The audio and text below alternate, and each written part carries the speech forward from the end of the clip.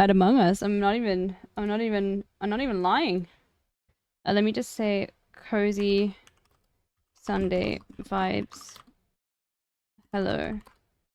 Okay. I really wanted to watch two knights beat the shit out of each other. I don't think that's who was the other imposter. It was Volo, caught on 4K by Pegnox. So that's how we knew it wasn't Pegnox. Yeah. No Ukraine match and dad's on the plane right now. Okay, yeah. Okay, no worries. But I don't feel that might be TOS if it's actually like IRL or real. But are you guys keen to? I mean, maybe we shouldn't watch this because it does have Andrew Callahan in it. But we could watch Wine about it. Anything cozy like that. That's something we could do. I could play some Balatro. Okay, well, I'm gonna put this on so long. Would you ever tell your child that they were a surrogate? I need the bathroom desperately. My mom would always say, I gave birth to No. Andrew Keller, I wants to watch the video of Hassan Hassan went to a QAnon rally in 2020. Okay? And it was very funny, and it was before he was sort of low-key, and he went and like interviewed a whole bunch of people. And this was when he was friends with Andrew Callahan back then. And it was still like all gas, no brakes. Obviously we know about Andrew Callahan now. So I'm thinking maybe not today because of, you know, what happened. But I wanted to watch that because I've never watched it before. But let's first watch this. I'll be back in a second. I need the bathroom. Okay. That's what you'd always say. For the drama, I would still say that. I'd be like, I ruined my body for you.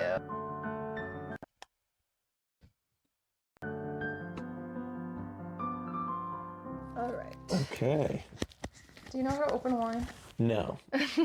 I think this is... How often do you have wine? I'll be back in a second. Not often. There we go. Typically, I'll drink wine. Sounds good. Thank you. May I pour you a glass? Oh, yeah, but you have to hold it up to the mic. It's a whole thing. Oh, okay, got it. So this is teach me how to do it.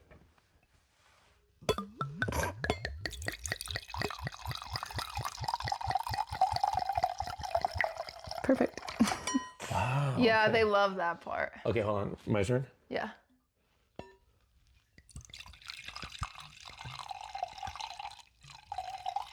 Yours kind of sound like pee. Yeah, it does sound like pee. Well, cheers. Cheers. Wait, we're supposed to say what kind it is? Oh. You can say that. It's a... I don't know if I want to say that. Hon IG. Honig. Honig Vineyard and Winery. It's a 2020 Sauvignon Blanc. For our family, sustainability is nothing new. I can't believe you just took a sip without me. When our grandfather bought our Rutherford vineyard in 1964, he wanted a place where his family could thrive for generations. Doesn't follow it. You have time. Sour. No, I actually like it a lot. He likes it. I like it a lot. I'm not that big of a wine drinker, but this is Imagine actually your grandpa quite pleasant. buying you a vineyard. I mean, that's crazy.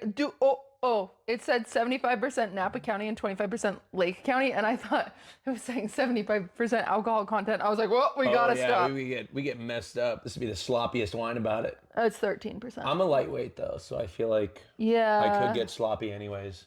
You didn't last time. We're always looking for ways to improve our sustainable practices, from creating wildlife habit to installing a solar energy system. Wildlife habit, that's cool. As members of the global community, we work hard. They don't say anything about the taste. Usually, we see if it says anything about the taste, and we taste it. So, welcome to Wine About It. Thank you. Yeah, welcome to Wine About It, everybody. Cheers. Cheers. Do you cheers wine glasses? Is that a thing? I don't know. Oh, I'm back. Yeah, chat. Thank you so much for the raid. Swift, when I came here, Swift was very... Sorry, I just was using the bathroom. Oh. Anyway. All right.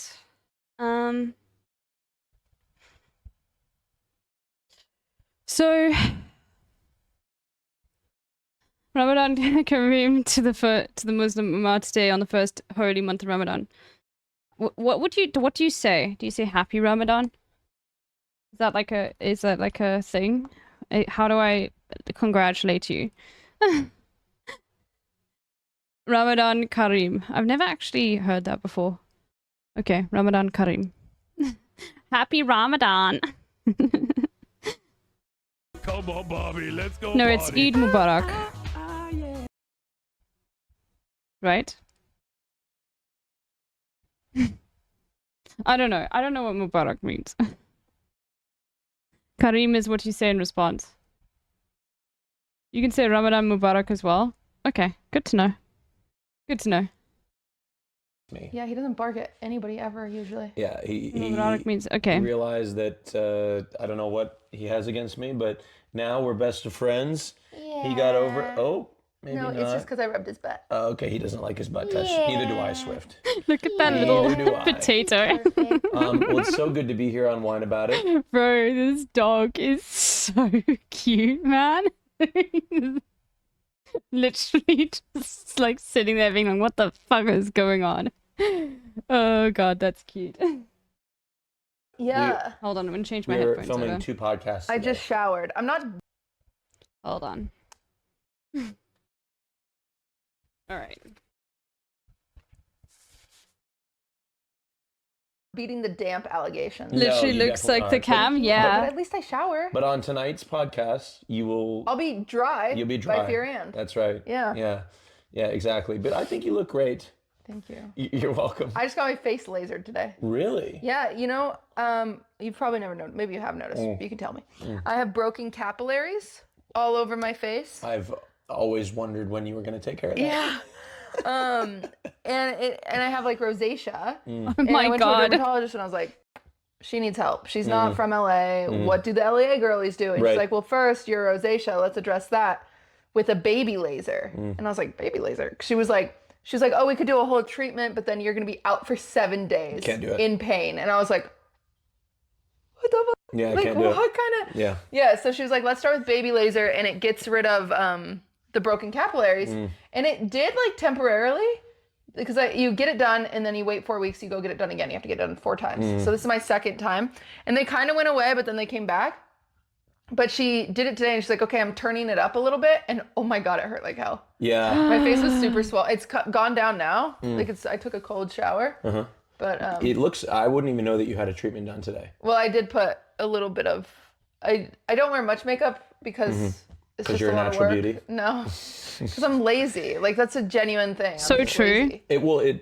And if you have like irritation, skin irritation, Yeah, I'm scared. then it's going to make it worse. But I have these green toner drops that I use, and so I just put those on and then just mascara. But See, I've actually had a lot of painful procedures done. really, I've tried a lot of really, throughout like what? well, the most painful one, this is the dumbest thing and people are going to flame me for it, It's but okay. I felt like I was a little, like I had some Wrote a extra name? fat here. Yeah, do it's a bit lipo? weird. No, I didn't do lipo. Oh. I did, Because I heard lipo is it's, painful. I did this thing where they freeze your fat. Oh. I forget. I have to stay 10 miles away from a school. Why? Is it because you're a sex offender? Why would...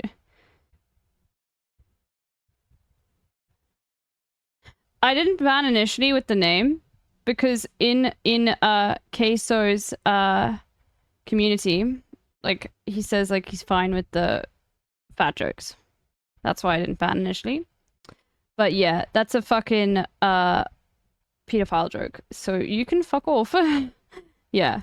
What it is, but Yeah, I know what that is. But- My sister-in-law got it. yeah, but they freeze your fat, and Yeah. the idea is that they freeze your fat and then it dies and then you digest it slowly. Turns out exercising is probably Oh, the really? quickest way to get rid Wow. of that. Yeah. It rid didn't of that work? fat. Well, Wait, actually, I thought it kind of worked. I mean, I don't really know, to be honest, because I just started exercising a little bit Yeah. more. I've never been fat, but I did Yeah. go through a phase where like during COVID, I gained weight kind of Yeah. intentionally to try to put on some muscle. But I look back at photos of myself and I'm like, wow, my face was like, Oh, really? and nobody probably perceives that, but I perceive that Yeah. as like, oh my God, my look face is a little different, big, yeah. you know?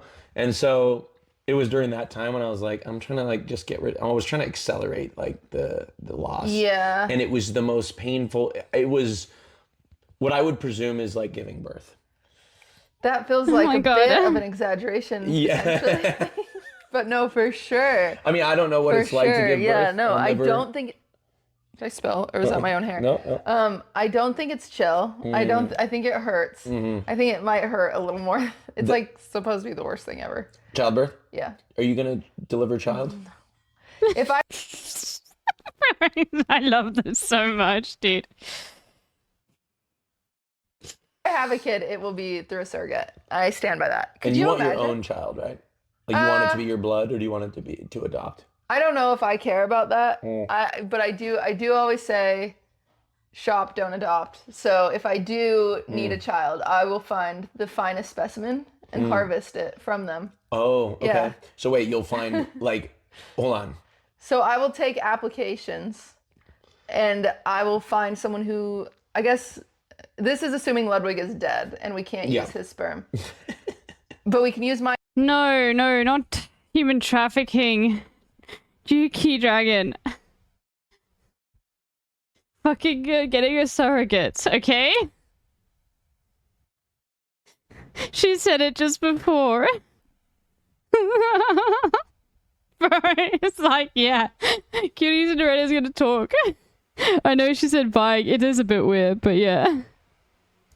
My eggs, we can put it in the doodad and then shove it up somebody else who will be I think she's paid memeing though. handsomely. Yes. Of course. I would take care of my surrogate. Of course. I would not hang out with her because I would feel weird about it. Yeah, It it'd would be feel strange. like kind of transactional. Yeah. Or I would like to keep it transactional. Yeah. I don't want to get attached to the surrogate and then I have to bring her to birthdays and I'm like, oh, that's the person that you were actually in, but you're still mine because DNA. It get complicated. Would you ever tell your child that they were a surrogate? Because my mom would always... Would you ever tell your child that they were a surrogate? Holy fuck, dude. What a fucking question. say, I gave birth to you. That's what she'd always say.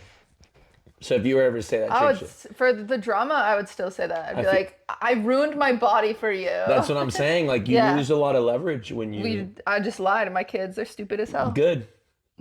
I think you should, because that's like, I gave birth to you, I wrecked my body for you. Isn't like, this is what the you child did. isn't the surrogate, the mom is? No. No. When you've got a surrogate, you can use some other woman's eggs. Okay, so it's like it's not your child at all. It's just your body being used, which some people like need, you know? It's not something I would do, but like, yeah. The mom carries the baby? Yep, no. You can use another woman's eggs. It doesn't have to be the surrogate's eggs. So the DNA, yeah. Does that make sense? Everyone getting it? Okay, when you have a surrogate, it can be entirely your baby. Okay? Yes, the baby has none of the DNA of the carrier. Due to repay me, that's a lot of leverage that you're losing, because then the kid could be like, no, you didn't. You actually paid somebody to do it. Yeah. Pussy. Yeah, I won't tell him. I'll never tell him.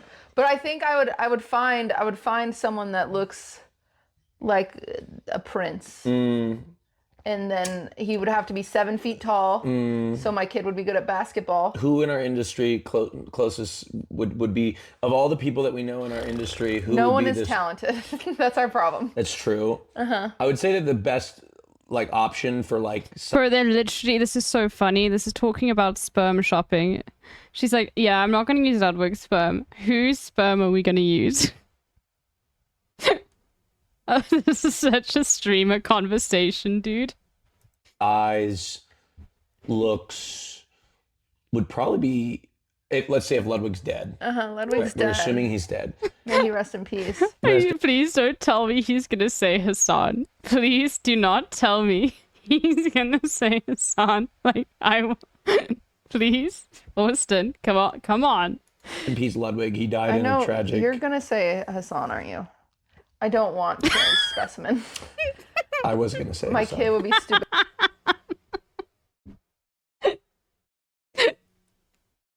No, that's not pre-watched. Come on. Hassan is very attractive, okay? Objectively. Like, so of course he's going to, like, you know. Stupid as hell. Just because he's tall. Doesn't mean... I need him to be smart. I think Hassan... Okay, I'll be okay. I mean, it's the truth. A great choice. Like, if I were to... if I were to have a surrogate. You have your own sperm, Austin. Why are you role playing as a woman? That's not how it works if you have sperm. Oh, right. Yeah. Okay, wait. So I don't need another. You would need a female. You'd need an egg. Oh, but okay. Ideally, your sister. No. I'm saying. Wait, that doesn't. Fuck. What the fuck?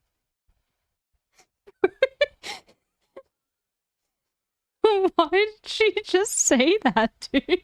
And then immediately I was like, oh, fuck. But she's gonna have a conversation about, like, DNA matching, and she's probably saying your sister would be good as a surrogate, but no, that is just insanely fuck. What, there's no way to recover from that. Lakeman Groove says, yeah, classic Mormon. I do have a sister. I have my sister, technically a half sibling. I know, but I just realized, usually with men... That's incest. Yeah, that'd be incest. Yeah. Surrogate incest, dude. That'd be unless the closest. My partner. Your partner's sperm, and inject that into your sister. I need to talk to my sister. Would your sister charge you for that? I don't know, but she wouldn't need to give. What the fuck is this conversation, dude? Yes, you should be paid handsomely, whether it's your sister or not, dude. Are you fucking kidding me? Bro, the first one's free. Give birth, but I should ask her to say, hey. You want her egg for sure. Yeah, I'm gonna be like, hey. It's closest DNA. I'll be honest, like I may actually have her give me an egg. She should. Well, she doesn't have to. I should call her. I should call her. I feel like she wouldn't like being put on the spot. How much is that? I'm actually serious about this. Donating eggs. I know someone who did it. They got paid $10,000 to donate eggs. Okay, I don't know if she'd charge me, but. It's ouchy, I think. It's an insane procedure. Because I've thought about freezing my eggs because I don't want a baby right now. My sister's also 40. Does that change anything? She should still have eggs. Does she have any kids? Yeah, she's got 3 kids. Oh, has she had a hysterectomy? No, not yet. I should get it before she does. Yeah. Or 2 for 1. They take out, they scoop out Yeah, the that'd stuff, be nice because... And then they scoop out the eggs and then bingo bongo. Yeah, perfect. That's probably how it works. Yeah, no, that'd be great. But my sister technically we're half siblings. Oh, crap. But that's okay. Yeah, but now it's not as close. It's like it's still better. It's still like but we're I guess unrelated. ideally you need to find a twink that has a twin sister. That's the closest DNA. That would be badass. That would be cool. I have a twink. Well, I can't talk about it. Never mind. You have a twink that has a twin brother? That doesn't help you. I have a twink that's triplet. Actually, have you seen those twink triplets on TikTok? I've seen, yeah. I don't know how old they are. Yeah, I don't know either. But I've watched one recently and I was like, oh, they're funny. I'm surprised that hasn't really come across my For You page. Really? Yeah, I'm on Twink Talk a lot. I don't know if they're your type because they don't have any muscles. Yeah, a lot of people. Muscles. Maybe they do have muscles. I've never seen them with their shirts off. I do like. Sorry, controversial. I do like twinks. Oh, hey, Swift. Smell that? Is this Cutie's dog? Victor Wolf Spice Bomb. Is he stinky? No. He's not stinky. No, he's not stinky. So cute. His eyes are starting to get foggy and it's really stressing me out. His breath is really bad. I'm sorry. Oh, you really went for a sniff. Yeah. Kind of smells like the penguin exhibit. That's the PR rep changing the conversation. It's yeah. not terrible though. It's Swift. Yeah, a lot of people say I've always said I like twinks, but really like I like kind of muscular. Yeah. Not muscle, but like lean muscle. You like lean muscle. Like skinny packs. Like when someone has a 6-pack because they're skinny. Yeah, but they're skinny. Yeah. Yeah. Skinny muscle. You like you're on eating disorder TikTok. What the bro, this conversation is insane. And you know what it is? It's literally just because Cutie brings up the most insane stuff on Fear and then Austin like plays along in the most. This is so much fun. Bro. I actually recently. They're both 40-year-old women at heart. You are so right. Hold on, let me show you something. You are like so insanely right, Ridaldrew, and I will prove to you why. Unfortunately, much slower than my much car. better and faster. Much and better slower car. than my car. It does sound better. I'll give you that. No, but I was driving my car and I was like, Kind of like your candy. I was muscles. coming back from a facial and I was like, oh my God, my life is like, I live the life of a Beverly Hills housewife. Yes. I go from facial. You schedule Starbucks time. Yeah. I mean, or you mean coffee time? It's like in your plan. No, let's air you out, Yeah. motherfucker. You have not He consumed. has been fun. Bro, this is so bad. Look at QT's face. Had a cheat meal. You have an eating disorder. No, and I Googled like, is it okay to have a cheat meal? And the top result was the Eating disorder hotline? yeah. Yeah. No. I mean, you might not have an eating disorder, but you definitely have an unhealthy relationship with food. I think that you don't know me. Really? Yeah. Yeah? I think I eat like You get sad sometimes, though. I do get After sad. you eat. That's bad. No. I think like sometimes I get sad, but like it's only Yeah, when I'm of course, not really Peganox. committed. Eating that stupid You're waffle. always welcome, Peganox. Yeah, did I do that when I ate the waffle? Yeah, you're kind of on like, Fair I should End? eat this. Basidian, thank you for the gifted Yeah, sub. but I mean, I it's might just be gaslighting you. right now I'm like in like a very serious, like I'm really trying to like, get super lean sort of thing. Yeah, I've got some mental illness, I think. Yeah, Some you body don't dysmorphia. go to therapy, do you? No. Me neither right now. Does it help? You had a therapist that didn't work out very well. Yeah, I don't know. It helps. I mean, therapy helps. You just have to find the right fit for you, and it's really hard. It's worse than dating. But It's worse than dating. yeah. I found dating has been pretty easy. Well, that's because you're not ugly Oh, you're not. and you have a good personality. A lot of people don't think so. Well, that's because they only see who you are online. You're That's the actually thing. way more enjoyable offline. Like, Go ahead. It's okay. no, I'm saying like you. This is actually a compliment. Just keep going. It Just keep going. doesn't sound like it. No. No, it's because, okay, people can only see a window into what we show them, right? And obviously it's funnier if you're a dramatic bitch all the time. It's funnier if I'm a bitch all the time. Like, and that is what's entertaining. And so you only get to see this much of a person. And then in real life, they're just, everyone's better. Everybody's better. Yeah, for the most Like, part. even I am, like, oh. Yeah, you're better in For the person. most I part. don't think you're insufferable online either. No, but people everybody's- think I'm a bitch online. Like, people really tear me apart all the time online and think I'm a bitch. See, Oh my I'm god. like- But that's Fuck also those actually people. really it's chill. also kind of misogyny. Except for a few times. But I'm usually pretty chill. I think there's always shreds of truth that come out of our online personality, which is why we become insecure about it, is because we have our moments. Yeah, but I'm not even a bitch. I just No, want I'm not things a saying you're a certain bitch. way. I'm not saying you're a bitch. bitch. People calling you a bitch is it's just misogyny. It's misogyny. But I struggle with this too, and where people like think like, oh, he's awful, he's insufferable to be around. He's just like, you know. I read a lot of these comments, and towards the end of last year, I was Yeah, like, don't I worry. became obsessed. The reason why is like, look, you have to think about it in this sort of way. I don't have an issue with people joining, but I need to, otherwise people can play on other Discords, but I have to give people specific permission. So I really need to trust them, okay? And yeah, I don't want to get into it, but like in general, Justin, I also am bad at this as well when I play other people, but I think it's just all streamers should probably just like think, yeah, let me just DM from now on, just so that it's not something that has to be like said on stream, because you can't really say no on stream, you know? Because then it's like, oh, fuck, you know?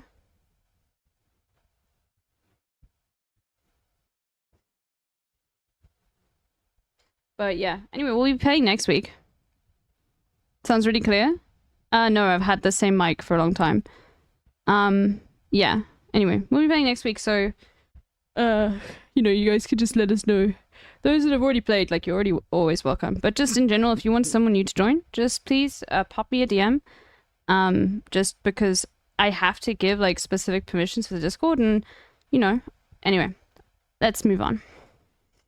with like I need a You have gotten better at not reading comments. yeah. Well, I've kind of relapsed the last few days, but Oh, have you? I really was desperate to find a venue that I could sort of communicate to an audience in a more organic way, where I kind of like had the I was turned down a little bit. I broke my mic.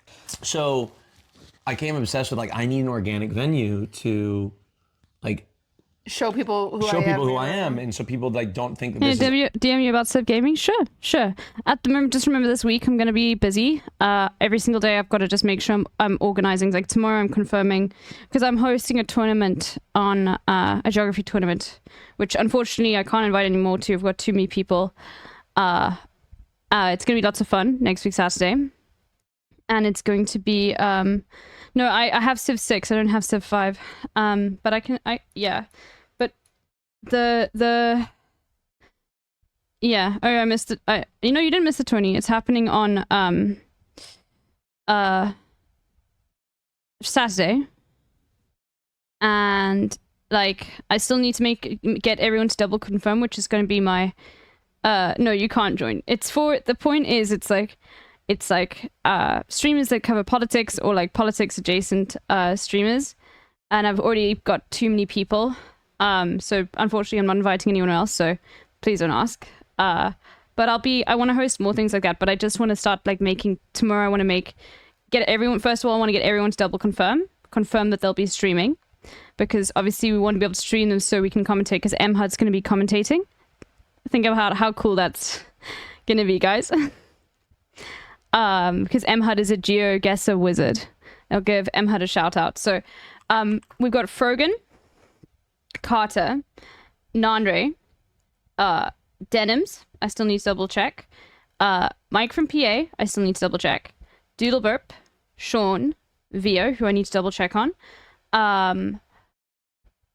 There are others as well. Joan. I think Champagne Capri Sun Poppy. Not Champagne Poppy, not Drake. No. But I'm for like political and non-political streamers. But like the main thing was the focus was just like, you know, streamers are a little bit more political adjacent, but I asked Nandre as well. And then who else was it? But yeah, it's gonna be a lot of fun. Gremlo. Yeah. So tomorrow I'm just going to double check who can all make it, that they're going to be streaming, because we want to be able to commentate. I'm going to do some tests. I'll have to make like a whole new Discord thing, make sure people go there. And yeah, it's going to be lots of fun. It's just going to be like, I need to speak to MHUD to figure out the rating system and what we're going to do. So tomorrow is just going to be me completely organized. I'm going to spend quite a lot of time doing that. Tomorrow I will be starting the stream, finishing off the story about the Minecraft stuff. I didn't want to get back into it now, but there's still some stuff we need to look at. Don't worry, I'm not ending stream right now. I'm just giving everyone a rundown. And yeah, please, just once again, to the streamers I didn't invite, please, like, understand, like, I literally cannot have any more streamers. It would be way too insane for me to organize, because I'm gonna have to like use a thing where I'm looking at all the streams at the same time. I'm gonna have to ask specific members of the community to be like, okay, I need you to hang out in Denim's chat, I need you to hang out in Nandre's chat, so that they can like record the scores, and I want to make sure it's like flawless, and I want to get like some graphics.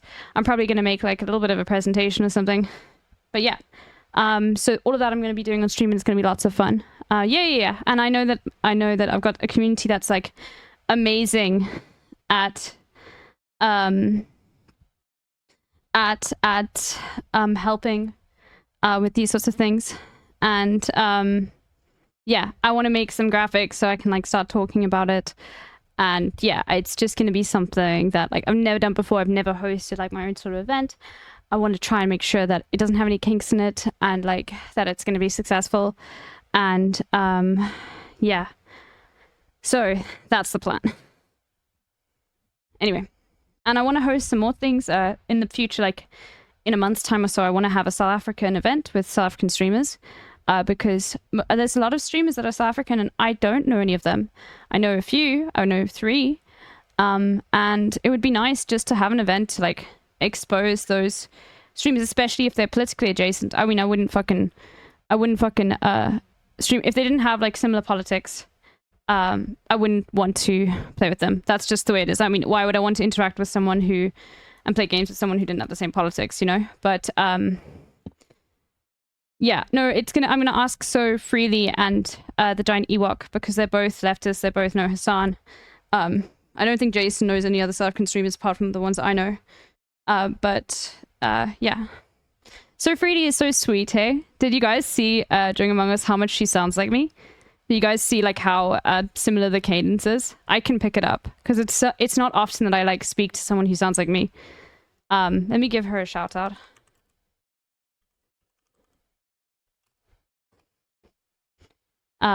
Yeah, it's just so nice like to have you know, yeah, your vowels are similar. Yeah, it's because she's South African. She's like you if you sound less British. Yeah, she sounds more South African than me because I think she recently moved to the UK, or I don't know, hasn't lived there. But yeah, you are so nice, Sophie. I'll give you what's happening with the thing?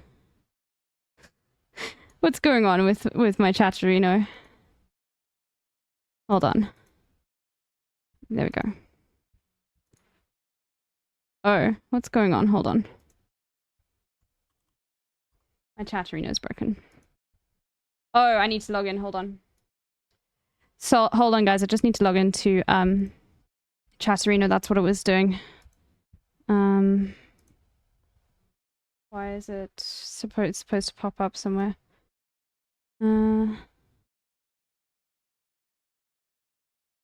Okay. It just needs to get an auth token.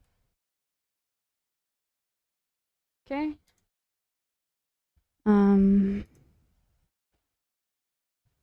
Okay, that's why. Couldn't give so freely a VIP.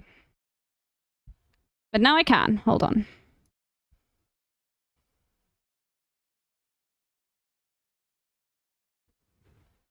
Wait for it. There we go. There we go. Anyway.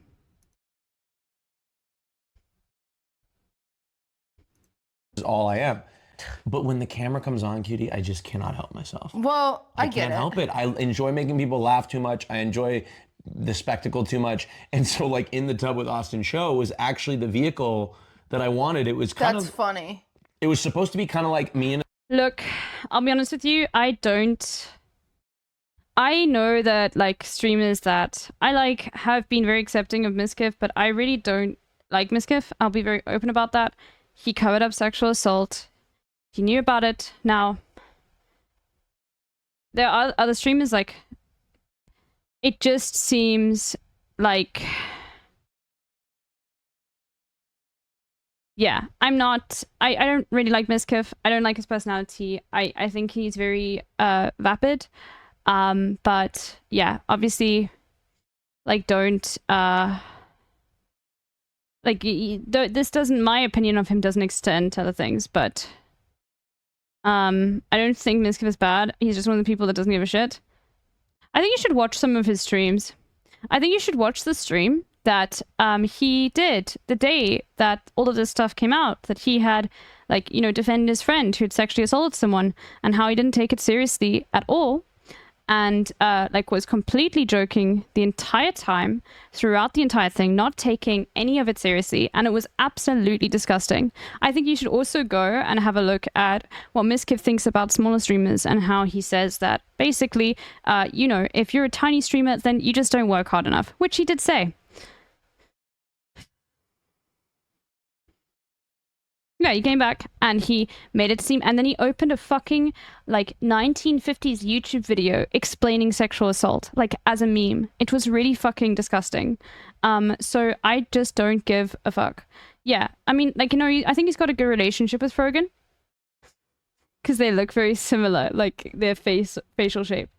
So I am not going to be a huge fan, but that doesn't mean that you get to like hate on him in other chats when he's with these content creators, but I just don't quite get it. So I don't know the insider stuff, but yeah, I'm not going to fucking enjoy or watch content that has Miskiff in it. It really fucking pisses me off. in a tub with a glass of wine, almost like Wine About It, except the bathtub. And it was supposed to be like this show that was like super intimate and one-on-one with my audience where I could like talk and kind of take the... Yeah, but it's too kooky. I know, but that's what it became. Yeah. It didn't have to be kooky. Yeah. But it became kooky because that's all that I like I can't help but hit that note. Well, my thing is like there's a reason that like okay, Seinfeld, one of the most watched sitcoms of all time, that is a show about normal people being normal people, right? But they're still characters. At the end of the day, we like as humans, we like to watch something that's different and interesting. It's why I struggled on your show for so long. Yeah. Because I'd go on your show and I'd be this character. And if you want to know where I got that character, I got it from years of watching The Bachelorette and being like, you know who gets the most attention is the mean one. So I'm just going to do that. And so I would do that. But then I'd go back to my stream and people would be like, dance, monkey, dance. And I'm like, there's no one to be mean to. Yeah. There's no one to roast right now. Yeah. Like, and so I had to slowly like figure out how to dial in something that's like actually a version of me that's still entertaining without just being crazy. I just haven't, I'll just, to end off the thing about Miskiff, I have not ever seen him like show any genuine care for anyone, ever. And I do not like people who don't display empathy ever. I think that's really fucking weird. Okay. Yeah. That's what I'm gonna say. Now, I also believe people can change. It wasn't Miskiff who sexually assaulted anyone, alright? And we also don't know, like, how mature he was or the sort of process. But you also just have to remember how he started streaming and how he got his clout. Okay, if you didn't know, he was a fucking cameraman for Ice Poseidon. So, you know, like, you got to think about these sort of things. Have to figure it out, I think, as time goes on, because I don't... You don't do a lot of solo stuff, so it's hard. No, it's hard. So all the times people see me, and of course the clips that do really well are the ones me being doing crazy, right? Being crazy, like me having, like, if I were to put this out as a clip, it would flop. Yeah, no one wants to know your feelings. And like I came to like I was actually in the car when I was coming For over me, here. it's about giving people the chance to turn over a new one. It might be a butt, but I appreciate the insight. Sure. And if he continues to go and all of that sort of stuff. I will say, the only time I've ever had respect for Miskiff was when he was like shouting at what's his face when he was like super drunk. That like clip that was posted, and then what's the guy's name? And then he was like, yeah, Miskiff like beat me up, which didn't happen. Who's it? Mitch Jones, yeah. Like, that's the only time I've actually ever seen like Miskiff show genuine emotion or care about anyone. Okay? Literally the only time. Want to see me like that. Even the people that hate me don't want to believe that I could be a normal person. Or like, well, and also, people, they don't care. And by the way, I don't want to get into like the parasocialness of this. What would be parasocial would be saying, I think it's really bad that these people hang out with them. No, my perspective is I just don't really enjoy watching that content, and so I won't watch it. Okay? I'm not going to say who can be friends with who. I don't know the full fucking story of all of these sorts of things. Like, yeah. So just to clarify, that's my sort of process. I just don't want to watch content that has Miskiff in it because he fucking annoys me. For various reasons, and justifiably. Like, that's this is the thing that one of my biggest regrets ever in my career, and there's quite a fit. There's, you know, I could list off 10 right now if I wanted to, but one of my biggest regrets was after the deepfake thing, going live and crying. Oh, God. I did it out of pure retaliation to the amount of people being like, who fucking cares, right? And I wanted to show them, like, I fucking care. That really sucks that she regrets that. Like the fact that like she actually regrets coming out and speaking about that when she'd been so like betrayed by someone she was close to. And now she regrets it, and I promise you she regrets it because of like I don't know, maybe she regrets it because she doesn't want to portray a side of herself like that online, but holy fuck. The internet is brutal to women, like in general, especially in the streaming space. Like, care. Like, I am, and I the problem is I think my community sees me as a human, but that's only a few thousand people.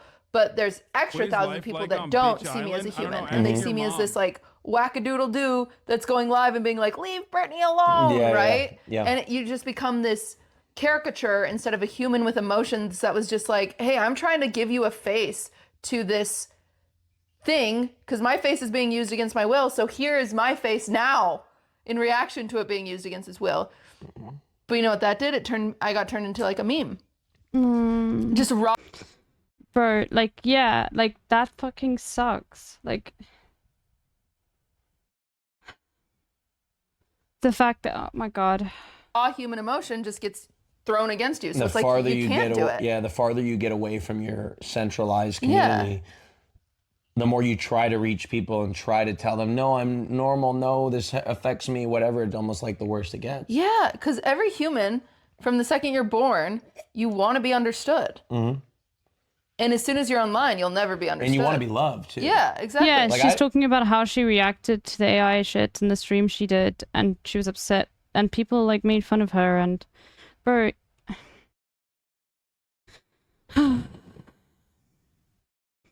Yeah, she was made fun of, dude. Like Ethan, I like when I make a joke, like for example, I just put out a clip on YouTube where like I was like, the only thing that we do on Fear and the only reason we're successful is because we're sexy, we're hot, we sell sex, like and which is clearly a joke. Which is clearly I did it as a joke. We also like we're definitely, it's not a sexual podcast, like we're just, you know.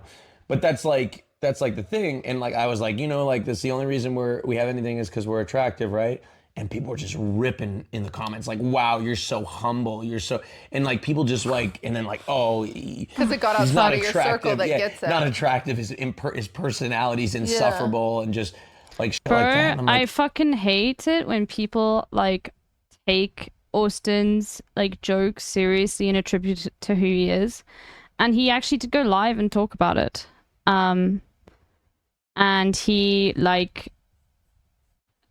went live, he talked about it, and he was opened up and said, well, I need to tell you more about who I am because you guys are just seeing the persona that I put on. Yeah, Ethan made fun of QT. Anyway, I don't want to get into that now. I don't want to go through that. Fuck Ethan Klein. Oh my God, like every time I make a comment or I do a bit, like that was a bit, that was a premeditated thought and bit. Every time I do that and I hear somebody like, I'm like, I do that with the intention to make people laugh. Yeah. That's what it's supposed to do. It's so interesting. Like, I think even like, this is another place where I learned it was Point Crow did a roast. I'm good at roast. I go and I do my thing. I do my thing. QT's I say really my good jokes, roasting. I do it. And his audience, whom loves me, like I know his audience likes me, they were offended by my jokes because they didn't get my sense of humor. Really? Yeah. I saw as I was giving jokes, they were like, she's going too far. Like in the audience? No, in the chat. Oh, and it was shit. just so interesting. Were you reading the chat while you're doing Okay, a little diversion.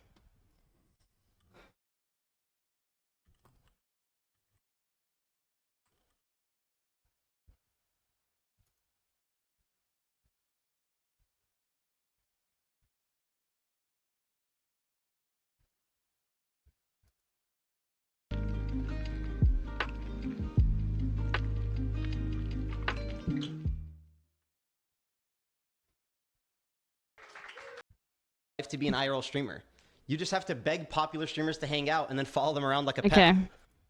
To all the nice people that I don't know that I said it's Oh my God. Here's all the next. Cinderella. Cutie absolutely killed it last time on the roast. It is getting isn't it getting a bit suspicious how good she is at being mean? When are we going to realize that she's actually just a terrible person? Chat's always talking about how the roast shows bring out. No, I don't care. Let's see. Oh, look at what are these shoes, dude? He did used to wear like really, really tight pants. Oh my God. That someone else wrote for him. Cool. Oh God. That was hard to follow. This is hard to follow. That's not fair. Well, Austin, I want to say you've given Minecraft stands hope. You've proven that if you obsess over a man, tweet about him constantly, and have no moral compass, you can someday be in the same room as your favorite streamer. If you watch Hassan often, you know that sometimes Austin will call him when he's streaming. Hassan loves it because it's easy content, and Austin loves it because it helps him come faster. Oh God. Really though, Austin, thank you so much for having me here. She's this is so literally the brutal. second time this week I've had to carry your career on my back. And that's just this week. If we look at your whole career, I was carrying it when you were still Indian. Austin, you have been doing a great job bringing a new audience to Twitch. And unlike a lot of content creators, you haven't used your newfound clout for sexual favors from your viewers. And that's because 19-year-old boys in your audience are still too old for you. Jesus Christ. She goes in, dude. Speaking of young men, Yasuo is here. Yasuo's voice sounds like he swallowed an entire tank of helium. Yasuo did a great thing this year. During COVID, he single-handedly kept every cocaine dealer in LA in business. Good job. Mo actually had a really hard year. This is true. This is all true. His girlfriend broke up with him. A lot of shocking information come from it. The fact that she lied about her age, to the fact that she's previously been married, to a fake cease and desist letter. And when the truth came out, the most shocking revelation was that, Mo, you had sex?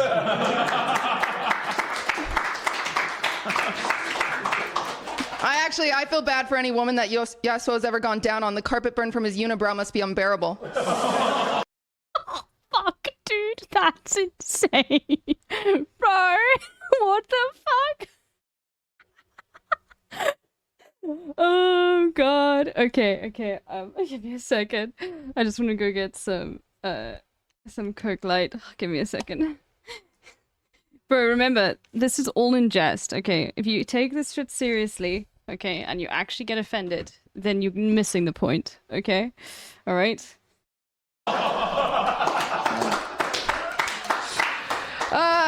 So many lovely ladies here too.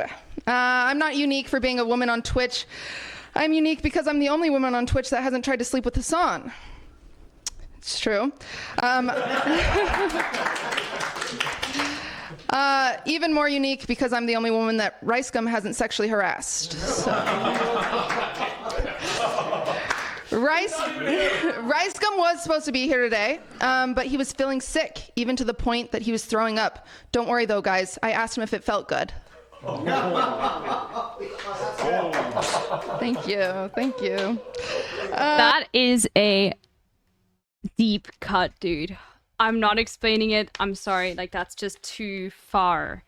Like, we're talking about, like, iDubbbz content cop era shit, okay? Like, that's how old that cut is. I'm not explaining it. Despite what you might think based on appearances, Will and Hassan aren't the oldest people here. The title is held by lovely Sasha Grey. Claps. Don't worry, Sasha, you are still so beautiful. If the meta goes from stepsis to step grandma, you could totally make a comeback. Honestly, it's hard to roast Sasha and come up with anything new because she's already been spit roasted so many times. Sasha's taken so many blows to the head, she's gonna need a CT scan before Logan Paul.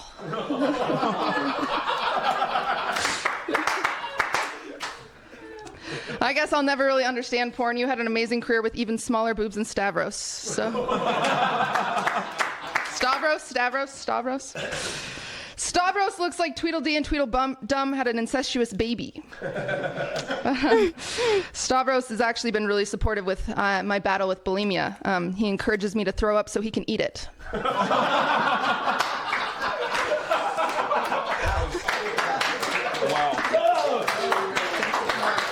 Thank you so much.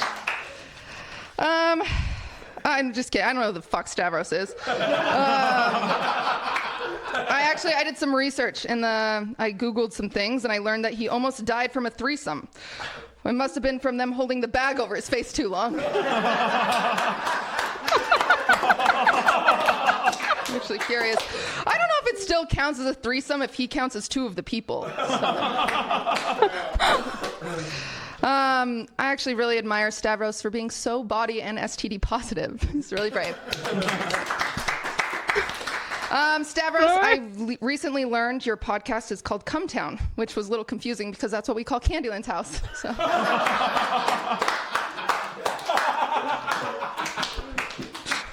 Thank you, Austin. Always my biggest fan.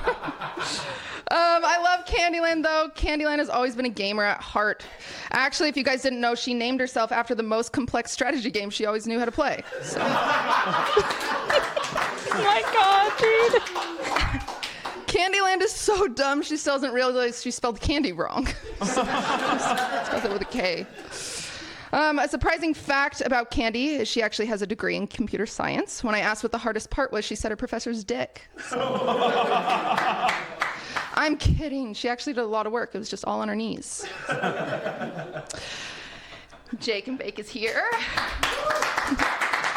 Or as I like to call him, nobody fucking cares. So.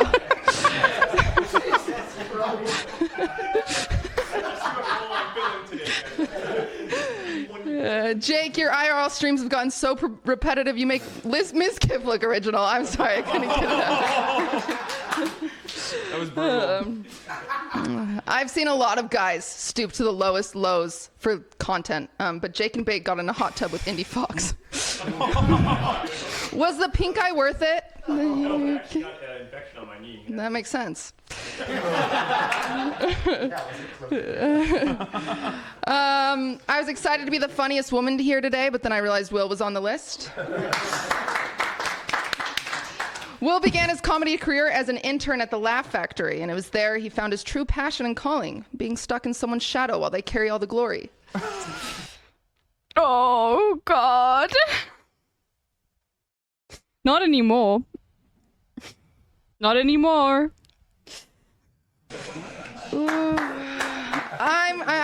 I'm really proud of you, Will. You're finally starting to make a name for yourself. You're becoming known as the guy Hassan auto hosts, which is really cool.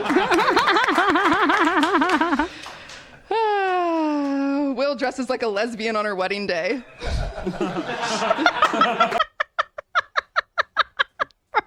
Fucking God,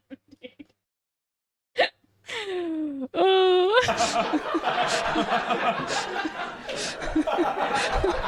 It's true. Will has actually had a blossoming career at the moment. He just got signed to G4, hit. Yeah. Bro, this was before Name Your Price. Holy moly. Hit 5K subs on Twitch, has a new post on LSF every day, and with all that excitement, I wanted to ask you how you sleep at night, but I already know it's with a little of Hassan's leftover cum in your ass. So.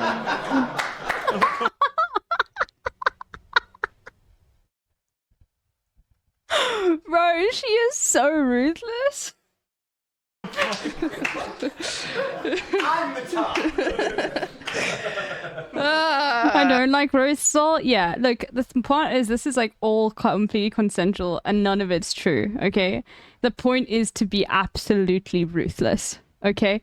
And it's not for everyone, all right? Time for Hassan. So don't worry. Let's go. The guy that gets away with absolutely everything. This guy has more sex with female streamers than all of Twitch staff combined.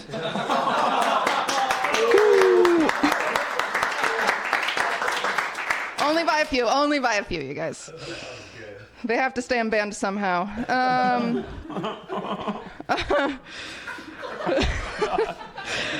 Hassan has stooped to a new low. He refuses to leave his house to the point that Will has been picking out his outfits. Now both of you look like one of Sasha Grey's co-stars.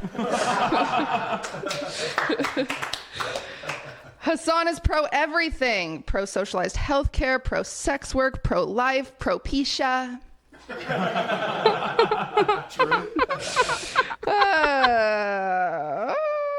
I don't know if any of you have noticed, but Hassan's laugh sounds like two donkeys fucking.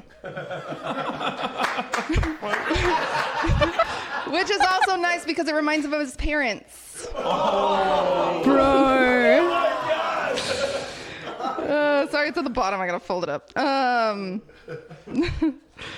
That's too. I would not go that far. I've spent more time with Hassan these past few months than ever before, and I've been learning a lot lately. Like one thing I learned the other day is he doesn't actually like seafood. Sorry, Sasha. Oh my God. It's okay. He doesn't like loose vaginas either. Sorry, Will.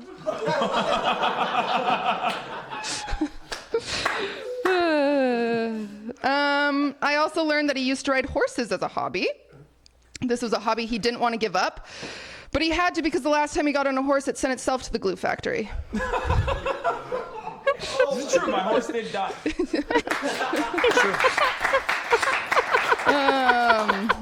Another fact is that he's a medical phenomenon. Doctors can't figure out why his body hit puberty, but his head didn't. Fucking got him, dude. The tough thing about being famous on Twitch is getting dragged into all these beefs and drama, like me and Bab City, or Ludwig and Aiden Ross, or Hassan in the World Trade Center. Oh, shit. Hassan in the World.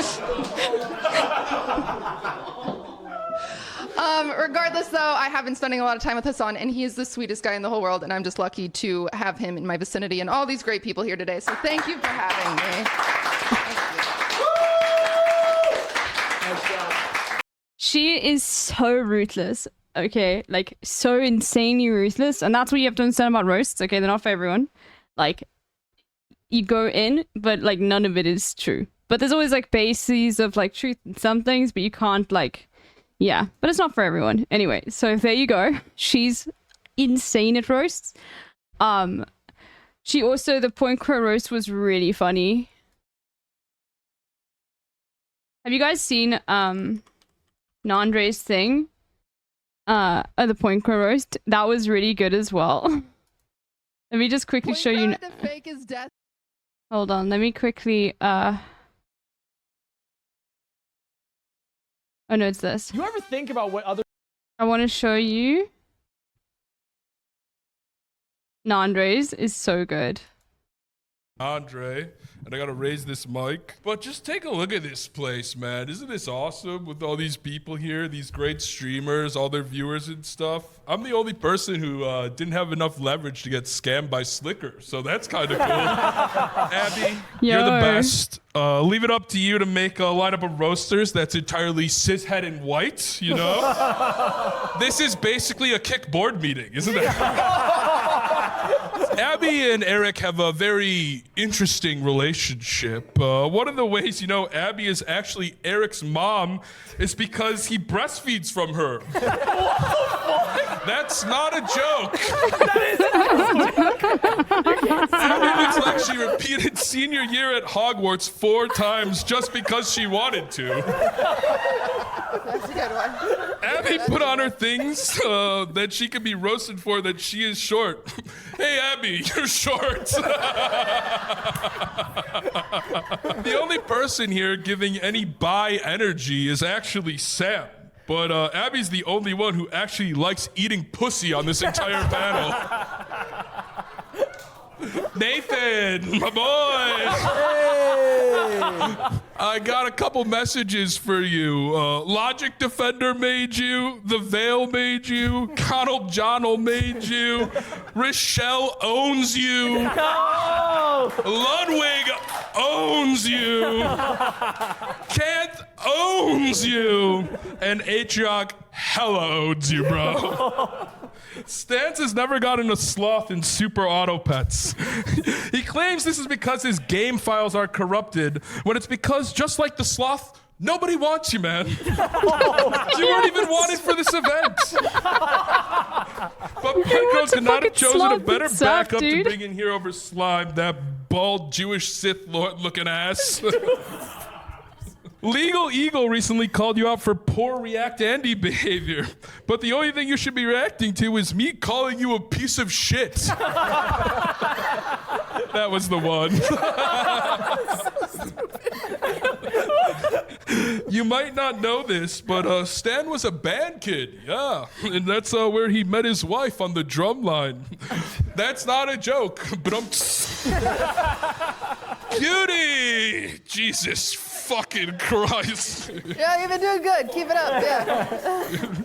If Cutie was a Pokemon, she would just evolve into just pearly things. And then she would evolve into a cake. What is he saying, dude? I did some investigating about Cutie's deepfakes, and it really was... Look like it.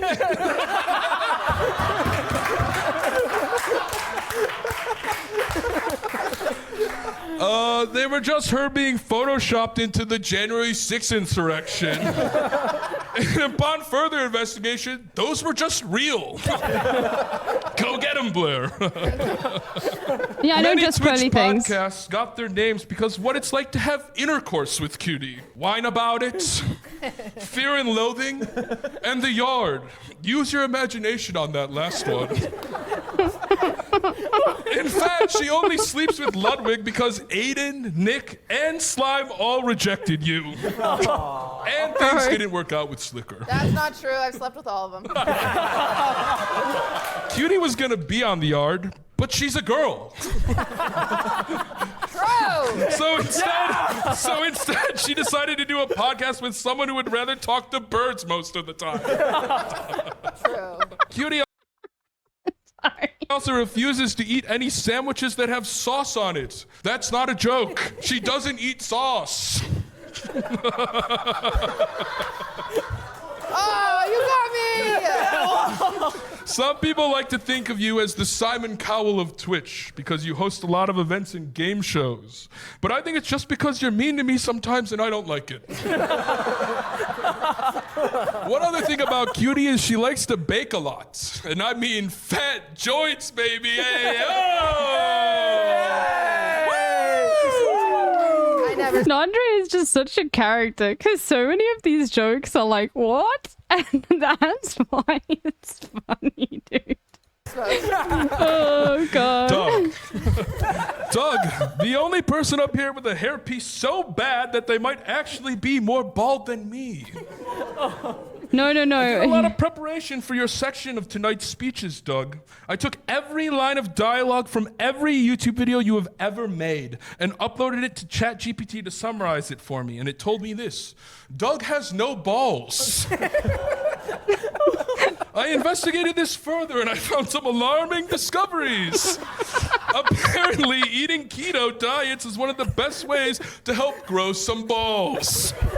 I also saw on your LinkedIn page that one of your AI-generated endorsements is that you don't have balls. Maybe this no balls thing would be easier if I explained it with food. Many people think bell peppers are actually a fruit, but I'm pretty sure the bell pepper you use as a logo is actually one of your balls. It's just like, what is he going on about? And that's why it's so funny, dude. No, I feel like I've roasted you about your balls a lot here, and I kind of feel bad. So I thought I would give you a free video idea. It's called Stream Ends When I Beat GTA 5 Chaos Mod, but I have no balls. Your chat loves to talk about divorce. Your chat loves to talk about divorce, but I'm convinced it's not because you were married, but because your dick chef got divorced from your balls. I just love it. Just keeps going, dude. My darling roommate Sam, my best friend. Sam thought movies had commercial breaks in them until she was 20 years old. That's not even a bit. She only watched movies on VHS in a log cabin until she was 20.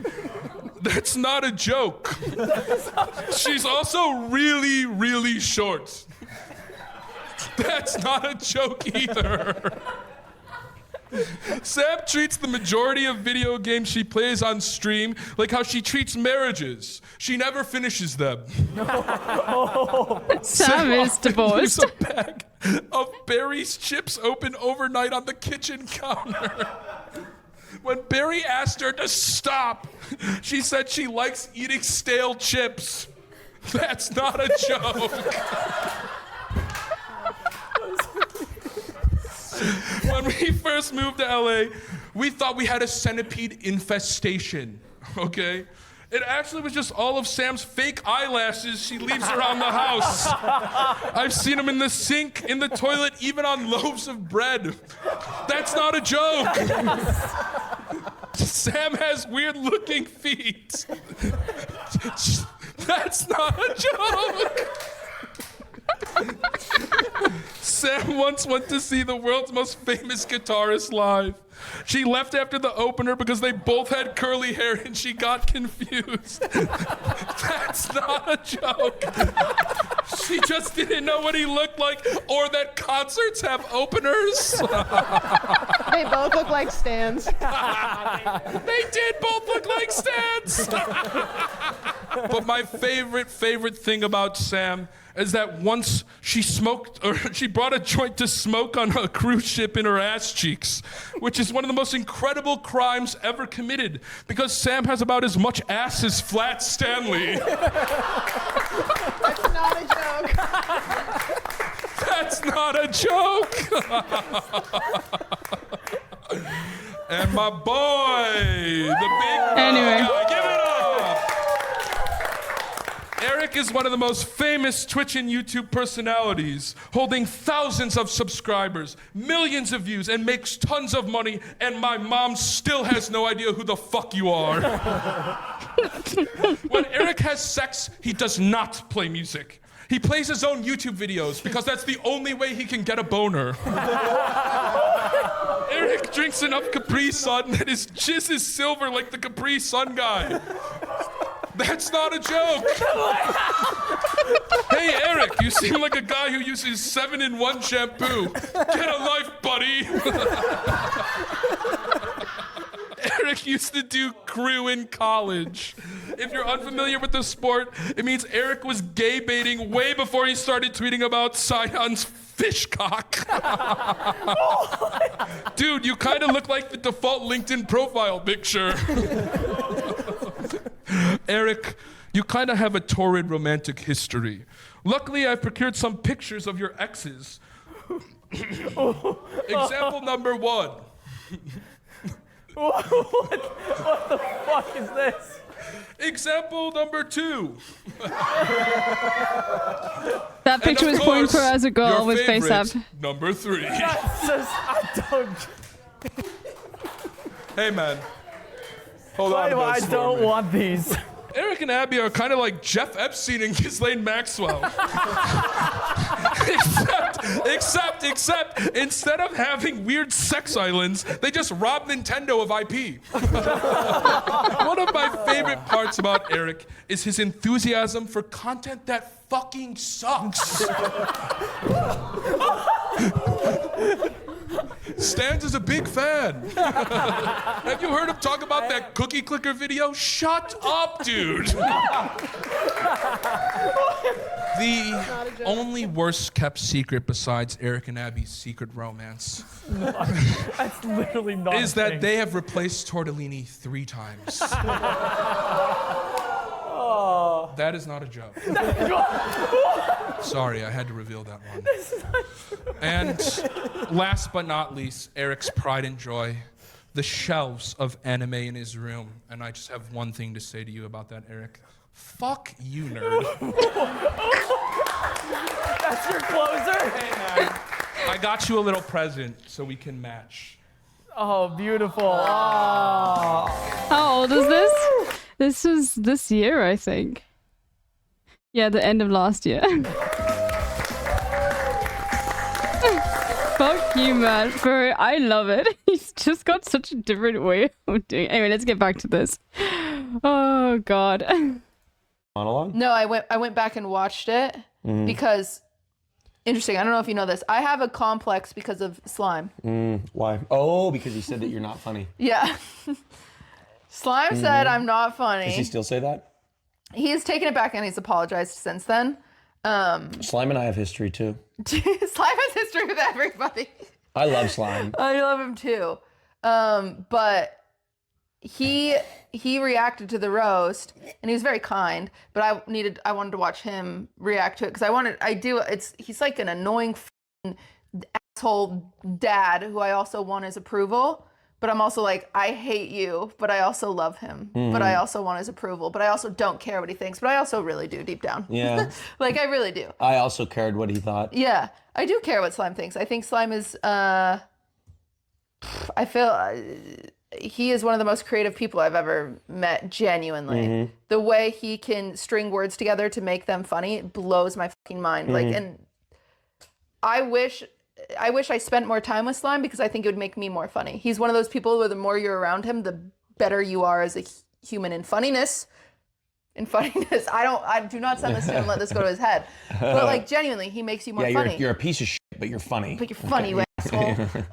No, and so I watched him reacting to it, and I was looking at Point Crow's chat, and they were like, she's going way too far. Like, oh my God, like she's being mean. And it's like, it's just because my delivery is different. And I think someday when I pursue stand-up more seriously, I think that is what's going to set me apart is my delivery. But right now, this is Wine About It and the new Wine About It episode. Sorry, I was just distracted. Anyway, I think it is genuinely unique and dry.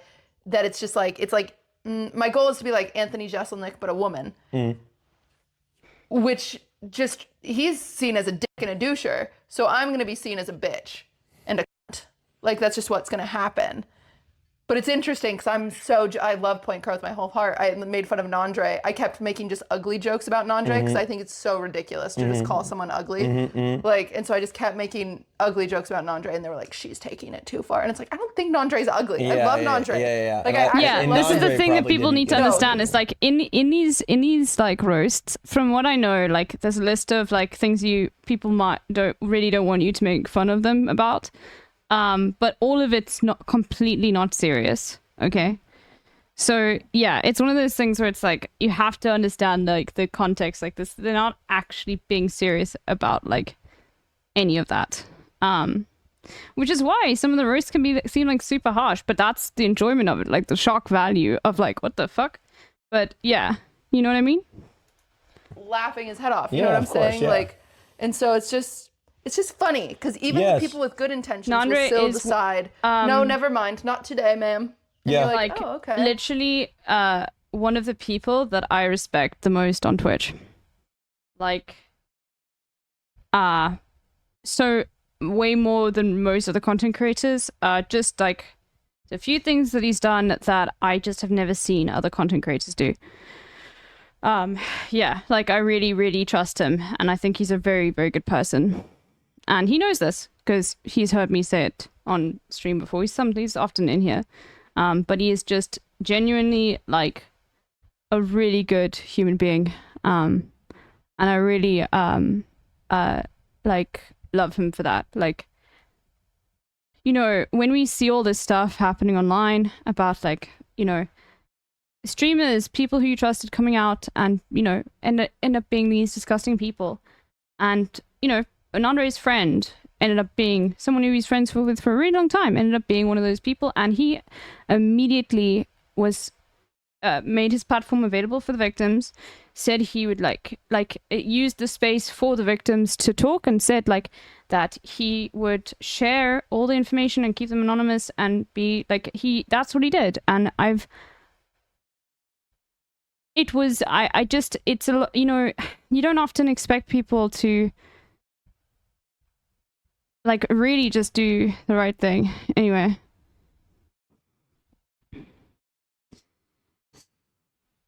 You know, like I just I have a lot of respect for him. He's a really, really good person. But they'll still never know you. Never. And I gotta stop being obsessed with that. Yeah. Because they'll never know me. You're a pathological people pleaser. I am a pathological people pleaser. I so want to please so bad, and I think that when I get in front of a camera, I think people want to laugh. And so I want to say something a little ridiculous. Yeah. And don't get me wrong, am I faking the things that I'm saying on Fear Ann and everywhere? No, but I'm punching them up. Yeah, but sometimes. Yeah, I mean, like we've never been at dinner and you've been like, Hassan, bring your floppy cock over here. Like you don't. No. Yeah, no. exactly. Yeah, I would have never. I would have never said Hassan like was washing his you don't off. Like you I don't. didn't say that shit in public, and I also like don't like, for example, like just little nuance, like on the last podcast that we did, I talked about this lube story where I had ordered multiple things of lube and Taco Bell. It's funny. Right? Like the three things that are true is I did order 2 things of lube and Taco Bell. The thing that was false is the guy that I was with, me like there was like the funny part would be like to have this narrative that I prevented him from eating and I'm a selfish top and I ordered Taco Bell. The funny thing, the funniest part is like how that actually went down was this guy I was seeing flew in. It was like 12:30 at night. He got stuck on the tarmac. I waited for him. I was like sitting there waiting. He wanted a protein shake. I went in to like buy him. I had his protein shake ready and like that's nice. Uber Eats. And I was like, whatever you want, like I'll order the food. And he legitimately was just not hungry. Yeah. And so I ordered Taco Bell and, you know, Yeah, but I got it's it for funnier myself. if but you it's don't allow him to eat. Right. The funnier part is my caricature. twinks don't eat Taco Bell. They eat ice cubes, right? But Also, like the street twink bit, like they're actually just his. Yeah, they're friends literally to break the fourth wall. to break the fourth wall. Yeah, like these two They're street just awesome twinks. Yeah, friends. they're literally my friends. They're gay friends that. But it's funnier to be like random people I met on the side of the road. Like literally that night where that I was discussing was like literally we had Night planned to cast. go out together. Like it was a group that we went out with. Yeah. It wasn't like I met them on the streets. But see, when I think within our community, people know that like there's a little bit of exaggeration there. But once it reaches other parts of the internet, It's scary. yeah, people think it's real. Like, for example, people think that I'm flying twinks out like willy-nilly. Yeah. You know what I mean? Like, Yeah. when in reality, that story was derived off of one singular person. Yeah. You know? Yeah. And so I don't want to go as far to say that like it's a complete facade. And it doesn't matter anyway. Gasp. It doesn't matter anyway. People aren't going to like, it's, no matter what I say, I'm going to say something batshit crazy. Yeah, Just gonna it go, doesn't matter. you know. Yeah. It doesn't matter, but like, it's just like any entertainment personality. There's shreds of truth. There's truth to everything that we say, but we're entertainers, so we punch it up. I was trying to kill a bug. You know, we punch it up. No, I agree. So like, you know, we all do it. Everybody does it. It's a form of comedy. Yeah, No? you're telling me that not every day when XQC farts that he doesn't slam his desk if he's not on camera. Yeah, I mean, So I tell me he don't know. doesn't fart slam every time. But see, that's what people believe it. You know? I know, it's interesting. I just can't. I don't know. Like, do you really think that like? I mean, being on camera, like I feel like some Like of this, us it are, does suck, Boston, because like there are people that think he's a terrible, callous, selfish person, and it's not true. Like he displays himself as that, but it's like to ham it up to make it funny, and it is fucking funny, but people think it's real. Okay? Like he gets a lot of hate comments for it, and that's fucking not nice, dude. Like, now, obviously, you're always gonna get hate comments, but, like, you know.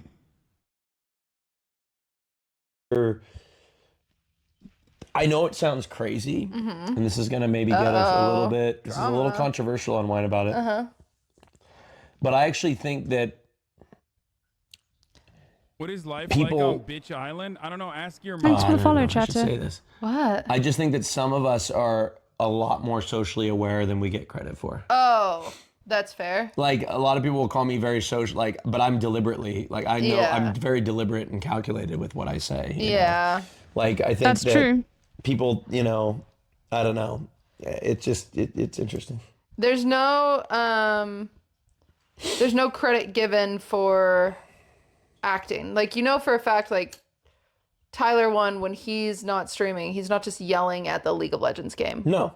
Yeah. Like the amount of energy that Tyler has to have to put on a stream is impressive. Kai is the same. Jinxie's the same. Queso's the same. Like Queso's always yelling at games. Like he's very like, I can't believe this. You're telling me if he wasn't live? No, No, Well, it's of course, a, he's it's a show. relaxed. kicked back. He's chilling. Yeah, like, of course. But it is funny when he does it. It is hilarious. You know, They're so good. I wish that's one thing like I've always wished. Yeah, I've always wished I exactly, could have claps the that dog. type of energy. But I'm just tired. we're getting old. Are we? No. Oh, okay. I mean, I've struggled with that. How do you what's your relationship like with age? Is this what Wine About It's supposed to be about? Is this too serious? Do you stop doing the British accent when you stop streaming? Fuck you, fart sticks. Yeah, I specifically put it on to stream because Americans really like British accents. Okay, dude. Yeah, you were all duped, okay? You're all here because you just like my fucking accent. 100%. I never speak like this normally. It's all an act. I've been live for 9 hours and I've been putting on a fucking accent. You got me, dude.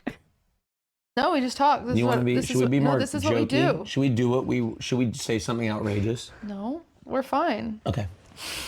I just We're want to be. doing it right. I want to be a good guest for you.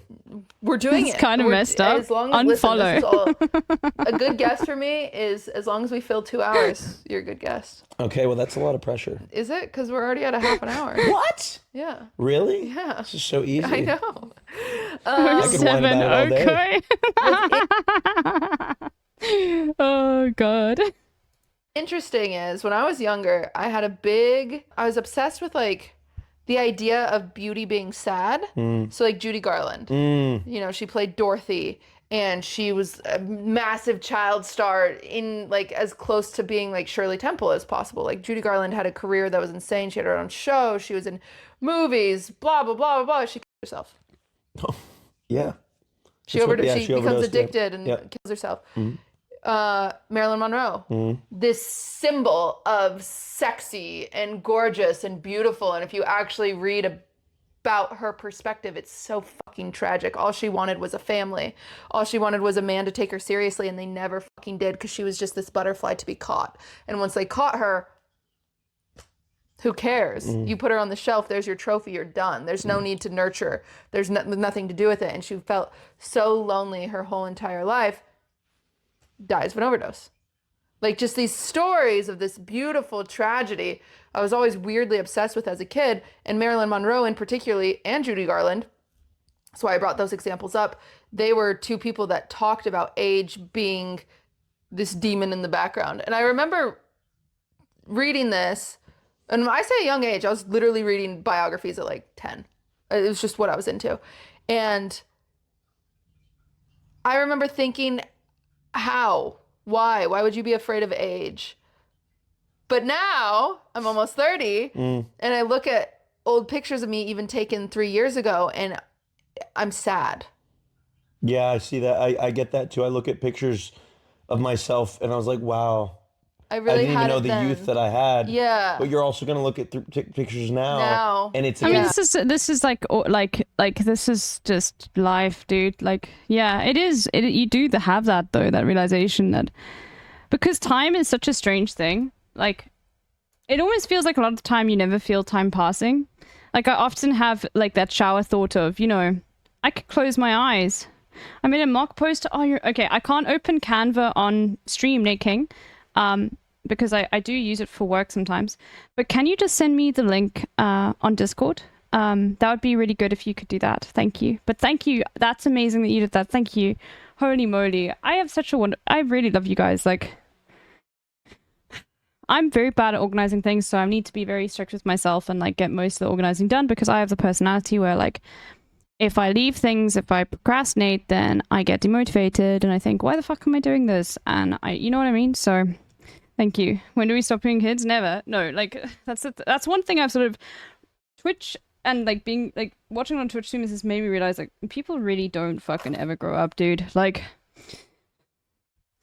bro, the fucking jokes that Northern Line makes, like he's fucking talking about Skibbity Riz, dude.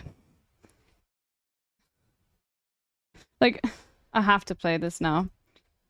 I love that in Hassan's chat I'm known as like the fucking Northern Lion go-to person now. Anyway. I mean, yeah, I fucking love Northern Lion, but like, so do a lot of people, alright? I'm just trying to brighten people's fucking days with clips. Like, he even knows the fucking, like slang. You know what it is? Like, Northern Lion spends so much time on Twitter. Like, a lot. It's like this. It's so funny.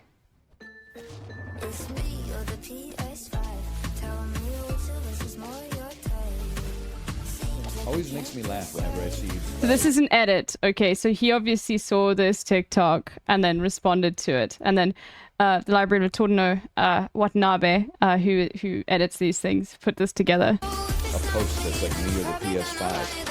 I don't want to mansplain, but I feel like I gotta get up in the mentions there and be like, lady, you know this fucker's got no games, right? Now, if it was you or the PlayStation 2, that's a tough one, because there's a library on that thing, and it's backwards compatible with the PlayStation 1. And that fucker can play DVDs. I mean, I'm just saying you should value yourself a little higher. My proudest moment on Twitter is Northern Line responding to the edit I made. I now need to show it. I'm sorry. We're gonna get through the podcast, but like, this is why you fucking watch me, because I jump from one thing to the other like this, and there's no clear thing of what I'm gonna be doing. I never fucking plan what I want to stream ever.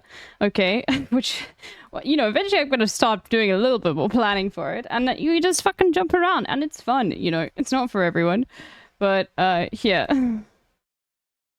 So the context of this, I just need to give you the context of this quickly because it's fucking hilarious. Okay, so let me just quickly go get the original clip so you guys can understand. Here's the original clip. Okay. This is ages ago. Okay, this comes from no date, but it's a revival. I think this clip is deleted now because I think. There was a big purge of Northernline's old clips because of DMCA stuff. A lot of creators did that. But this is a Twitch classic. This was from 2020. Or 2021. I think 2020 though, because Hassan it was in NIMS Awards and Hassan reacted to it, I think, at the end of 2020. This is fucking hilarious. Like, this is real, like, Twitch lore. One of the best clips of all time. Okay. I should have had him.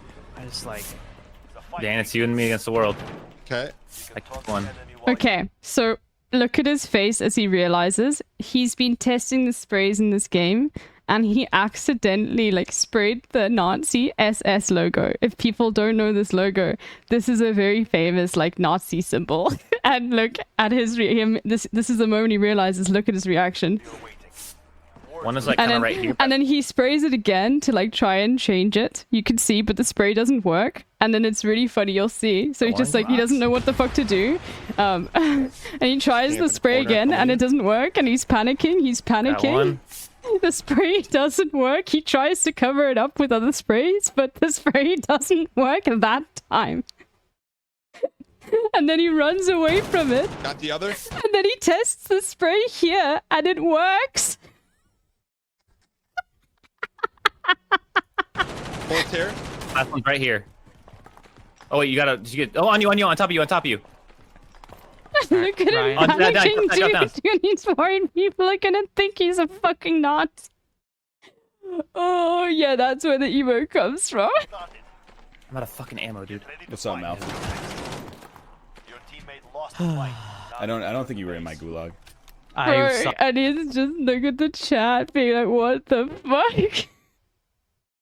So then, if you guys remember, like, Canada did, you remember old Canada news that like, in the Canadian Parliament, there was a standing ovation for a very famous Nazi.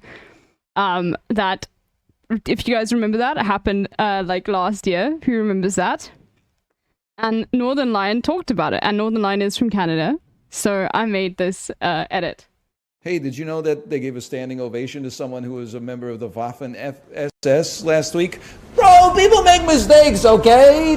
Who among us hasn't accidentally led a standing ovation for the Nazi in the House of Government, okay? Who among us isn't guilty of that? Let those of us without sin cast the first stone, okay?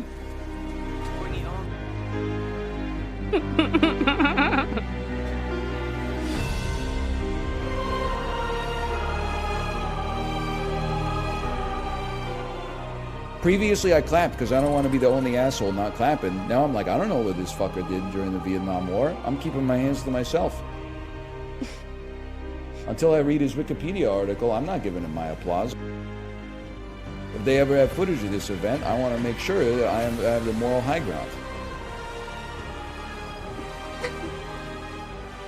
I'm so proud of this.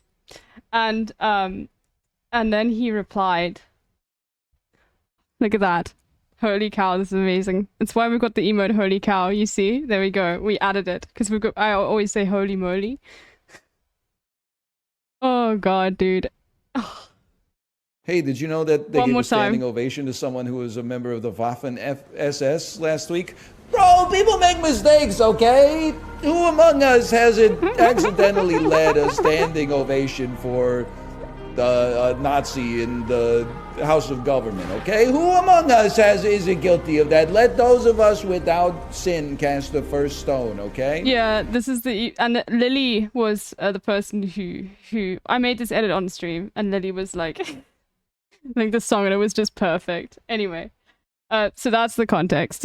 Give the link to your tweet, sure, dude. I also posted on YouTube, but there's a link below there. Anyway, I want to save it. Go for it. There's a better one on YouTube here, which will be the full quality. There we go.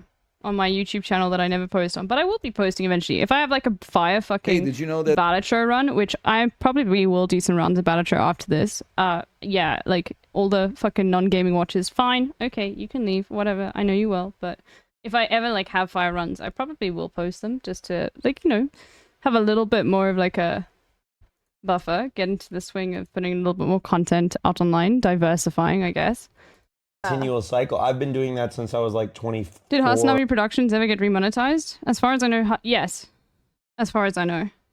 This is your new YouTube channel? No, I've had it for a long time. I just post like random edits I do. Like, this is a very serious edit, but just like random edits. It's not like a serious thing, but I will post, I'll use this as like my default, but yeah, anyway.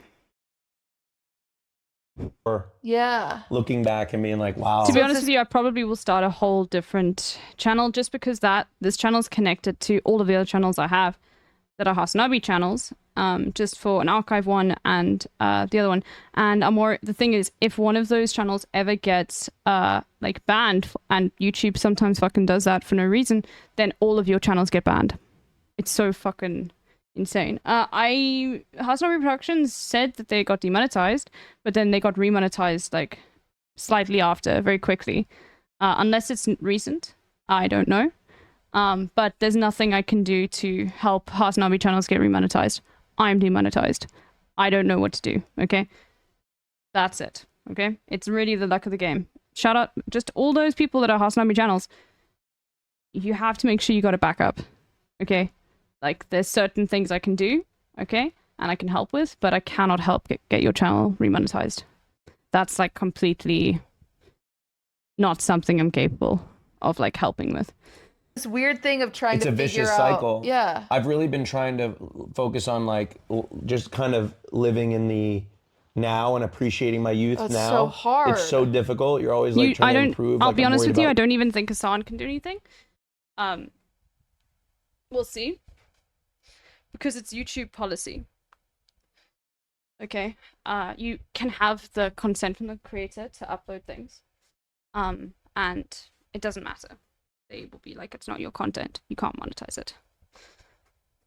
Losing my hair. I'm worried about this, worried about that. But my relationship with age comes from like my late development, if you will. Mhm. Like I kind of was a late bloomer puberty wise. Mhm. And then that spiraled into coming to terms with my sexuality quite late. That sounds like probably a complex that a lot of like Queer people have. Yeah, 'cause but you like waste so many years not really being you. well, and it's like I never got to really have that. Like I was in the closet for all of college. ugh. I was in the Yeah. closet for all of high school. And so now I feel like and then like all of a sudden now I'm like facing age and I'm like, shit, all the things that I didn't get to do, I feel like I have to work double time now. Yeah, but now I'm also tired. Yeah, now I'm tired and like, I just like, I want to do like I go out more now. Yeah. Like people, make fun of me for going to the Abbey or whatever. Yeah. I never got to experience, I'm experiencing all the gay culture that I never got to experience from the time I was 18 through, 25. I never got to Got a experience. job offer. I'm considering 2 graduate roles. No, it's fine. Like you can, it's not humble brag at all. Okay, people can. That's a difficult thing. Well, my only advice to you would be, if you know people that work at the 2 different places for graduate roles, ask them, reach out to them, who your like co-workers would be, and ask about the space, and see. But in general, you're gonna have to just make a choice. So, just go with your gut. Like nobody can really make the choice for you, but finding like maybe contacting people who you'd be working with and asking about the working environment. That's what I would do if I was in your situation. Yeah. any gay That's culture. sad. And then we hit COVID. So for 3 years during COVID, you know. Don't give too much you can like yeah, we can ask about your field, but just don't give too much information about like specifically what you're researching, because it's very easy to find out then who you are, because at that sort of level it's probably going to be very specific. So yeah, but feel free, you know, like you can always ask, but just always be careful with that. I just want to be protective of chatters. Like for example, Fizz will never talk about like specifically what he does for his PhD. Very important for academic chatters. Never give the specific details of what it is that you research. It's very easy to find you. Okay, don't do that. Yeah. There was no gay culture to experience. But yeah, broadly it's fine. I've kind of like made up for lost time, but I've struggled with age because You're like, dang it, I wish I was doing this when I was 20. yeah, because like damn, like now I'm older now, and but the Yeah. I know this. Combustible Lemon. It's just I wasn't criticizing you, Combustible Lemon. I'm just sometimes people aren't aware online of things like that, and I just wanted to make sure so that everyone's careful. It wasn't you. It's completely fine to ask people what field they are in academic. It's just make sure that you don't go. Sorry for the person, but the puzzles. Did you and your sister? Wait, what? Hold on. You guys are enjoying the puzzling, hey? Sorry, I have to join to see. Little bears. Anyway, all right, let's continue. This is Will. Really? Has helped me realize that like being an older gay man isn't as bad as being an older straight man, for example. That is true. Whereas like, you know, and not to say that like, you The know, Portugal older election straight- was not a good result. Oh no. Oh no. Oh god.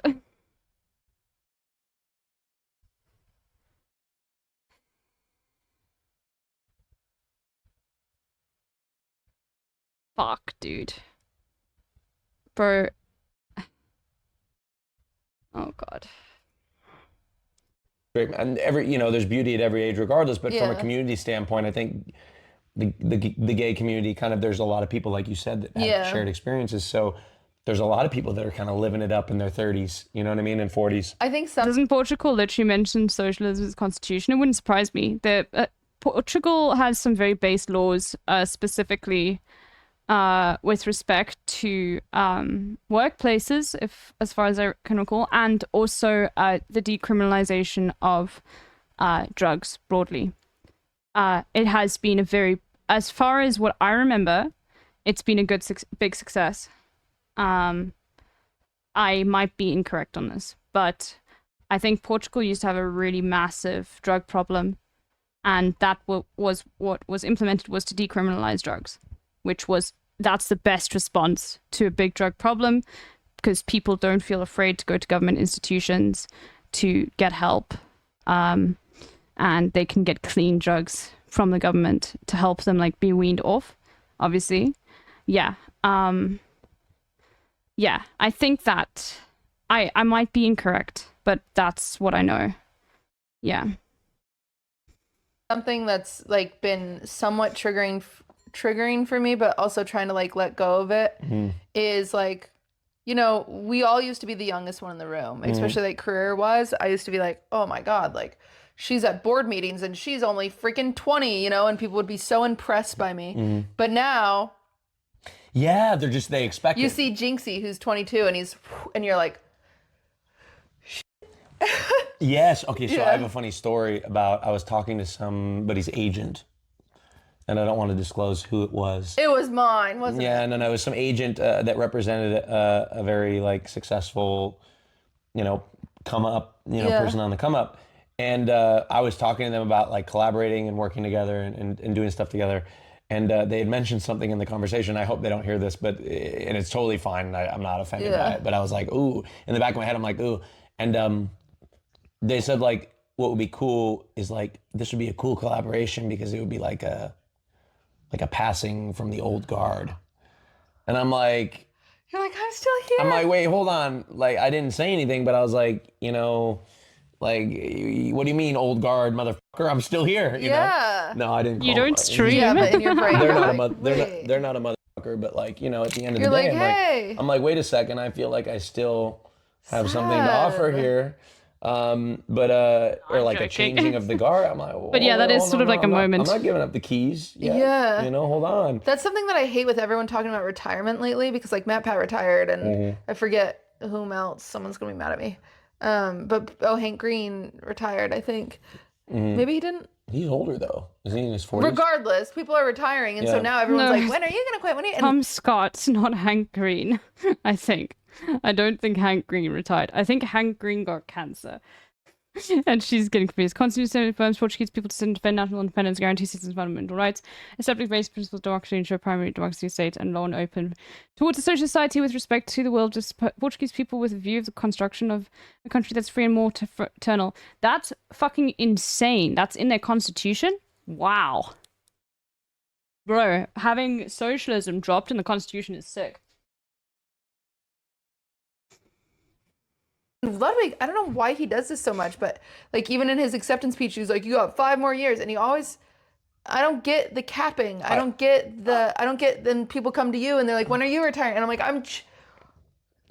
I'm lucky enough to have this job. I'm gonna hold on. I mean, it doesn't mean that the constitution's gonna change. Okay, like what you guys need to understand is that European fascists are not going to be the same as American fascists. Okay. At all, okay? Like, there will be a lot of resistance towards a, like, right-wing party in Europe, regardless of the country, if they start taking away social welfare, which, like, what's happening in the UK, okay? Do you see the Irish constitutional amendments fail? I'm just saying it's slightly different. The window is the perspective at which you need to look at European politics is different, okay? Thanks to the USSR, okay? People that live in European countries broadly, and this is a general statement, get far more from their government than most Americans do, okay? You can't just take away things that have been working and people have benefited from without big resistance, okay? I get shit on for saying US is the most fascist country. It, like, literally is one of the most fascist countries if, like, it is, like, openly, like, the American government treats the American people like shit. Like, a lot of governments do. But, anyway. Yeah, they do blame, the big thing with Europe is xenophobia. I mean, the same in the US. But for as long as I can, are you kidding me? And also, like, this industry, when we got into it, it was undefined. Yeah. Why are we, when we got into it... Israel, number one fascist country. Israel is the United States. Sisyphus on break.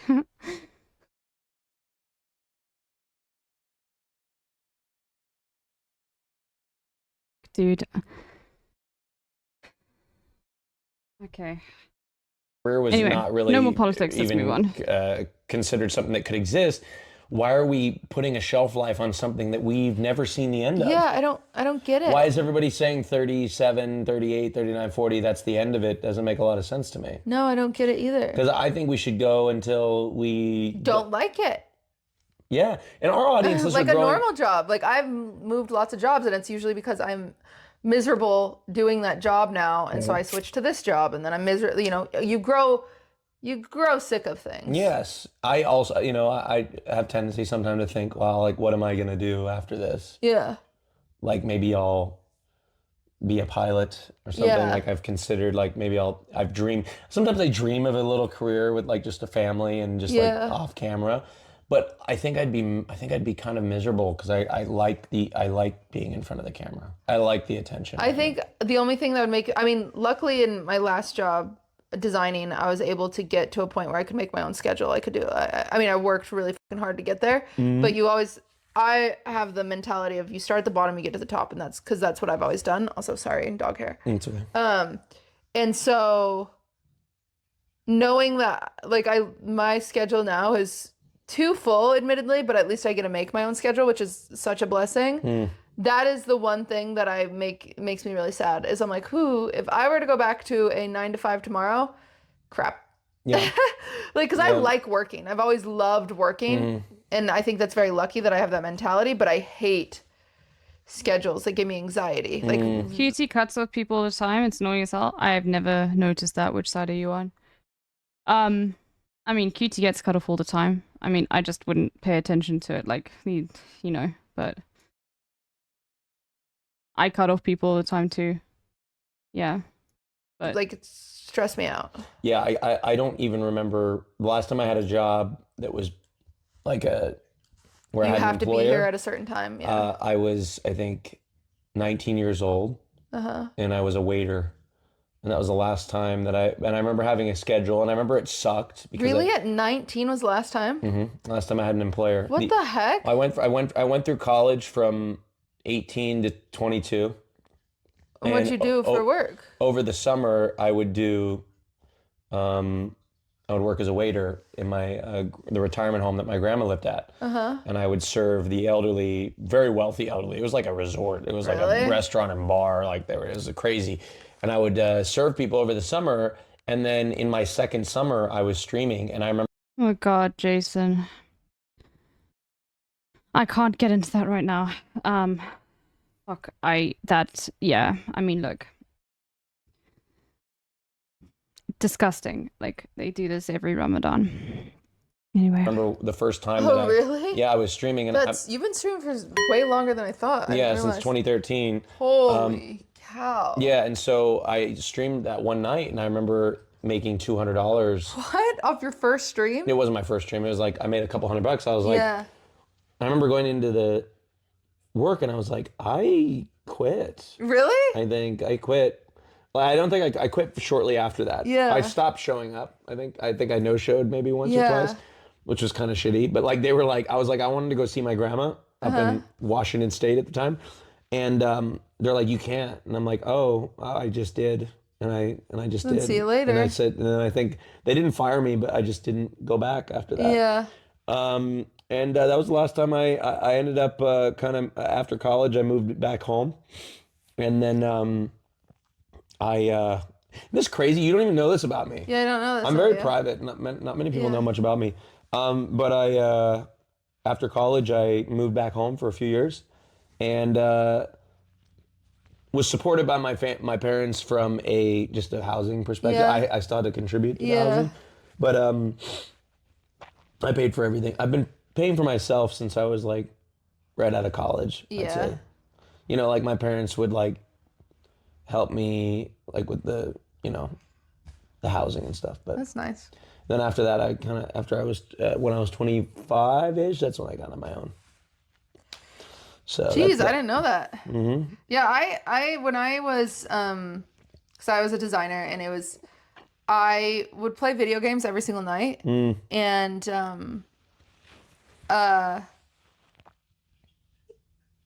very first, when I first, like a very, very, very dear friend of mine was the one that was like, you should stream, you should stream, you should stream.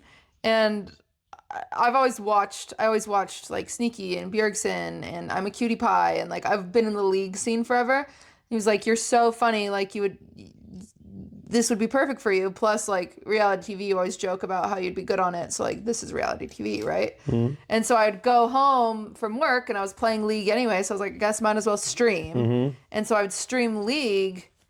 And I remember going into work often, and we would, like, gasp, like, ooh and ah. Like, guys, I made $500 this month from playing video games. Can you believe that? Yeah. And all of us would be like, like, this is stupid. This is insane. Yeah. Like, yeah. Like, and we would just like I remember like often showing my boss, literally, like I'd pull up my Twitch, he'd be like, how much have you made this week? And I'd pull it up and be like, can you believe, like, I do this for free. Like, what are you talking about? It's so relatable. Yeah, it was so funny. And it was like, we would all like kind of make fun of it. Like, oh, blah, blah, blah, and then I remember somebody recommended your show, and I did it. What was the first one that you were on? Do you remember? I was on King of the Hill with S-Fand, Mizkiff, and I don't remember who else. But I didn't know who any of them were. I didn't even know who you were. Yeah. I'd never watched your show prior. I didn't know who I was either. Yeah. And so I remember I had to like ask my mods, like I was like, who is this? Who is that? And this is funny drama you might think is interesting. I was in a Discord group called the Litty Kitties because I had this idea. I've always been a grower. I've always been a climber. Like I always want to get to the top. And so I was like, oh, it makes sense to collab with people our own size that are playing League. So I found a group of girls. There was like 10 of us. And we all were League of Legends streamers to 10 to 20 people. And we joined a Discord where we'd collab and kind of share audiences. And it was great. And I went in that Discord. Bro, it's so funny that QT started out streaming League. QT's been streaming like way before Lud or Hassan. I think probably like as long as Austin has. Like, you know. But it's just really funny, dude, that it's League. And I was like, hey, do you guys know who these people are? You know, and I remember this one girl in particular, she sent me this big long list. And she's still bad at it? Oh my god. You're just a salty little bitch, okay? Fuck. So stop with this nonsense, okay? It's self-admitted? Okay, yeah, fine. Bro, you don't have to be fucking good at gaming to stream it. Like, most streamers suck at fucking gaming, okay? Like me, and...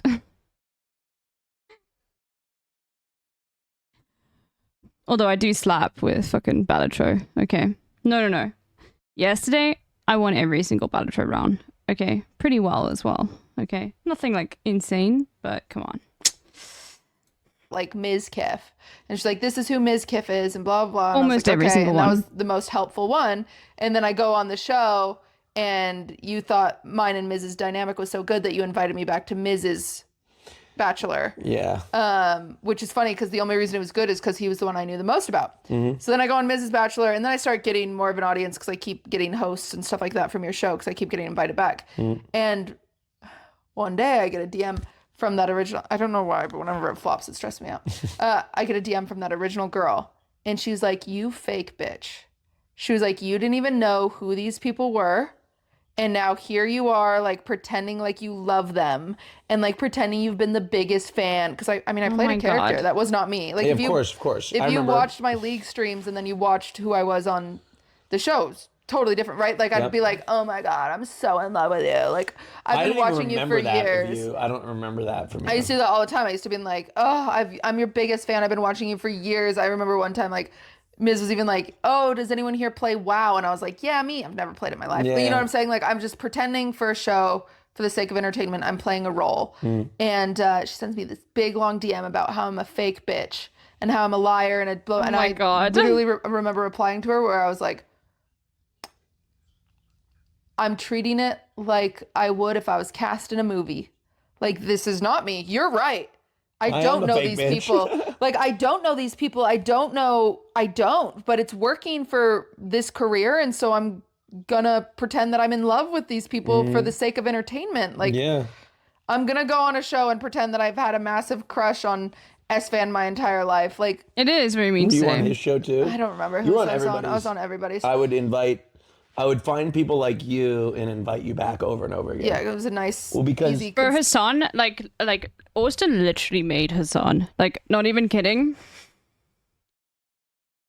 Half of like Hassan's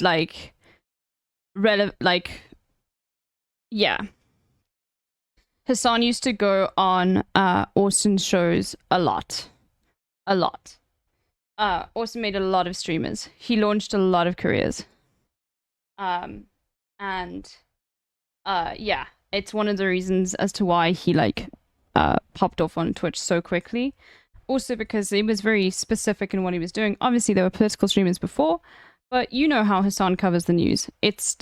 There's a reason why we watch him. Okay, like, he's got such an insane, like, especially with foreign policy, his knowledge is so insane. I also think him not like having a Turkish background plays a lot into how he has a very different perspective on America than most. And I mean, foreign policy, every single massive controversy he's had with respect to politics has been over foreign policy. But yeah, anyway. Consistent. Well, because Twitch loves characters. Yeah. And they love narrative arcs. Yeah. And they love to see people, and Lover Host was such a great way to do that because you could go through the whole show and provide a ton of entertainment and then lose. Yeah. Bro. And then, we could bring them back. You know what I mean? Austin is why I have relevance on Twitch. I just realized. Because Hassan is why Austin has relevance on Twitch. And I have relevance on Twitch because of Hassan. Oh my fucking god.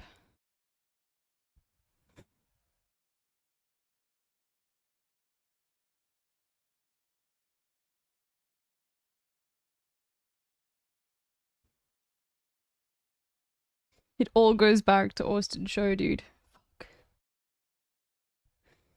He's like the original vampire. You know what they say, all streams lead to Austin. I love Austin so much. He is one of my favorite content creators, like, of all time. Like, I feel like he's just so fucking funny, dude. Like, well, I'm getting distracted now, but you need to see this. This was... I made a clip of it, but the discussion you had with Hassan yesterday on stream was so fucking funny. Anyway.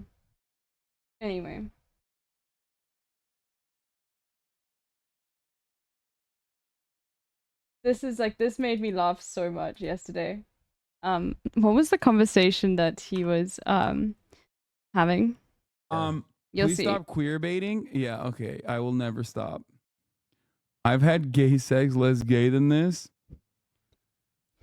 I've had some pretty straight gay sex before. Really? Like, Yeah, what are you guys like watching the Vikings on TV? No, like, it's how just does that work? when it just sucks. It's just like, wow, this is so straight. Two straight guys talking about sucking dick, posers. Yes, two straight guys. Yeah, two straight guys. When it sucks, it's straight, dude. They were having a conversation. I think it was like right after this, and I was dying. Like, Austin digging himself like a hole. Let me see if I can find it. It was so fucking funny. You guys know what I'm talking about. Like, yeah, it's still to this day. I mean, it was correct. I'm sure it was after this. Every single time Austin is on stream, you guys talk about the fuck off. No, it's a Lamau. suck off now. Okay. Okay, you might win the suck off. I'll admit, because like, I don't know if I'd also win the munch off. Okay. Is this homophobic? We don't have a term for eating ass that convenient. Like eating ass off. That's not a fucking. Don't look at me like that. I'm literally porn star certified. What the fuck are you talking about? Okay, the munch off. Okay, look, that's insane. You just that's toss off. Yeah, a toss off. You're insane. All right, challenge you to a toss off. You couldn't survive a second at a toss off. You'd be like, oh, you need a shower. You're so wrong. You couldn't do it. You shout out to the chatter that made this banger. What is this? Oh, this was afterwards, but was it before? When you started discussing? Oh yeah, I linked this here. I think it was after.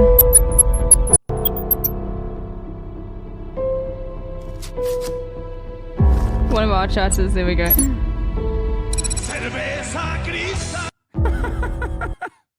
This is the new meme. Okay, this wasn't it. I think it was. They were definitely full screen. I think it was here.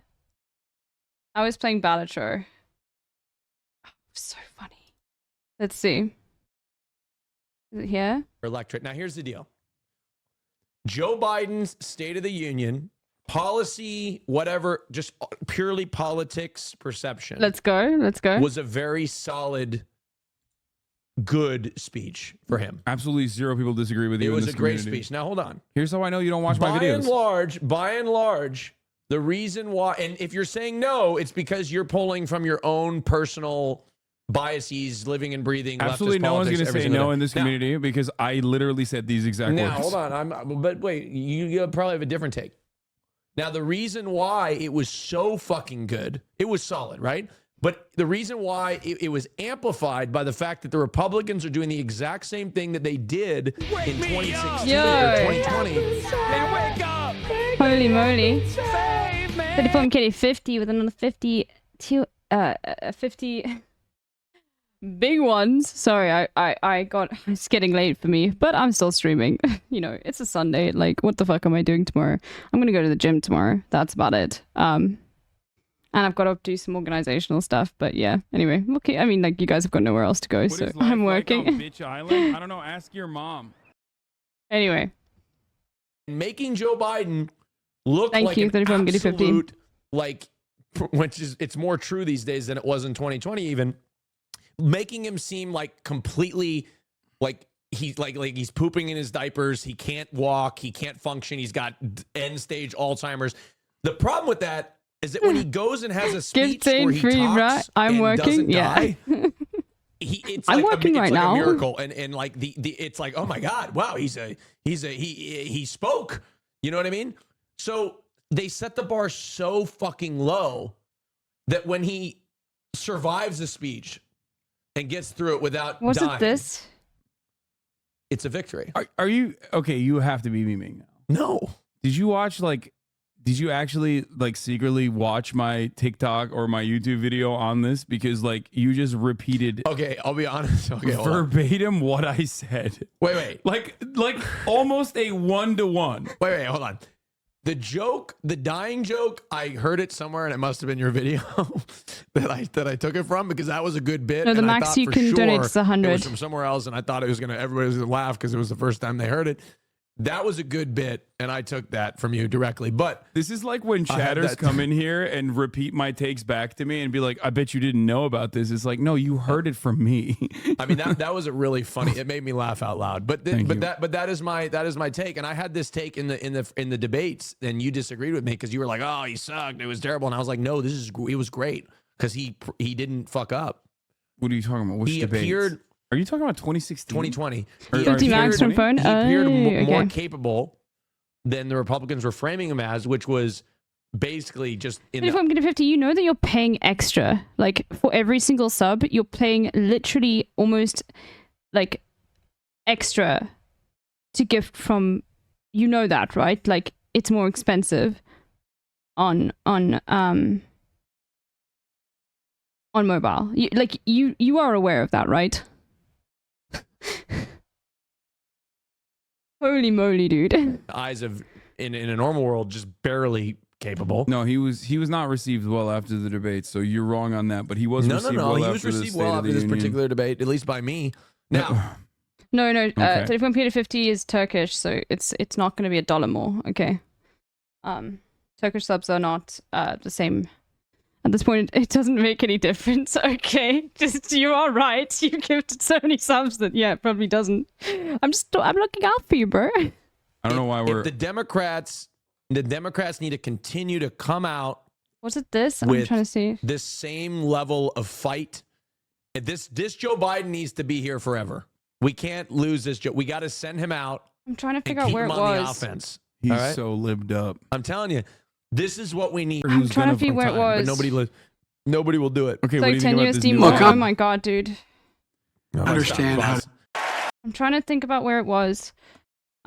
Because like it was the really strongest funny. economy in the Might have been world. before. Let's see if I can find it. Like when he just arrived. Because it was so insanely funny. That I really like. I can't even remember what they were talking about. That's insane. Look, answer for your crimes Yeah. now. Answer for Yeah, this. yeah. Is it because First of all- he looks good now with his shirt off? Is that why? No, you look. I've been. First of all, number one. Yeah. I've been begging you to get in my tub or your tub for a while now. Will not do it. Number one. Can't believe you Number just brought two- this up. Can't believe you brought this up. Because Number- back in the day, No, hold the on. original, Excuse me. original in the tub with Excuse Austin. me. Original in the tub with Austin was when you used to get in the tub and call me. Well, That's true. That was back when you picked up my phone calls. All right, that's bullshit. You never call now. Also, you didn't close the door. Kaya, come here. Kaya. Austin used to call Hassan on Discord while he was in the bath. Like, I'm not even fucking kidding. While Hassan was streaming. It was... Where He's is it? wearing Like, white. You know what I mean? trying to find one moment. Uncle Austin's wearing white. Kaya, come here, baby. Second. Oh, look at the. I also have a. First of all, I didn't betray. Bruh. It looks good. I don't care. Thank you. Where is it? Okay, although if I can't find it That's here. why you're so fucking worried. No, it's gonna be fine. I stole this shirt from Zara. I'm just kidding. I didn't. Okay. Bro, he's worried about a $5 shirt. No, he's worried because he doesn't have any other clothes, and this is one of his daily fits in New York, probably that he set up ahead of time. Anyway. Would that'd be awful if I got busted for theft? Yeah, that you open. Which one is it? Hassan, everybody was in that stream watching in the tub. Your community was there. Speaking of which, my second stream of the year, I'm actually starting to put in work. You didn't raid me, you asshole. How selfish of you. Did I? I think I raided. Last night you raided Will, which the only person I will. That's the only saving grace is it was Will, and I think he deserves it more than I do. I can't believe you're so view hungry that you wanted to deny Will's raid. I said he's the only one on this planet because I heard at first I was like he didn't fucking raid me, and then I was like, oh, they raided Will. I also like Will more than Hassan, so I was like that makes sense. Do you have something on your? What is that? There's like a little white spot. The other side. Where is it? I was I can't even remember what they were talking about. We got. Oh, that's so. You. I can't even remember. And both you and Will. acclaimed. Thank God for Cutie. Holy shit! There's at least one person who's like, not doing this to me. I mean, like you were just upset that I was absolutely throttling the just chatting section last night. You put your dick right through that just chatting Yo, section. Devin, thank you for the raid. Holy moly. I can't remember. Oh, it probably was Nate King. Yeah, you're right. It was. Fuck. Okay. It was just like I steamrolled the just chatting section with everybody's favorite late night show in the tub with Austin show. I was doing both you and Will a favor by playing a video game so that all of my thank you so much for your service. Yeah, for all of my community to just all of my community that normally would be like, why don't you play video games? Could fuck off and go watch other people not playing video games. But you know what? I have a little chip on my shoulder. You say I don't work. I'm working harder than anybody right now. You know what I did this morning? I got The bit reason Nico was Let me late tell you stream, what okay, happened. buddy? I don't think so. I left Oregon on Thursday morning. I flew No, I'm to not talking Austin. about I that. landed immediately, got my rental car. It was earlier went on. to the airport, went here, filmed the podcast, and now I'm on your stream. Chat, now come on. I can't remember where it is. I'm trying to look for a specific moment. I can't find it. Where it was just super funny. Joe shows he literally takes like a 2-week vacation. I'm gonna go to New York City, and then I'm gonna go to Nashville.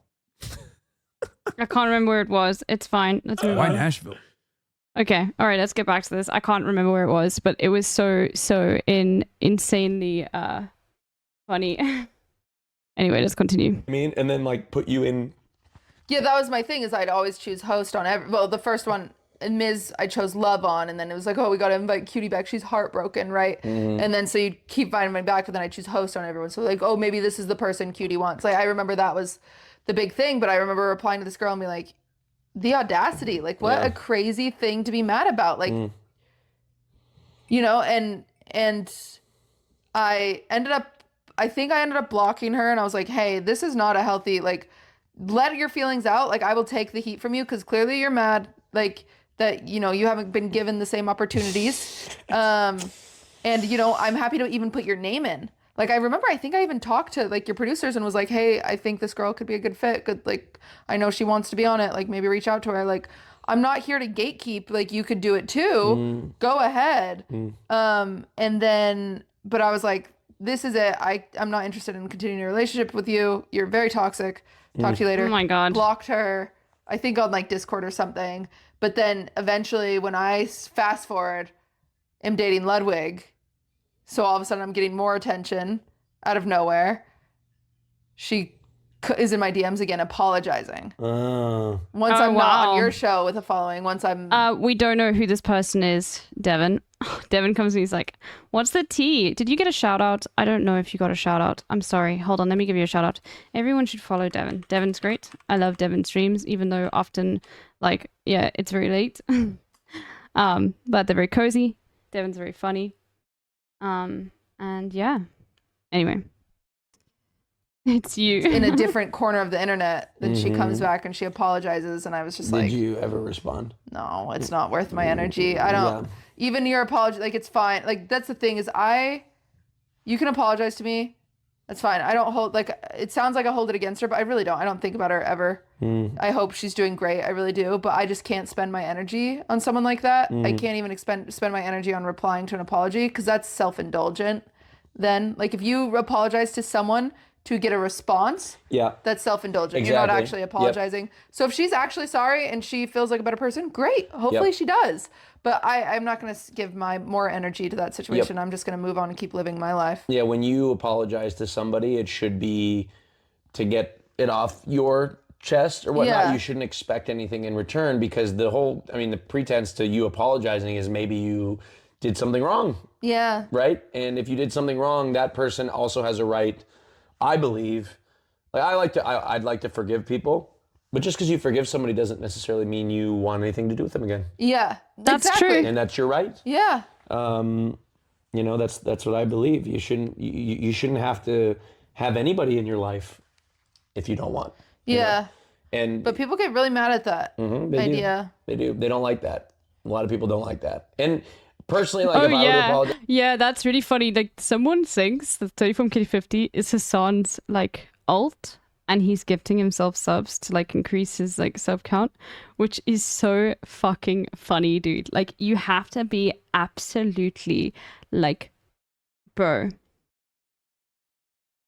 Come on, man. Like, no, a chatter genuinely thought that. And it was like such an insane take, dude.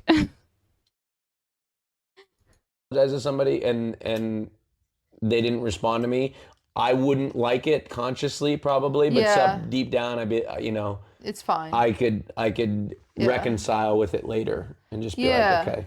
I've had to apologize to a lot of people. I've made a lot of mistakes, and I always try to go into it with like, okay, no matter what I write here, I need to keep in mind it doesn't matter if they reply. It doesn't matter if they accept this. It doesn't matter.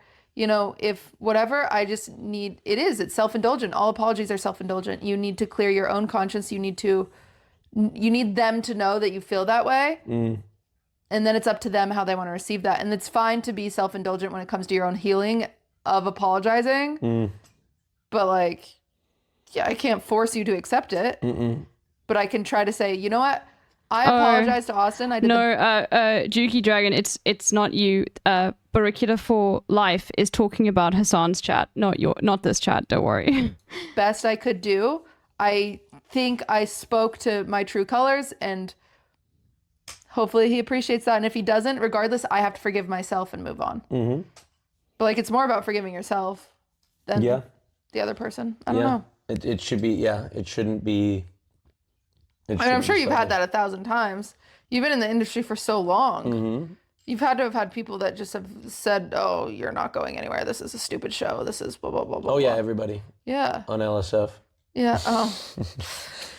Yeah. But at the end of the day, it just goes through waves, right? Like the same people that didn't like those shows are begging for them to come back now. Yeah. Which I've actually thought about it. I'm like, should I bring some of those back? Like, should I bring back like the Royale, for example? Yeah, I don't know how you do it. King of the Hill or something like that. I've thought about bringing some of them back just as a... Austin spoke about this before, and he said he doesn't really want to because the whole thing with the Royale was talking about like people from different political perspectives discussing like really weird and like issues that can be very offensive to people, and like there's a space for that, but he said he doesn't actually want to platform people that are right-wing anymore or like have these reactionary opinions. He doesn't want to fucking have anything to do with those people. And I completely, not gonna lie, I hate the Royale. Yeah, I mean, I wasn't around on Twitch at that point, but I'm sure, like, look, I don't think it would be the content I would enjoy. But yeah, like, that was his reason. He spoke about this. Was it not a dating show? He had different things. That was level host. Anyway, I don't know. The Royale is an interesting one because of the political climate, but it's hard to it's hard to keep topics that aren't political. Right, but that's because they kind of always seem to get political. we definitely would.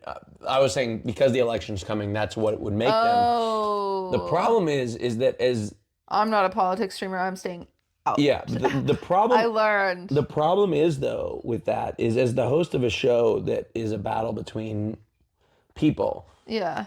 You have to maintain your neutrality in order to court everybody to bring Yeah, on which the is show. hard. So you almost have to compromise your own personal beliefs and a little bit, or at least have somebody on there that represents your beliefs. But as the host, you really can't speak up. Yeah, that's you kind of have to be. At least that was my belief when I did it. Was I'm here. I'm supposed to just. You're the vessel. I keep the conversation moving, allow people time to speak, and say their piece. Give it up to the audience to vote.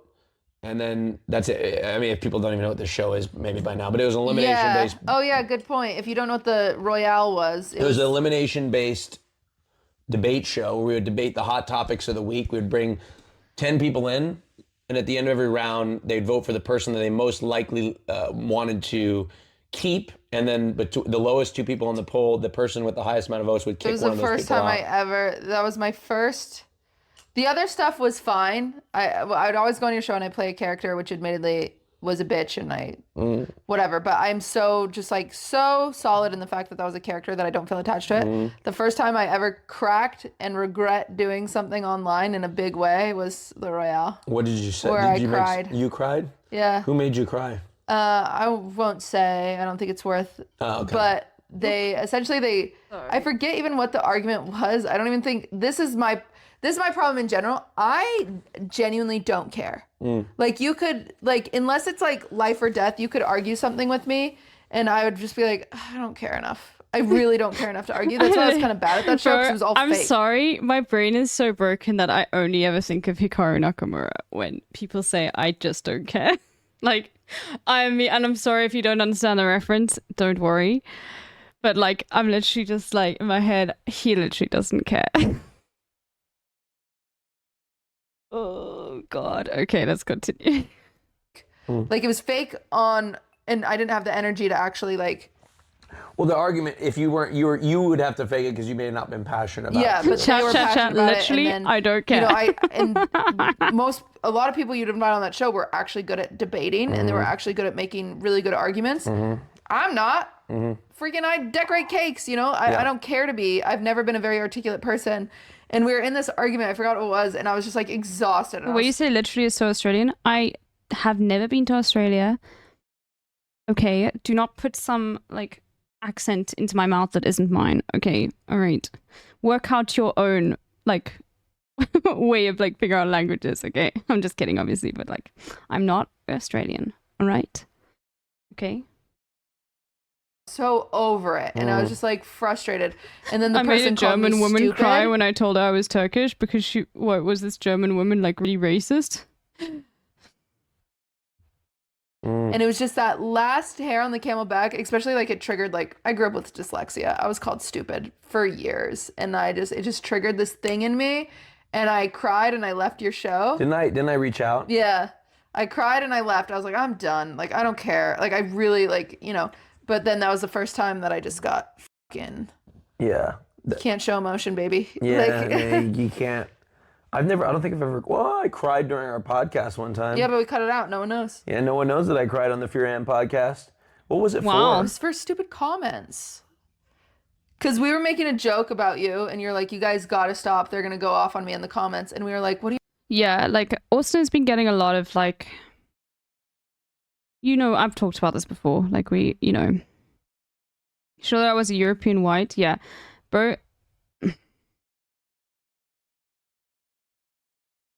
Yeah, Germans when they realize Turkish people are white, okay? Anyway. But there are a lot of really good Germans. A lot of them are in this chat right now. Okay. But yeah, as Hassan said yesterday on stream, he was the only time I've ever people have not like assumed that I was white was in Turkey. Like, you know, the good Germans. You mean you, Sisyphus on break?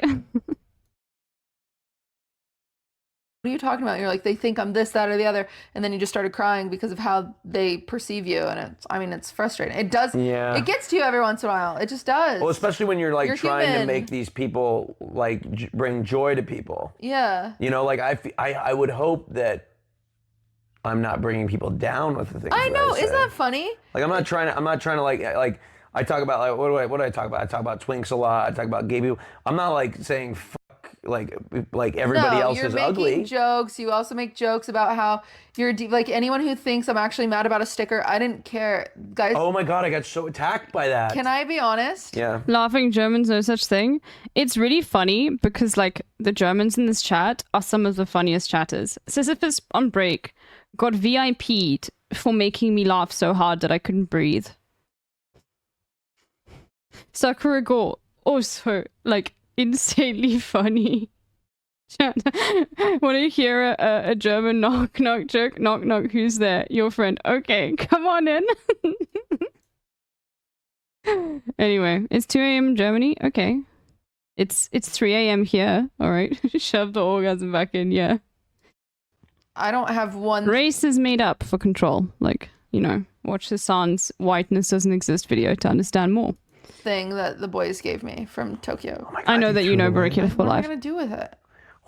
That's drama right there. I know, but what am I gonna? Yeah, but seriously. I think I might have the stuffed otter somewhere. Mhm. But like literally, where do you want me to put an anime figure? Yeah. Where do you like? Yeah. You know, so I've donated it, which is Mhm. fine. Like I don't have the onesie. How Mhm. often am I gonna wear the onesie? It's I don't have that very either. fun and it's for content. But like, so yes, he can give me a sticker because it's funny. That is way. If they all gave me flowers did you and roses, take the sticker? I don't remember. Because I have a sticker on the back of my computer that says my first time. That at was so funny. That whole bit that like Austin like went to Disneyland in Tokyo and only gave Cutie a sticker. It was so fucking hilarious, dude. I loved it. But people genuinely thought that Austin was a terrible person for that. Like, and he got a lot of hate over it.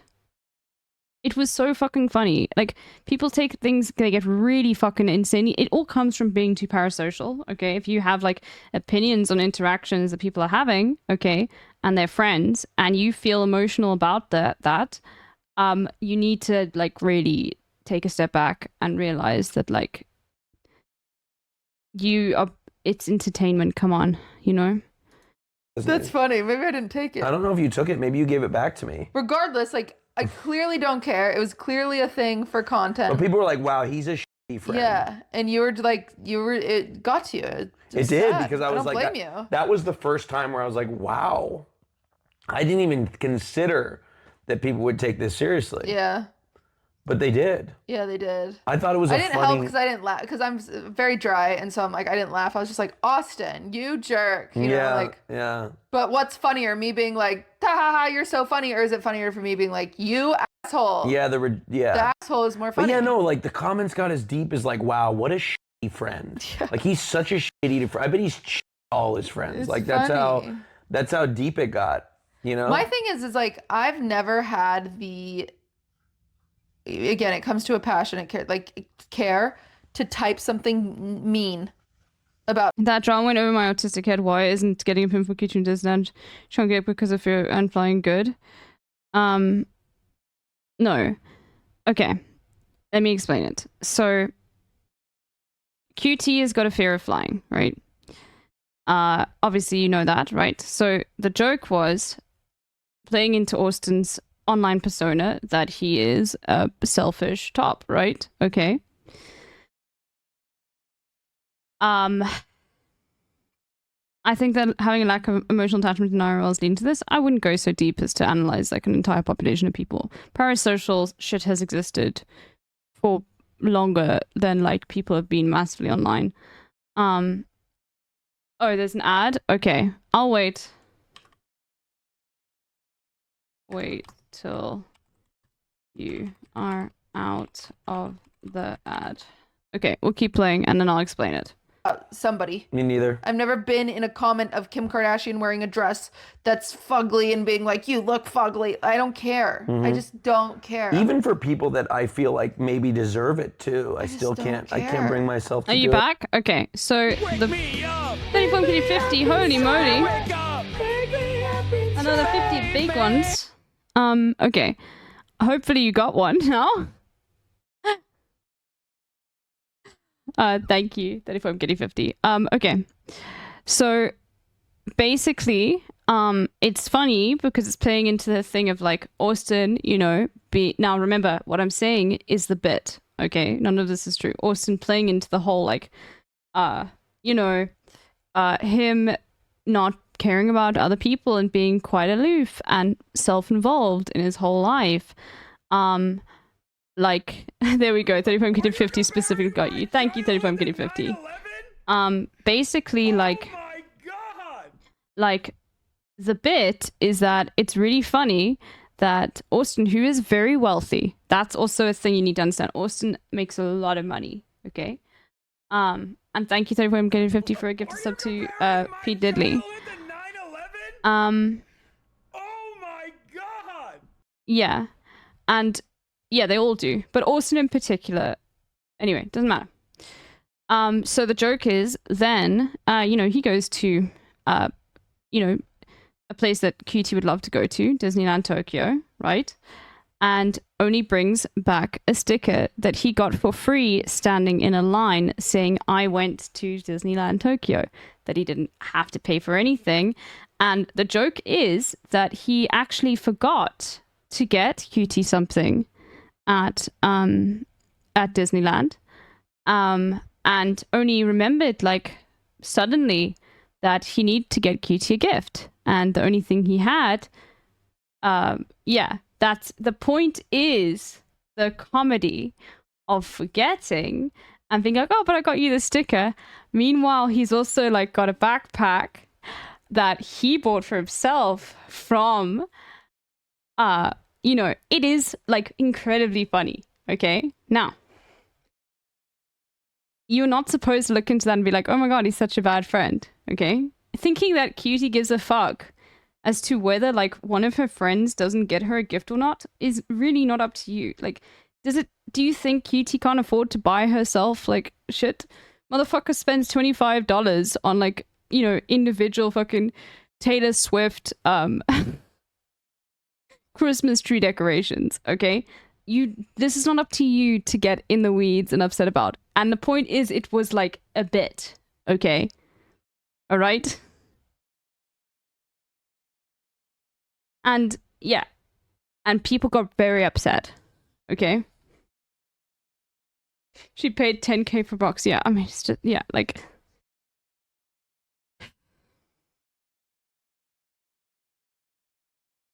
Okay, so it's really not like something for you to get involved in. And if you are feeling these things about like content creators that you don't actually know, it is something that you need to recognize in yourself, okay? Because, you know, I have my moments. We all have to catch ourselves, okay? We're watching people online. We get emotionally connected. But you have to set up boundaries within your own, like brain as well, you know? Anyway. And so I can't believe, number one, if you are consuming something provided, like if you are watching this podcast right now and you freaking hate me, why are you watching it? Yeah. Stop Why have you watching gotten this it. far? How many minutes? Yeah. We've gotten 56 We're minutes. about to go to the Patreon. We're about to go to the Patreon. You got this far and you hate us. You hate us. I don't get it. I don't Is get this it. a more serious episode than normal? Is this how they all are? They all kind of are like this. They're all It's kind of just like talk. Sometimes out of curiosity, I will like, you know, click on certain creators and just see what they're doing. And I can never make it more than 3 minutes. I can't hate. I literally can't like hate watch creators. It just makes me like, I'm like, I don't want to fucking be here. This is not my thing, you know? And so I don't get it. It's bad for you. Like, not good for your mental health at all. Yeah. Look, hate watching is thrown around a lot, okay? Like, sometimes, yeah, I'm going to hate watch YouTube videos where I'm like, I want to criticize this YouTube video. But it's different when it's like streamers, right? Like, that it's like quite, you know what I mean? Like, you guys have seen me. Do you remember that fucking horses video? Where it was sent to me and I was like, oh, this is so interesting. And then I suddenly realized, like, oh my God, the script is ChatGPT generated. All the images are as well. And this motherfucker's actually not actually saying anything. How the fuck does this have 3 million views? Okay, it's different. Okay. But yeah, you know? Yeah, like obviously people that keep tabs and stuff like that, but it's just like not something that, you know. Anyway. And we're whining about it. Yeah, we're just whining about it. I had something I wanted to bitch about. I put it Really? on my notepad. Also, we have a secret about how What's if that? we wouldn't have joined Fear and. Remember, we had a plan. Oh my God, we did have a plan. But we're it's the music gonna from talk here. about it on the Patreon. Yeah, we are. We're going there now. Are we Thanks going? for listening to us Wait, whine about it. Is it already over? It's good enough. I had one therapy appointment. It was a couples therapist. Really? For an ex that I Oh had. God. And it was to help us through our breakup. You did therapy for a breakup. Yeah, to try to like, how do we manage our relationship mediate it. afterwards? We have time for Fear around in the evening tonight, LB, because it's Saturday preparations and all. What do you mean? Oh yeah, no, we'll do Fear. Don't worry, we'll do Fear around tomorrow. Don't stress. Like, yes, that's fine.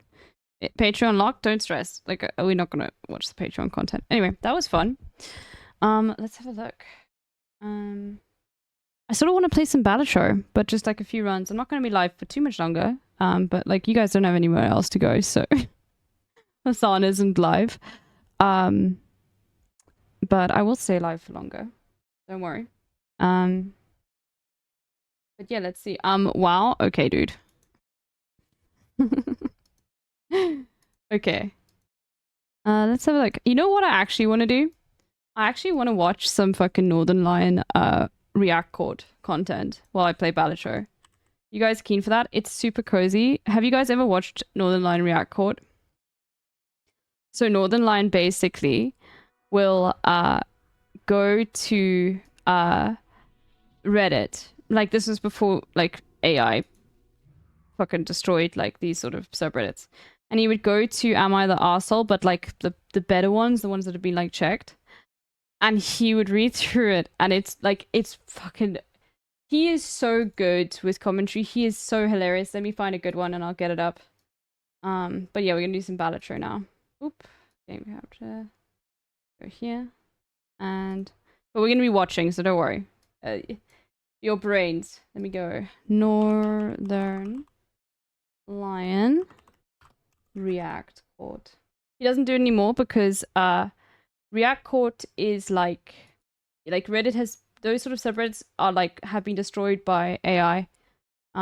Like everything is just AI. And you see, the thing is, a lot of this shit isn't going to be real, but a lot of it is. You can see ruining Christmas, being rude to a student, to try and get a grade fixed. Let's see.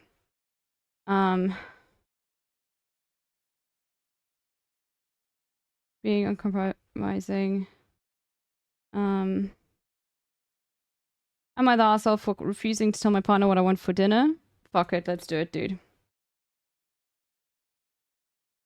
Exaggerated. Okay. The rumors of React Court's demise have been greatly exaggerated. It just got killed temporarily while I but now it is underwent dead. a month of infectious disease sickness. That was not great, and my voice was a little bit, under the effect of it. But then look at this. Here we are. We're back. He'll read it out, don't worry. And we're reacting to, you know what we should be reacting to? Hold on, get this trash out of here. I mean, I don't know, this post might actually be goated, but we got to go to Let me just make it top post of the month. There's no reason for us to be doing the current posts in the hot filter. Give me all the bangers that we missed over the course of the preceding 30 days. Now, just bear with me. If you do not know, like, Northern Lion and the way he comments on stuff, just trust. It is fucking insanely funny, okay? Like, it is some of my favorite stuff to, like, watch when I'm, like, don't have anything to do, you know? It's always a giggle. It's always, like, nothing, like, super serious. Yeah, I love it. That's the ticket. Oh, man. And I'm going to play some Battletrue in the background. Let's see. I love seeing all this red asshole flare. I want to do the painted deck. I'm trying to get... This is my favorite song. Let's see. This thread has been locked. Okay, here you go. Am I the asshole for thinking that a friend with a miserable living situation would want to house sit my beautiful home without being paid? Let's yes? go. You don't even need to go through. Hey, like, I'm not even like this guy. You know, this is not Hassan's stream. Immediately, dude. I am not a person that's like, you know, if you ever say what's up to me and I answer, you owe me money for the emotional labor that I put in, okay? But if you're asking someone to do a job for you and you don't want to pay them because their life sucks, that actually makes you like a double asshole. Like, I haven't even read like what the body of the post is, but it's a bad start. Am I the asshole for thinking that a friend with a miserable living situation would want to house sit my beautiful home without being paid? I live in and run a beautiful bed and breakfast. It's a beautifully restored colonial on 25 acres with mountain views. Nobody knows what the fuck that means, right? It's not just me. I'm in my early to mid 30s. I have a house. When people say it's a colonial, I don't know what that means. It's from the era of the colonies. Sometimes you'll be in someone's house and they'll be like, it was built in 1890. And I'm like, all I go is, oh, wow. Because I'm like, that's old. But I don't know what that means. Like, were they building better houses in the 1890s? Were they building worse houses? I don't understand. Anyway, it's got mountain views, fireplaces, cloth. Yeah, okay. Like if you're asking someone to house sit for you, I can't believe I'm stun locked by like the first sentence. Basically, you're asking someone to house sit for you. You think they're gonna be like, oh, you got to pay me $100 a day, and then they're like, well, it's got. Hold on, let me change my headphones so that I can like be careful, because sometimes he does get a bit loud, and I don't want your ears to be destroyed. But when I've got Bluetooth headphones on, the volume for me is different than it is for you. So I will turn it up louder because it's not loud enough for me. Let me just put my actual monitoring headphones on so I don't have to fucking worry that your eardrums are being destroyed by this. Anyway. Clawfoot tubs. Oh, in that case, I should be paying you $100 a day to take a bath in something that isn't built into the wall, but instead has like some brass feet that you can't even see when you're in the bathtub. I wake up feeling very lucky every day. Big time, big time, big time, bat chest. Our family lives in the back of the house, and the front is rented to well-to-do strangers from Boston and NYC. People pay me quite a bit of money to come stay at my house. Rad. Oh my God. What a dickhead. Just the way that you're writing this is like, it's just annoying, right? It's like, if your house is cool, you don't need to tell me how cool it is and how awesome your life is. Also, if you're renting it to well-to-do travelers from Boston and NYC, you should be able to pay a house sitter IMO. But our family is planning 2 weeks away this spring. We've shut down the B&B for that time period. I have a friend who is involuntarily living with her mom and brother while she looks for a new job and apartment. She's in a tough situation and generally hates it. I asked her if she'd like to house sit for us. She could set up for a few weeks in our fanciest guest room. She'd have the whole place to herself, and the only responsibility would be to feed the dog twice a day. It's literally, do you ever see The Shining? You're asking her to Jack Torrance. She was offended to learn that I wasn't offering to pay her. She can stay in a $250 a night room for free for 2 or 3 weeks. I assume she'd be delighted just to have a place to stay. When I was jobless in my 20s, I would have been over the moon if a similar opportunity had presented itself to me. What an asshole. Would you? Like, I just feel like when I was in my mid-20s, someone being like, hey, for free, you could stay in an unnecessarily large abandoned bed and breakfast in 25 acres of wilderness, I would be like, that's okay. I think I'm going to stay in the city where my friends are. What do you think? I mean, I guess if you love hiking or like sleeping in a different bed every single night, there's some merit to that. But like, I don't know. It just seems like this person is out of their minds. Also, like, who wants to stay in a hotel in your own city for fun? Like, I is like true. staying in a hotel, but if I would never get like a hotel room, I think, in Vancouver, because I think I would be there and I would be like, I wish I was at home. I wish I had a big fridge instead of a little fridge. Nope. I wish I had, you know, 2 bathrooms instead of 1 bathroom. Anyway, sorry. I'm going too far. Yeah, plus it's not even going to have amenities. There's no room service.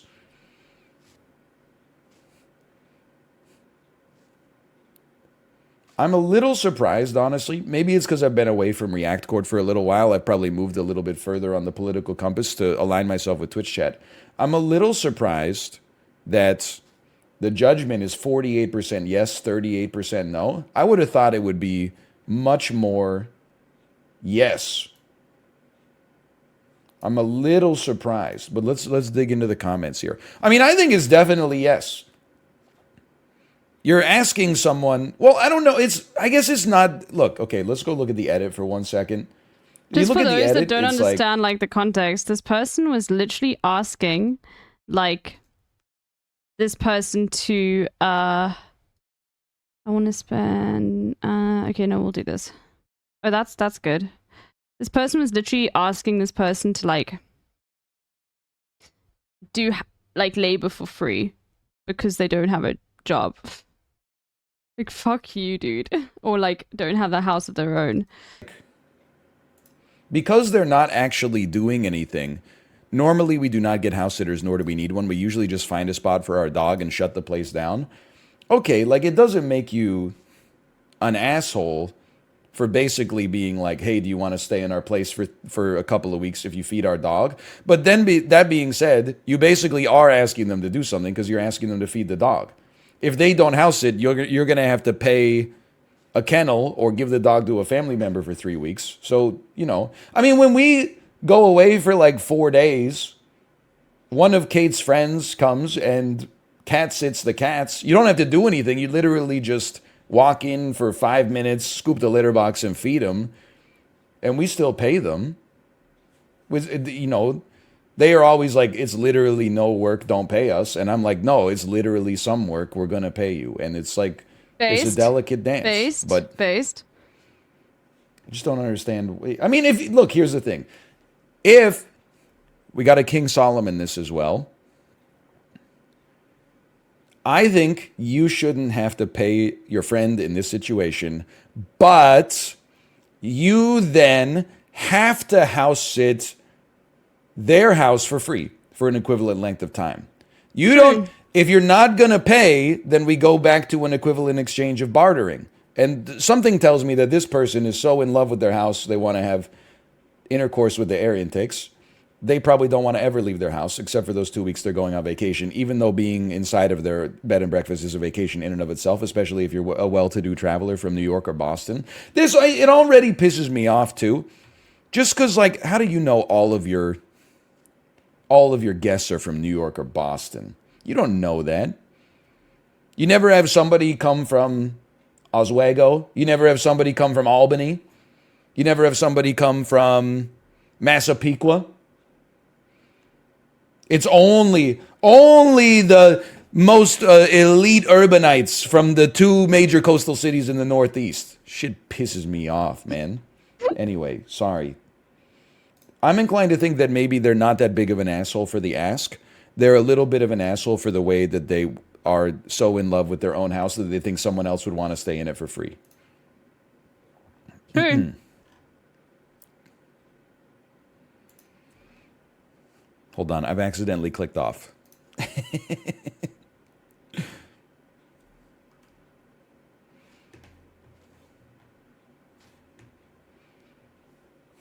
See, this is what pisses me off with Ballacher. How can you take a card that's been debuffed and then add that to the score when you can't? That's like, okay. This is my first time doing React Court in a while. I apologize. Okay, I'm not. My muscle memory's all gone.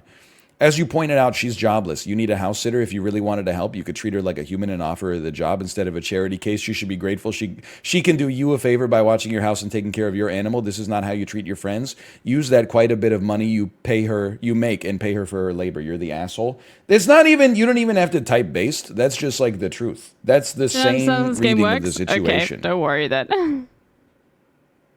OP updated that she doesn't need a house sitter as they usually board the dog or leave it with family. Okay, then don't get a house sitter then. Simple. Just because you could do something for free doesn't mean that somebody else that you want to do it for you has to do it for free. That's insanity.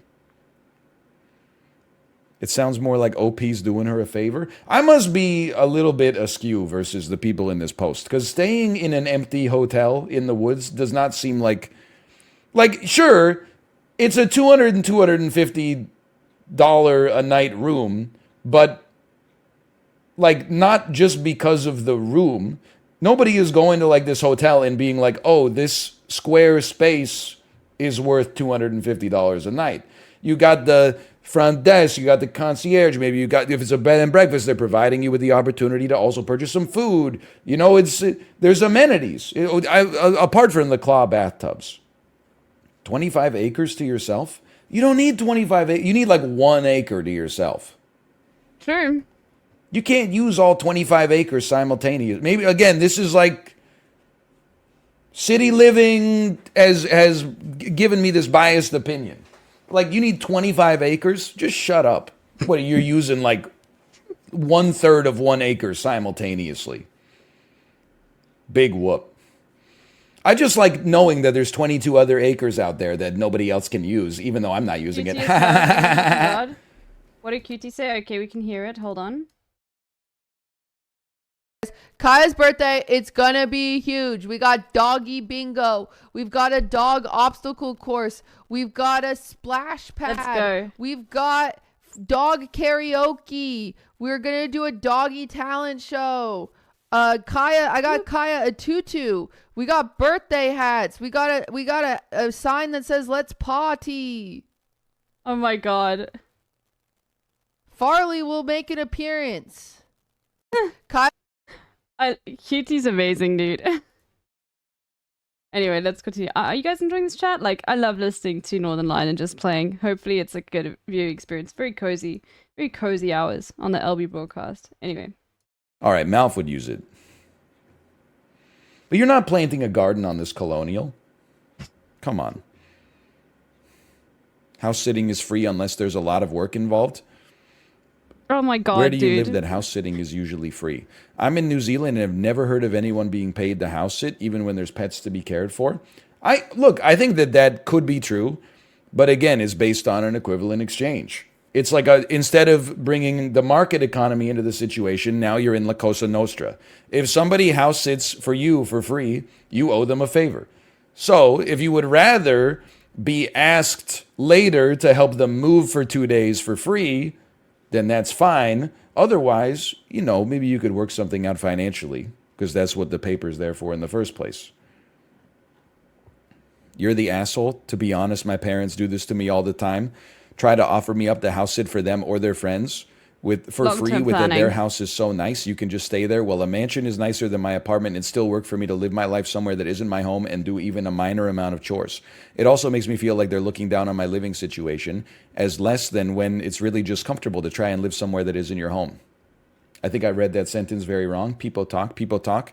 Sure, she could have done it for free. It's not a ton of chores. She's not wrong for asking to be paid. You're assuming an empty house is worth it to her. So true, so true. You're the asshole. Let's see if this You're is enough. the asshole. Here we go. Finally, someone that I agree with. Looking at this from your friend's perspective, how much will this benefit them? 25 acres is big enough to not be in town. Does she have a car to go look for jobs and apartments while watching your B&B? There's gas money. She could lose 2 to 3 weeks of getting her life together. Also, what is your friend going to do once everyone gets back from vacation? She could be screwed with no place to go. I thought they were going to take it in a different direction and be like, she's just going to be alone in the Overlook Hotel. But you have to understand the dynamic here. Like, she open this up with saying, but you know, you don't have a job, so you know, you should be like super super glad to, you know, be doing this. Like opening it up with that. That's fucking insane, dude. That is insane. Okay, like holy moly, you know. That's the point. It's not about the like. It's about the dynamic there. It's not like you're saying this person doesn't have a fucking job or a home, and you are being like, well, then yeah, do this for fucking free. When you own a fucking guest house and aren't willing to pay them, shut the fuck up. You're an asshole. I don't know. It's just kind of a weird energy to be like, you know, hey, my house is nicer than your house. Do you want to watch it for free? Just, I mean, at least throw them a pittance or something. At least like stock the commissary or something like that. Am I the asshole filtered this month? Am I the asshole for dropping my son? This is a spicy one, man. Am I the asshole for dropping my son off at his dad's during his custody time, even though he was scheduled to fly out on that day? Yo. Okay, let's see. Well, this should be inoffensive.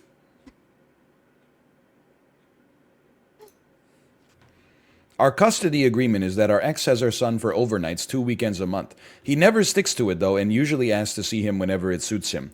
I was supposed to drop him off Friday evening, but the night before at 2 a.m. he texted me to let me know he had a flight to catch late Friday, so I would have to keep our son. I was pissed because this isn't the first time he's done this, and this was one of the biggest issues we had with our marriage, him leaving on short notice constantly and just expecting me to deal with it. I ended up taking my son to him and ignoring the message. When we got there, he tried to get me to take him home with me and called me childish and petty when I refused. He ended up taking our son with him, but he's been sending me angry texts the entire time since apparently our son has been making it hard for him to get any work done. Well, you know, it's kind of what you sign up for. Am I the asshole? I'm going to add this here because people keep telling me to go to the courts to try and get full custody. I've tried. My ex ended up getting even more time and refused to give me full custody. Also, my son is enjoying his time with his dad. Despite everything, my ex isn't the type to take out his anger on our son or make him feel like he isn't wanted when he has him. Look, I'm not used to these being so short. It kind of feels like an everybody sucks here. I will say, like, definitely, it sounds like the dad was being a dickhead at late notice, being like, you know, don't bring our kid tomorrow because I have a flight. That's like a jerk move. Yeah. The mom, on the other hand, I don't think she necessarily did much wrong. And I guess if she's confident that when she sends the kid to her dad, even if the dad is upset, he's going to be a good parent, then that's not so bad. It's not nice, but though. I can't help but feel that if you know, the dad kind of sucks, maybe this is like, maybe I'm not in a position to explain this, but like maybe it's better to just keep the kid and you know, give them the best weekend that you possibly could, even if it's frustrating, rather than, I don't know, not run the risk of like alienating the father, but on the other hand, run the risk of like compromising the enjoyment of their child. But then, I don't know, like I'm getting legal advice from Twitch chat, but then they were like, if it's a court order, they have to obey it. Okay. Well, in that case, not the asshole. Oh, yeah. Okay.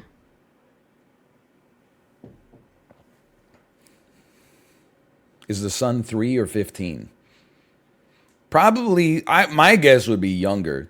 Because I feel like if you have a 15-year-old child, they're going to let you get as much work done as you want to get done.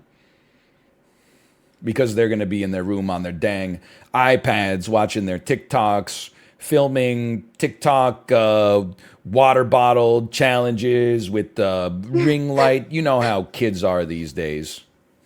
So true, so true. I don't even want to read the comments for this one. This is just like, this is too complicated. This is a toxic situation. That's not fun. Get me out of here. What do you think this is, a Judd Apatow movie?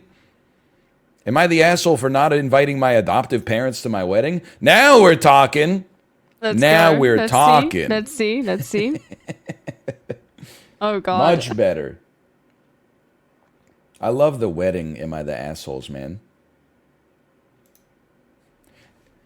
I, 30F, am getting married to my fiance in May.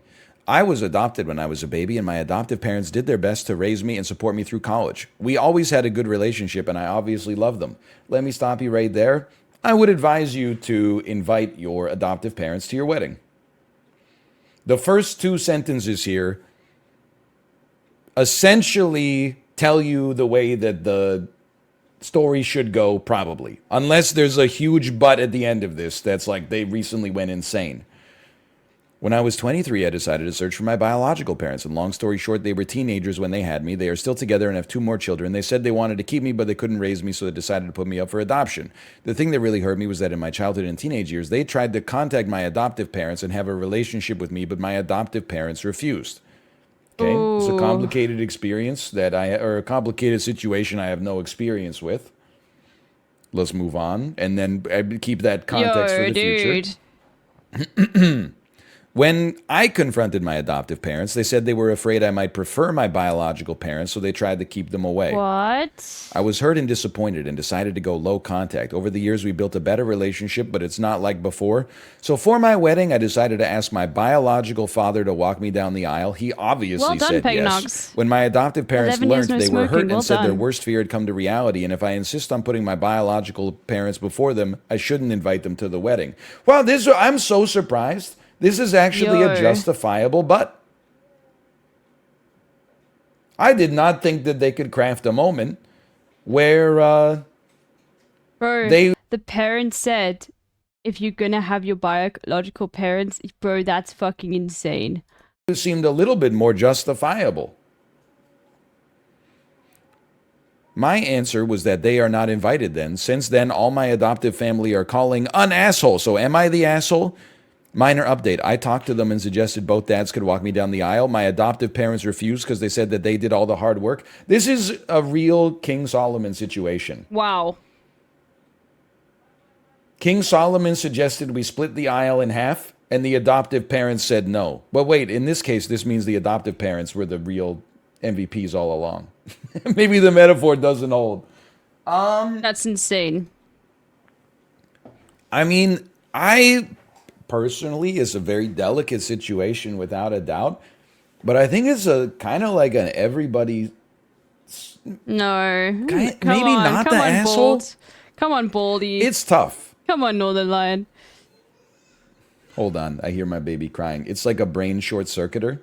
You can't have any kind of like coherent stream of consciousness when you hear your own child cry. It's like biologically, it just overrides all of the other stuff going on in your brain. I will say, I got a very funny story. I can't believe I haven't told it yet. When I picked her up from daycare yesterday, she had like a biscuit, like a digestive cracker / cookie that had been given to her by her daycare provider. So we took her home with the biscuit, and she was like, check it out, like, cookie, and then she couldn't really eat it, but she would like put it in her mouth and go nom nom nom nom nom, like pretend to eat it. Hello. And you know, she was walking around with it. It was so cute. And then she was starting to climb up the stairs. We're watching her to make sure she doesn't fall. You know, we got the hands ready to catch her in case she slips. But while she was climbing up the stairs, she must have like put too much pressure on the biscuit hand, and then it snapped in two. And she just immediately, she like sat down on her butt and just tears poured down her face. And it was like, it's such a complicated cocktail of emotions, because I was like sad because my child was going through like the most emotional thing they've gone through in weeks. Like there was genuine emotional pain. She was upset, but it was also really funny because I was like, it's a digestive biscuit. Like you could literally still eat it. It doesn't even, like, it's just such a minor thing to go nuts for. It was like, I was the saddest I've been in forever, and I was also like, this is the funniest thing I've ever seen. Hello. Oh my god, dude. She's eating a biscuit right now. That's so funny. Very good time in the kinder gym. Oh, let's go. All the original members were there. Whoa, so we were the only ones who washed out. Yeah. And then they had like a panda on the wall. Oh, yeah. And then she kept like leaving the class to see the panda on the wall. And then one of the instructor was like, "Oh, why is Whoa. she here?" And then I was like, she really likes the panda. So instead of participating in the class, we're just like panda, panda the whole time. Oh, that's cute though. She's showing off her big brain. It's so cute, man. Mama. More? She's doing more. More. Little sign language for you. More. More Twitch sub? More? No, that's okay. Cracker. Okay. Bye-bye. People about to be like racist, baby. It didn't sound like she said caca. I can still hear it. Okay, bye-bye. Bye-bye, Tomo. Tomo, So you gotta cute. get your tail out of the door, man. That's why I was calling it a biscuit. Anyway. All right, back to the lecture at hand. Let me hydrate for a moment. This should be fine. The more I've simmered on this, I kind of feel like at a glance, it seems like you should treat your adoptive parents with more respect. I'm not even really like, look, you're raising an adopted child. Maybe they're in their teens. The birth parents want to speak to their birth child. That's a tough situation, you know? I think it's bad reasoning to be like, oh, she's going to prefer her birth parents. But I also think that there is maybe some valid reasoning that's like it's already complicated to raise a teenager. It is complicated, like look. maybe just wait till they're But it is very petty. You know what I mean? 18 or something like that, and then you can meet them. It's still insane, That being though. said, it's also tough because, like, is it your right to say so? But I guess that's like a secondary decision. Regardless, I think the adoptive parents, for issuing an ultimatum, that makes Yeah. them the asshole. That was insane.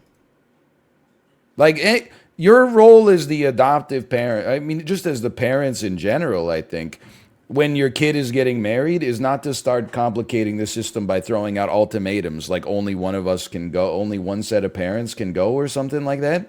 As soon as you start to be like, it's either them or me, you're not the asshole if you're like, okay, well, it's them because they're not issuing ultimatums. It might be a different story if it was like, you know, don't invite Ted Bundy to the wedding, or your dad's not going to come because he hates that guy. I would be like, okay, I'll invite my dad instead of Ted Bundy. But like, apart from that, it's like, you know, it's your special day. Just invite who. Isn't that the spirit of like getting big groups of families together? Is like, you probably hate like 5 to 15% of the people you're going to see, but it's not about you. You just go, you sit down, you clap, you say aw, you have a glass of wine at the reception, and then you leave, and in the car you're like, fuck, I hate that guy. Jesus Christ, just shut up. Nobody cares about your houseboat. That's what it's like. It's what it's supposed to be, at least. So I personally, He's so funny, dude. I would say OP not the asshole on this one. You know, anytime you issue an ultimatum, I don't think you can be upset if the ultimatum like blows up in your face.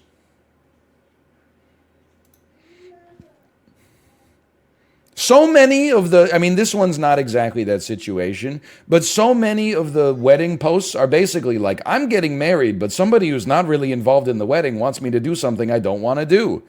Am I the asshole? It's like, no, you know your place. Yes, the British voice streamer.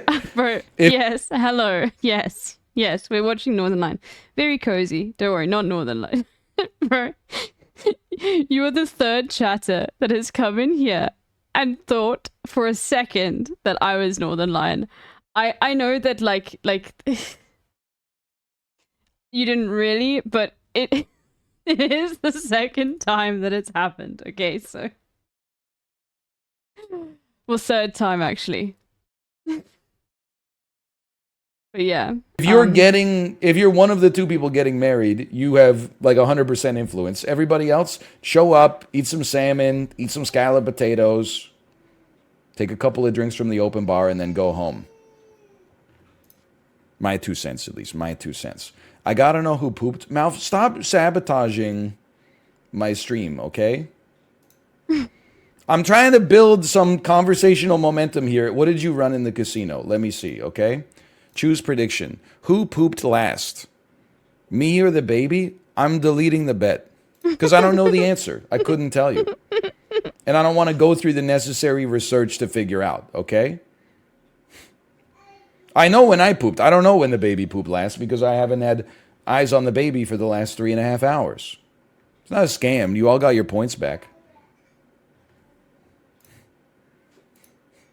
Let that be a lesson to you. There's so many parenting ones. Oh I'm my just god! skipping Last that year you one. went to a stranger's wedding because you How misread about the this? dates. Oh my Am god! I the Little asshole for kitty. invading my boyfriend's privacy and getting him and his coworker fired over inappropriate behavior? That's so funny. I suppose it depends what the inappropriate behavior is. I guess. Well, maybe. Was it like a crime? Let's find out.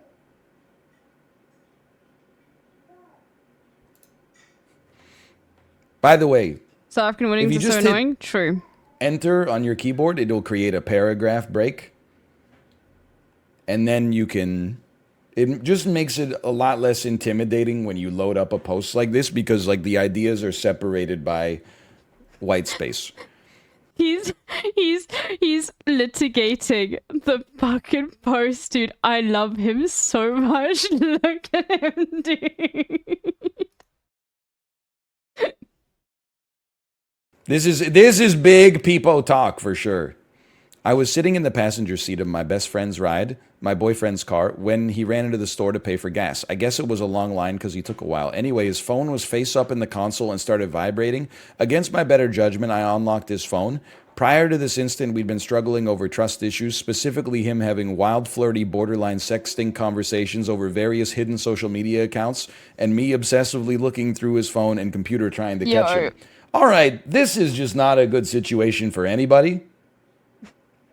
That is just, that is not a red flag. That is like, it's just red all over. This is a terrible start. There's never been an earlier everybody sucks here. In our most recent reconciliation, we promised each other we'd do better. That seems specific and easy to adhere to. Back to the situation at hand. I punked out on my promise. One moment, please. That's comedy. During our last reconciliation, we promised each other to do better. Back to the situation at hand. I punked out on my promise and opened his phone while he was in the store. The incoming messages from his coworker Ben, most of which were pictures from another woman's phone. After some more context from Ben, it turned out these pictures were images he took using his phone of their supervisor's private photos in her cell phone that he had asked to borrow because his was dead. What the fuck? So he asked to borrow his Bro, supervisor's phone and then took photos on his phone of private photos from her phone. Yeah, that's actually like, I think that's criminal.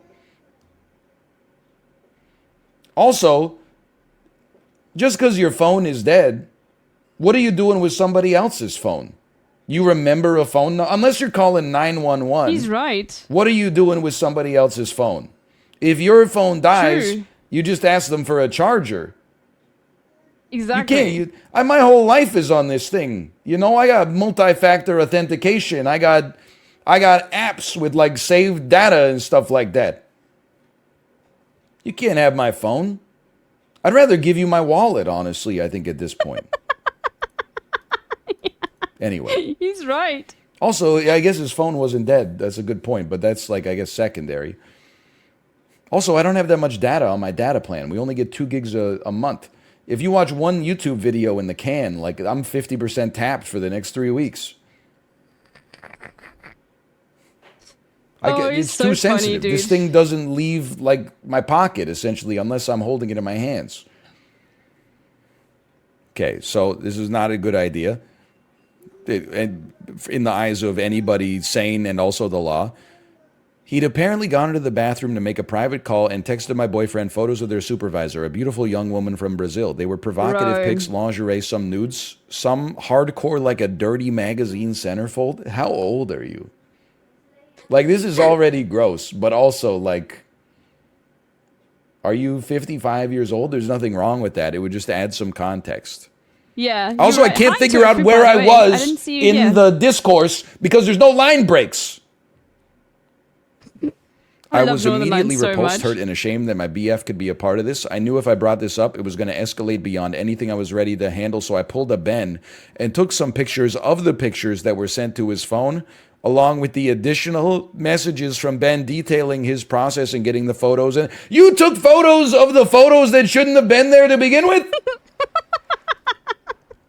Now you've done the crime as well. Like, for less of a scumbag purpose, but like... Now these photos have been photocopied so many times. You're just it's out there. Anyway, sorry, I gotta find myself again here. I returned the phone to the center console as though it had been untouched. Boyfriend returned to the car none the wiser until we pulled out the parking lot and came to a red light and he reached for his phone. Upon initial inspection, he did that not so subtle side-angled turn. Hold on. He reached for his phone when he hit a red light? So he was just... So he's also like texting and driving essentially. Considering that this is only one paragraph, like I hate everybody involved with this story immediately. Just wanted to look at my texts. Just wanted to look at my texts at the red light. Just wait till you get home. Nobody's doing anything. I don't look at my phone at the red light. People are like, "Oh, you're not driving." Yeah, well, you know, your car's in drive. Unless you go park at a red light or something like that. And then also, you know what? You're causing everybody else behind you to get pissed off because you're going, and then the light turns green. And then you're like, and then the car behind you's like, and then you're like, okay, sorry, my mistake. I know you're like, that never happens, but I bet if I pushed you, you would be like, okay, it happened one time. That's one time too many. If everybody out there's doing it one time, I live in a city with like 2 million people in it. Don't look at what are you looking at your phone in a red light. Just exercise some discipline for once in your life. How long is the longest red light you've ever been at in your life? Like 2 minutes? Just listen to the radio. Bro, I love him so much. You're an average red light for like 30 seconds. You can't not be electronically stimulated for 30 seconds. You need to see a doctor. Twitch chat be like, yeah, I can't. You need to see a doctor. Moving on. I'm going to take a photo of the chat right now. And then I'm going to take a photo of the chat so that I don't lose it. Stop using your phone while you drive. Like, obviously, don't use your phone while you're, like, on the highway. But also, you don't need to pick up your phone when you're at a red light and run the risk of inconveniencing everybody else behind you just because you can't go 10 seconds without seeing something that makes you pissed off. Sorry, okay. He's so right. Upon initial inspection, he did that not-so-subtle side-angled turn so I wouldn't be able to see the screen, after which he put it immediately into his pocket and began acting super sus. No, I died. I played stupid, but I'm sure he noticed the messages weren't on unread status and had his suspicions. I didn't actually die. That was endless mode, okay? I fucking beat this game. Anyway, I love this game. It's just, we're having fun. We're just, like, playing, like, you know, very chill gaming, okay? You're right? Nothing big. I hope everyone's enjoying this. I hope you guys understand, like, why I love Northern Lions so much. It's so cozy, dude. It's so comfy, and he doesn't make it like super serious. This is why I say, like, Northern Lion, people do not watch Northern Lion because he's good at games. They watch Northern Lion because he's good at talking. He does a one-man podcast every single day, and it's, yeah. rest of the afternoon in a weird mood. Then I went home without so much as a goodbye. The Managed to next check out morning, I Trash began Goblin? Not yet, corresponding with his but company. I did save it somewhere. It looked really good. I've got a lot of games to play, but at the moment I'm just too Battletrip pilled. I also bought Backpack Battles, which I'll get to, but I'll get to that. Like, I'm Battletrip pilled right now. Okay. Company's HR department and the supervisor from the photos. Embarrassed and hurt, she confirmed she did lend her phone to Ben, and those pictures were in fact stolen from her phone. That afternoon, I got a call from my now BF, well, ex now. He's done with me, he says. He was fired. They both were. He claims I jumped the gun and had no way of knowing that Ben was going to involve him. I coldly told him I had no idea what he's talking about and hung up the phone. It's been a few days. We still haven't spoken. Am I the asshole? No. This is a ball of wax, man. This is a whole ball of wax. Bro, can this game just be nice to me? Let's start at the highest level. I don't think you're the asshole for reporting a legitimate betrayal of trust and crime to an HR department at the relevant company. Like, that was a really gross thing That didn't happen. for Ben in this situation to do. That should be reported. I'm talking about the game, not what's Now, going on here's here. where things get complicated. Is your boyfriend a scumbag? Yeah. But it's not like illegal to receive a text. It does seem to indicate that maybe there's, I don't want to say a pattern, but when Ben got this contraband, he was like, I know exactly who would want to see this. That is very sus, don't get me wrong, but he didn't actually take any illegal action that was proven over the course of this. So I don't know if he should have been fired, but that's more like, is HR the asshole, I guess. Ben, he's going bye-bye. That's a given. I disagree, but you know what? But the boyfriend, I don't know. I mean, let's be honest. I think it was one of those situations where you're like, he probably Keeping the images should illegal, be yeah. canned, but you're like, you know, when you're like in court and you're like, I know you murdered this person, but like, I don't have the proof for it, but we all know it.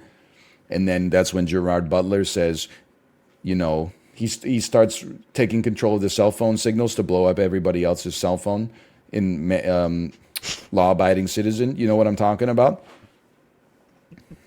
It's just so funny. Now, I know in a perfect world, it would have been good if the boyfriend reported Ben first. But like, if she called that night, again, I'm not trying to be in the boyfriend's defense. It's just like, he might have been like, I'm going to do it tomorrow, and then not done it. He could have What told images? Basically one of the like his coworkers like borrowed someone's phone, like to take and took photos using his phone of like scandalous images that were on her phone, and then shared it with her boyfriend, and then she reported it to the supervisors, and then the girlfriend reported this, and they got fired. HR that? I don't know. We weren't kibitzing the HR situation.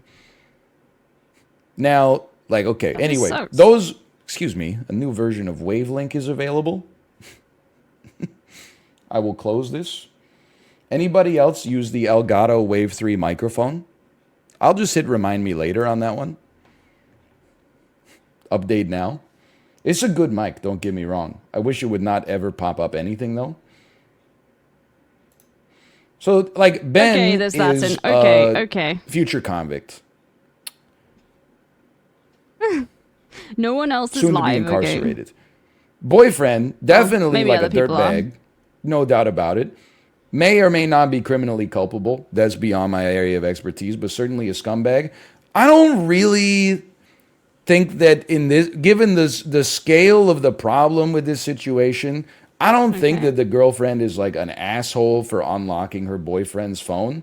Like, if this was a normal situation between normal people and there was no reason to distrust anything, if she looked through her boyfriend's phone, I would be like, that's an asshole move.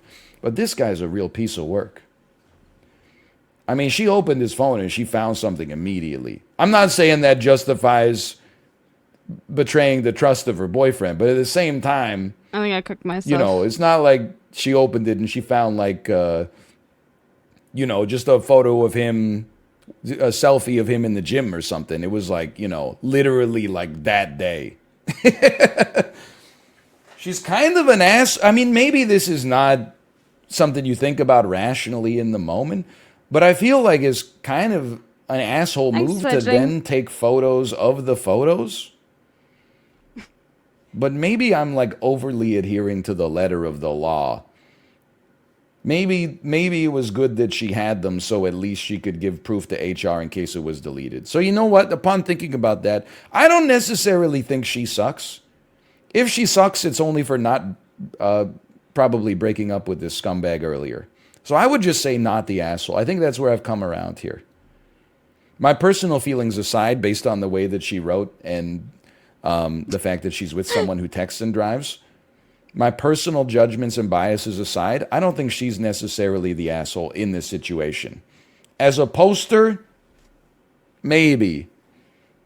As opposed to because the way As she wrote it. as a human being in the given this situation, I would say not the asshole. But as opposed Not the to asshole, maybe. 69%. Nice. Am I the asshole for a joke I made during my best man speech?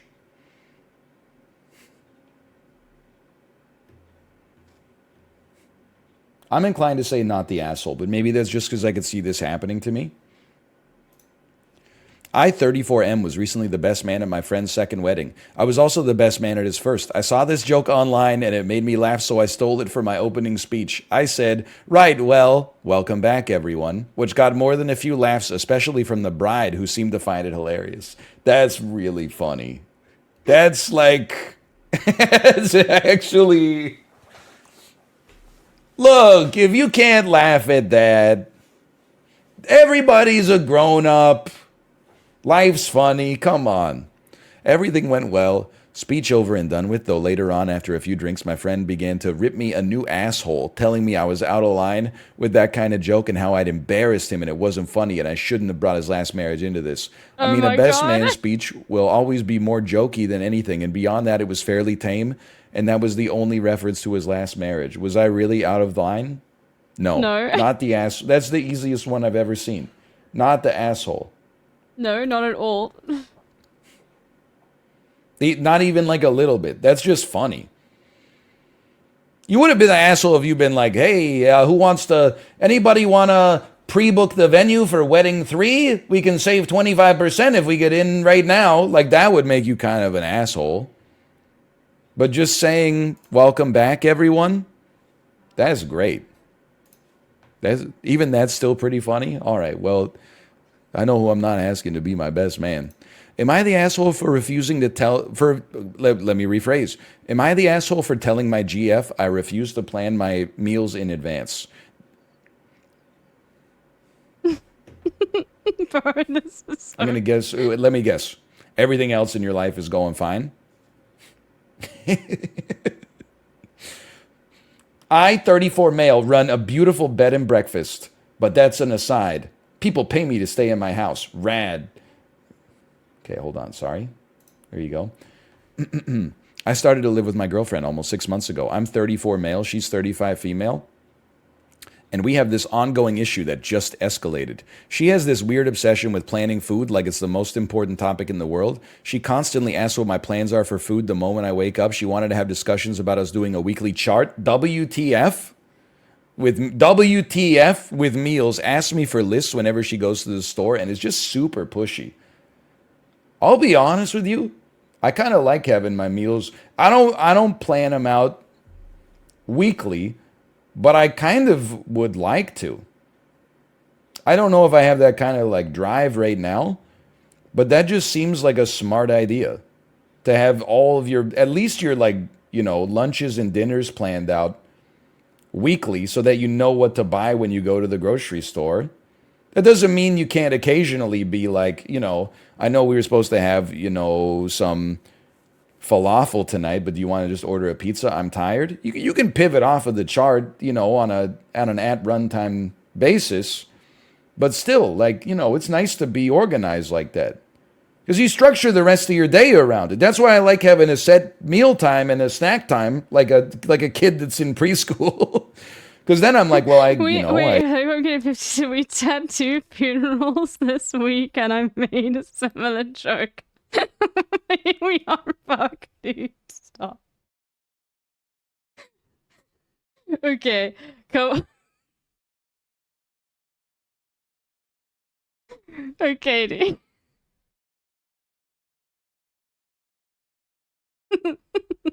We had breakfast at like It's a good one, 8:30, dude. and then I know maybe I'll have a snack like during the first ad break of the stream. Then I'll eat lunch at 2, and then I won't eat anything because we usually have dinner around like 6:30, and then I don't have to eat before bed. And then I feel like in the interim periods, it helps me like focus more. But anyway, my stance is this: we're 2 adults. I have 0 expectations of her to cook.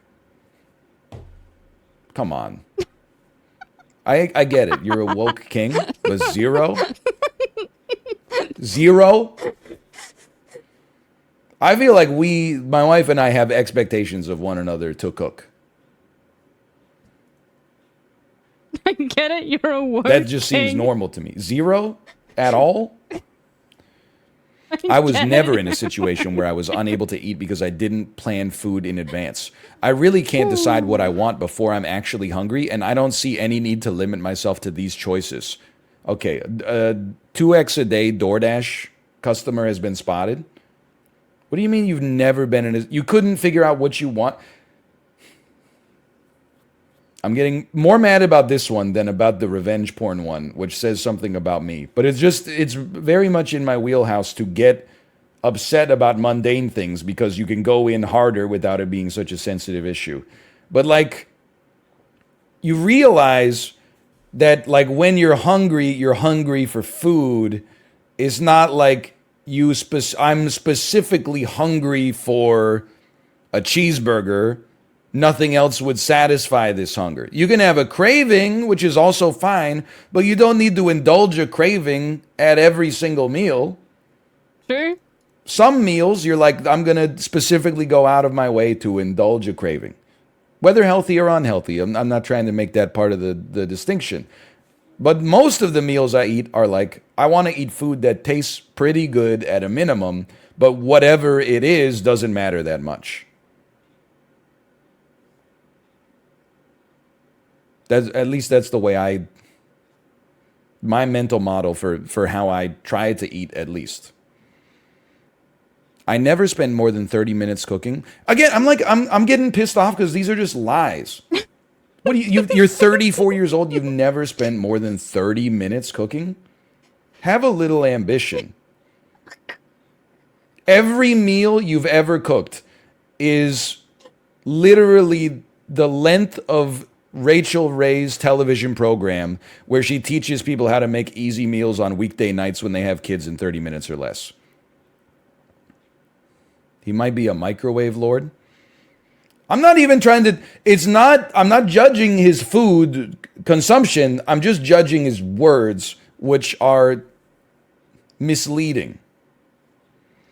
I'm fine with us ordering if we're not in the mood. We have so many options. Stores is near.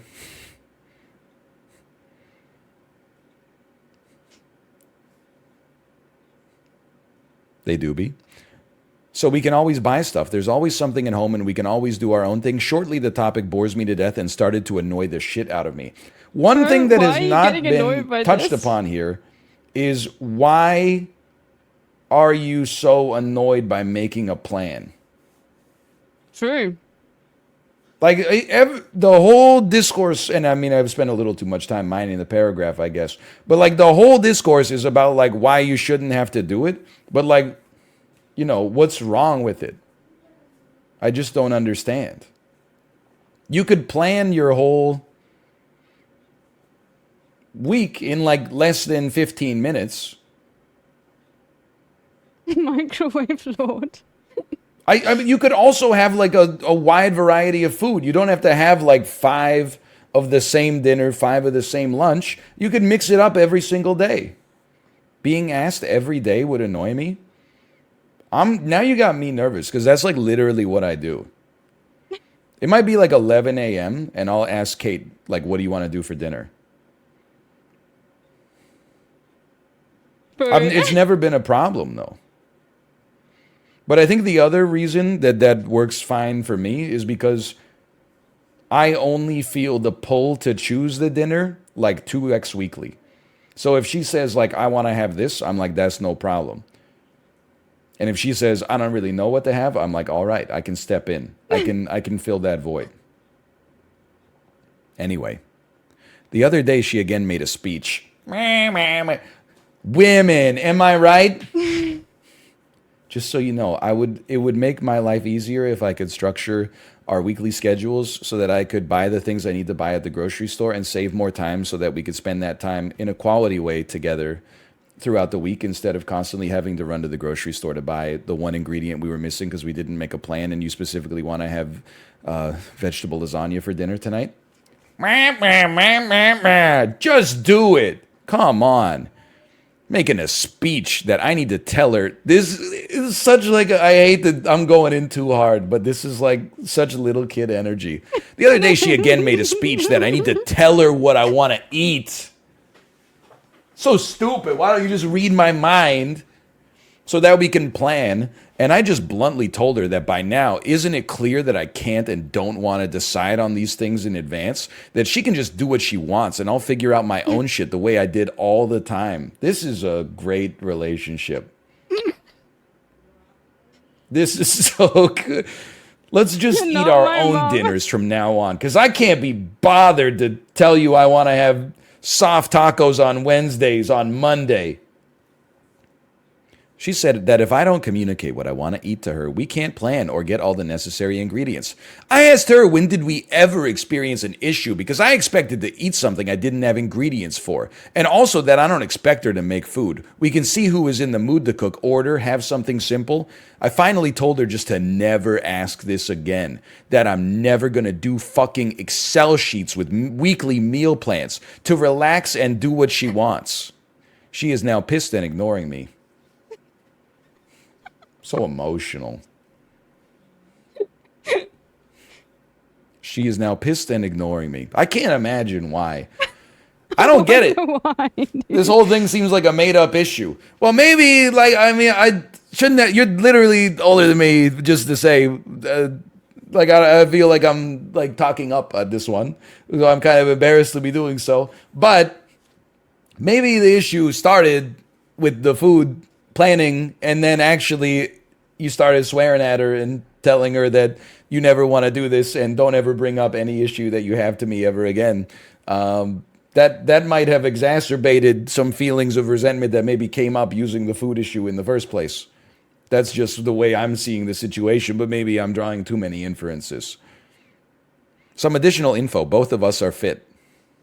Okay. Quit bragging. Gee, woman, am We I eat fine, right? no health True. issues. That ... that would make her particularly concerned. Very scary sentence. I'm at the point where I want to walk out of the room whenever she asks anything Bro, about this guy food. is insane. This is the first time I feel motivated to check the comments in a while because we are at 34% you're the asshole, 27% no assholes here, 27% not the asshole. This is like way more of a 3-horse race than I thought. I gotta read some of the comments that say not the asshole. I also hate when my stupid mom asks me to clean my room because there's rats everywhere. I told you I'm not gonna clean it. I'm my own man.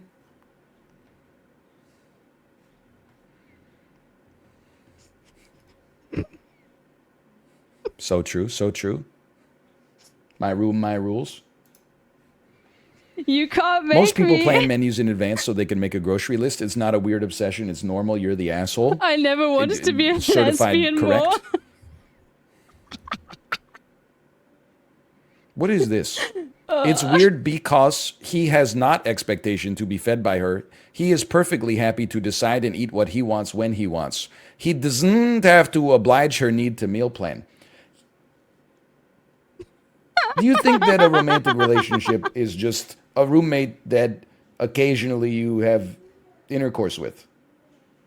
You're trying to build That's what Reddit Like, thinks. Yes. That's intimacy and shared experiences and have what Reddit conversations thinks. and Yes. build a life together and stuff like that.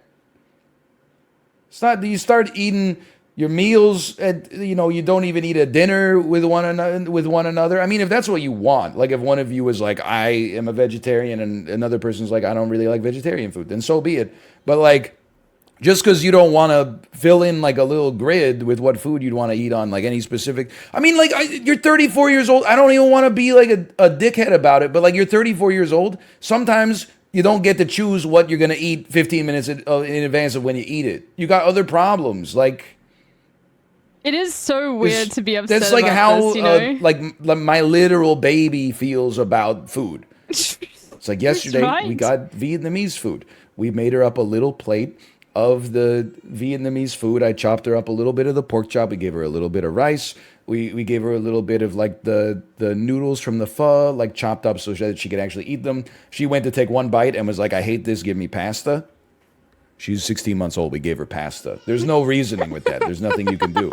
When you're 34 years old, sometimes you just gotta be like, okay, maybe on the occasional night, I'm gonna have to eat like my second favorite food instead of my favorite. Like, it's just very surprising to me that someone could make it 34 years on the planet and still have this kind of like juvenile attitude. Anyway, I think we can collapse the top level comment.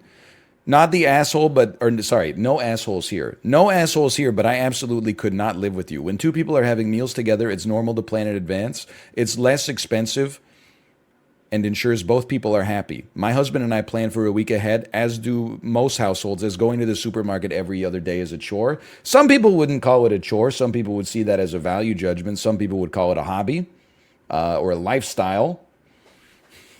Filling up the anecdote machine for future streams. I mean, I don't see why you had to be so offensive to me to call my lifestyle a chore, but okay, you do you, Luge87. Bro, he just goes in. I still don't think it's no asshole, though.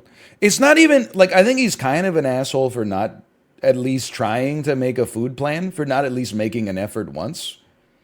But, like, I think he's definitely an asshole for, like, being so annoyed that she wants to do it, that he got so mad he told her to never effing bring it up ever again.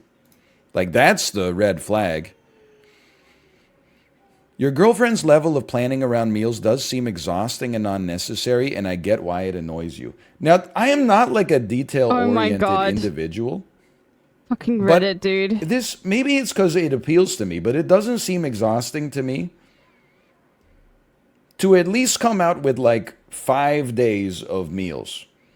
Because it's not really 15 meals. Like, you're going to probably eat the same thing for breakfast every day. You're probably going to eat roughly the same thing for lunch every day. You're really just planning like dinners.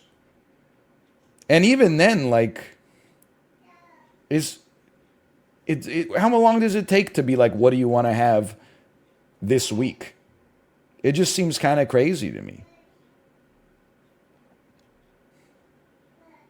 I eat malt for dinner. See? Beat it again. Oh, no, having to compromise? I don't know. I don't know. Food means different things to different people. I'm just always... It's not like I grew up in the school of hard knocks or something like that, but I just love to eat. So as long as, food is cooked and there was an effort to make it taste good, I don't really care if it's like roast beef and mashed potatoes or like a vegetarian chili or, turkey sandwich or whatever. Like, it's all... I'm just like, ooh, delicious. Bro, every day. Northern Lion tweeted recently, like, does anybody have, like, good meal planning advice? I don't care about the fucking macronutrients, so don't talk to me about that. I just want something that, like, can fill me up and is easy to make. And he was literally like, I don't care how much fucking protein is in it. I just need advice for making, like, food. And I saw that and I just laughed, dude, because it's just...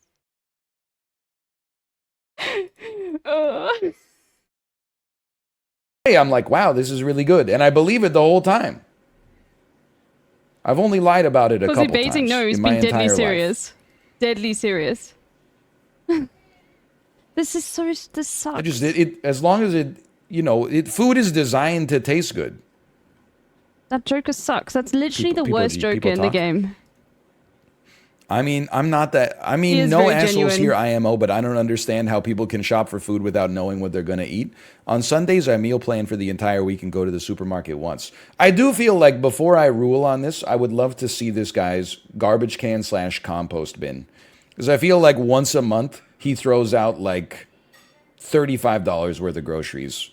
Like a bag full of spinach that he used one time.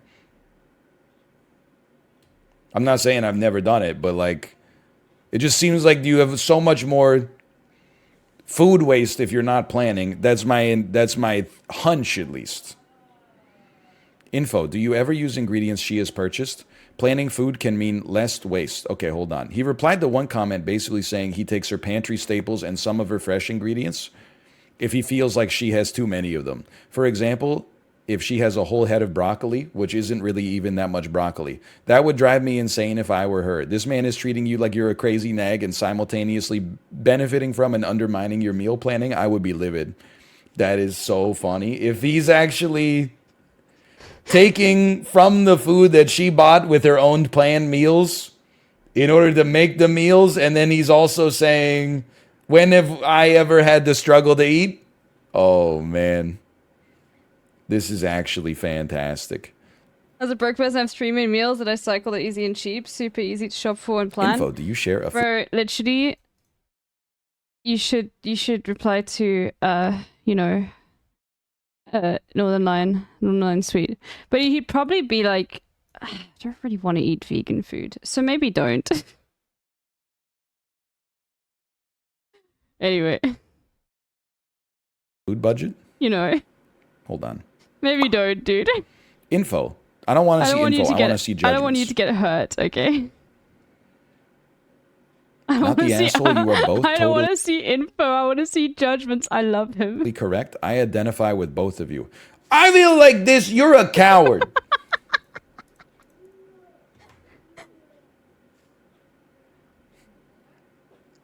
He's the asshole. Like, without being too judgmental, you're more like this guy. He's a 34-year-old man who said, wah, I like to eat what I want to eat, but I only know 10 minutes before I'm hungry. Like, it doesn't make any sense. I don't know. Like, this one, my ruling is grow up. Honestly, up, dude. Your girlfriend should break up with you. It sounds like you don't respect her, and that this is just an issue where all those feelings are being poured in. It's not really about the issue. About the issue, you're being a big baby, and it sounds like even when you wrote it, which probably made you sound as sympathetic as possible. You guys want to know what's really funny about that take? Is literally that is what he has like. Why this take is so funny is Northern Lion has commented and criticized like people on Reddit for like saying with respect to like any relationship advice that Reddit's response is just break up with them. And it's just so insanely funny that that's his response now. Anyway. Possible. She sounds like the person who's the protagonist, and you sound like a big dickhead. So in reality, it's probably even worse. You're probably like sulking because you got to eat a delicious meal, but it wasn't exactly what you wanted. Like, you're 34 years old, grow up. I hope that story's fake.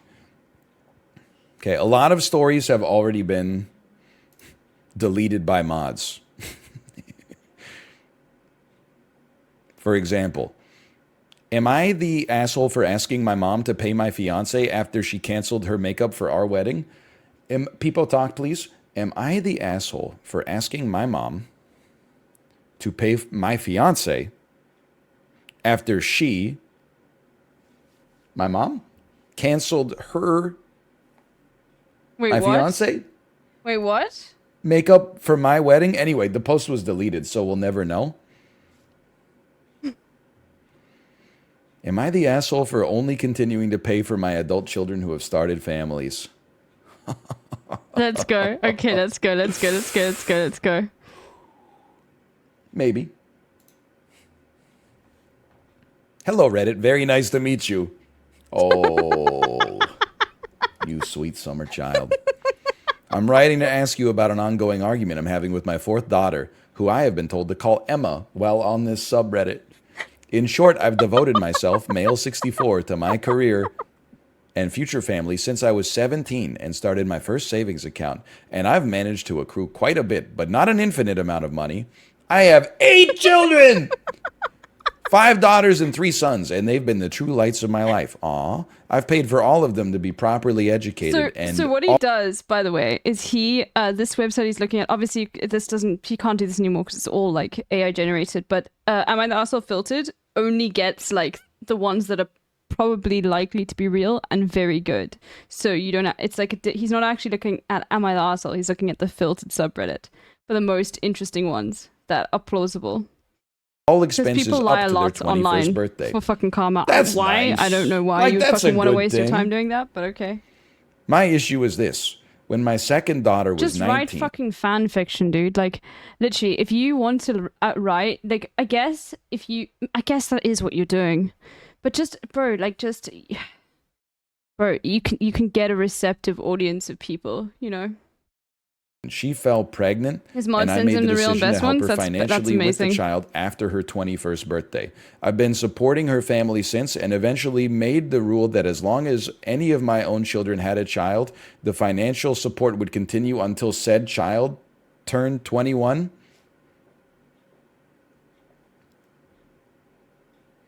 You ever hear the expression in economics that is, you show me the incentives and I'll show you the outcomes? Like, how many grandkids you got? Just be honest. You got 72 grandkids? There's no way you don't have 72 grandkids. Every kid pushes the can down the road that you get supported for another 21 years.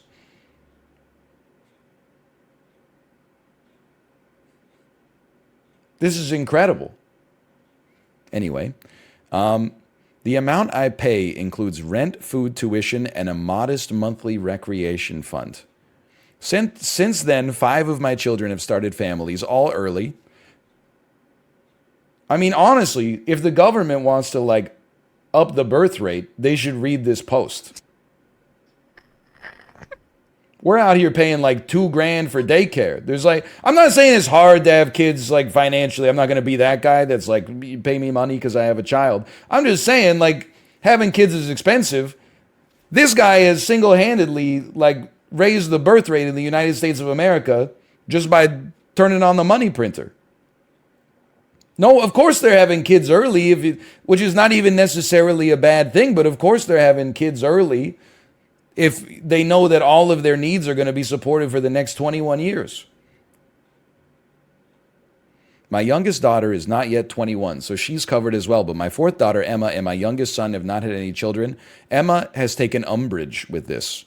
She is married and considers her pets to be her children. However, her pets do not require tuition or a recreation budget or extra money to live in a child-friendly area. She claims that I am pushing her into having children she does not want as she is child-free. If Well, my parents offered this, I would hire a paid child actor to act like my kid. Okay, dude. Yeah, sure. Okay, dude. Okay, 30 boy, I'm getting 50. How are you gonna get the money for that? Are you gonna fake a birth, dude? This is actually, she's kind of right. Again, I'm taking this almost too much from like funny. a Spock viewpoint. But you are kind of, you're exerting force in the direction of incentivizing her having children. That doesn't mean you're forcing her, but I would say it's a literal pressure. I mean, if you could maybe get like, you know, $1,500 a month for 21 years just by having a child is certainly, that's a pressure, whether you consider it a positive or a negative. I just feel as though as a college-educated woman with a 2-income home and very few responsibilities, she is able to take care of herself. My youngest son has not made any complaints. Emma says that is favoritism and I'm trying to force a lifestyle on my kids. I do not believe I'm in the wrong here, but my youngest son has guided me here to get a less biased opinion. Youngest son is a Redditor. You ever thought maybe you should have stopped at 7? You hate to see it. Well then, Reddit, am I the asshole? You're the asshole 61, not the asshole 29. This is fucked up, man. Okay, like,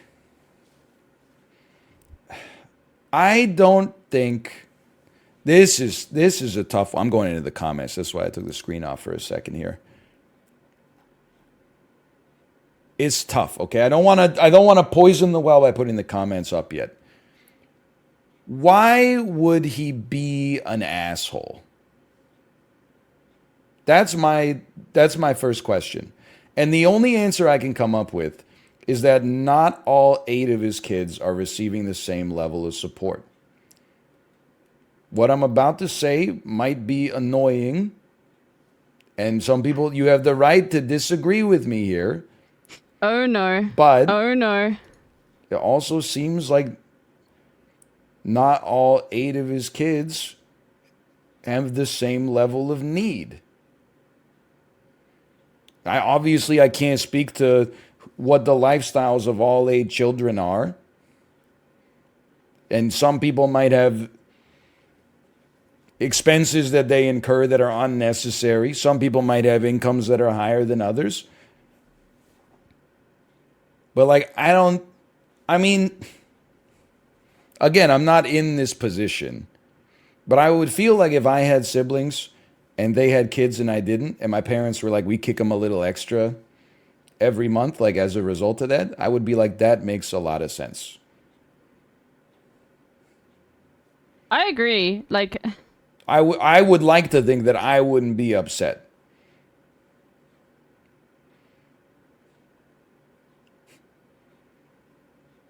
If it was like $8,000 a month, I might adopt at that point if I were in the position to. Because, I mean, it does, I mean, I almost feel like I need a little info here that's like, you know, how much money are we talking? Because your description of the money was not infinite, which is literally like the highest real number that you could create is within that upper bound. So, I don't know. Either way, I don't feel like I would like to think. Well, I don't know. Like, when would I start to be a little annoyed? I guess if like the money being paid as a subsidy for having a grandchild was like more monthly than the salary I made, I would probably be like, what the fuck? I don't know. This is a really complicated question. But also, I don't know, maybe I'm like, you know, the millennials were constantly being pulled by the boomers towards pulling yourself up by your bootstraps and pulled by the zoomers to like, you know, we got to treat absolutely everybody fairly, right? This is like, it's a very difficult crystal ball for someone to look at. I feel like if she's not a kid, like she's over the age of 21, maybe even older than that, like how long do you expect your parents to pay your rent, tuition, and a extra fund for incidental recreational activities? Why don't his kids just support their families too? You see, this daughter's trying to blow up the subsidy for everybody, and that's what I don't respect. I'm putting a lot of... I'm so right. doing some character... It's literally like the same people that are like, you know... Like, I, you know, had to pay my student loans off. So people shouldn't either. But, like, in reverse. Like, I should get money even though I don't have kids, dude. What? Because I have pets? Okay, dude, come on, man. Like... assassination without even really knowing who she is. I'm gonna lose but this I feel like one as well. she's trying to tell the teacher that they forgot to assign homework. If you're the other siblings, you got to be like, "Yo, shut the fuck up."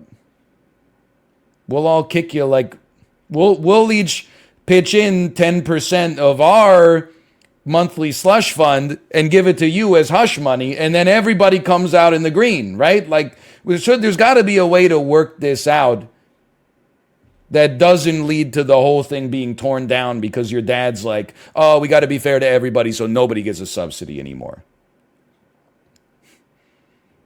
Yeah, you're ruining the bag. If everybody could just kick in 10% of theirs, we wouldn't have a problem. Okay. Anyway, I already know where Reddit's going to be on this, but you know what? Maybe this is an opportunity for me to learn something. Maybe this is an opportunity for me to learn something. Or just shout. We'll see. You're the asshole. You can't base support on if your kid has a kid or not. Either do them all or do none of them. Emma's right. Look, What? Bro, Reddit is insane. Reddit whether is or not absolutely insane. What the fuck? Maybe you could say you should or you shouldn't, but you definitely can. I mean, you can kind of do like whatever you want. You could just give your favorite kid a lot of money. It's called a will. It happens all the time. You don't have to. I mean, I think it's. I don't know if we're ready for this yet. I haven't really thought out my opinion on this before I started saying it. But I don't really think that in a situation like this, you have to treat all of your kids equally. Probably some of your kids are working as hard as they can, being grateful, giving you phone calls, dropping off with homemade apple pies and stuff like that. And some of your kids probably only call you when they need that recreational fund topped off a little bit. Why should you have to give all 8 kids the same amount of support? I feel like the ones who are grateful for it, you give them a little bit of extra sauce on top. And the ones who are like, you know, thanks for the money, Dad, see you in 2 months, maybe they get cut off a little faster. It's bad parenting.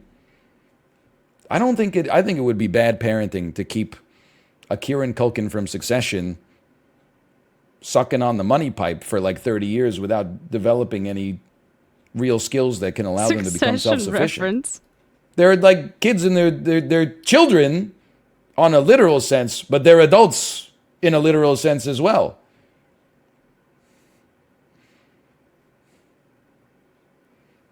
Succession. So true. So true. I'm not watching Succession yet. I just have an ambient awareness of it. You know why? Because he's on fucking Twitter. It's You're the asshole. Yes, it's technically your money, and you can throw it at criminals and gangs if you want. It's literally because he spends all his time on Twitter. But ethically, you're basically teaching grown adults to procreate for the sake of handouts, and you're teaching your other children that they aren't going to have equal support from their parents unless they procreate, that your love is conditional on whether... Hey, come on, what are you talking about?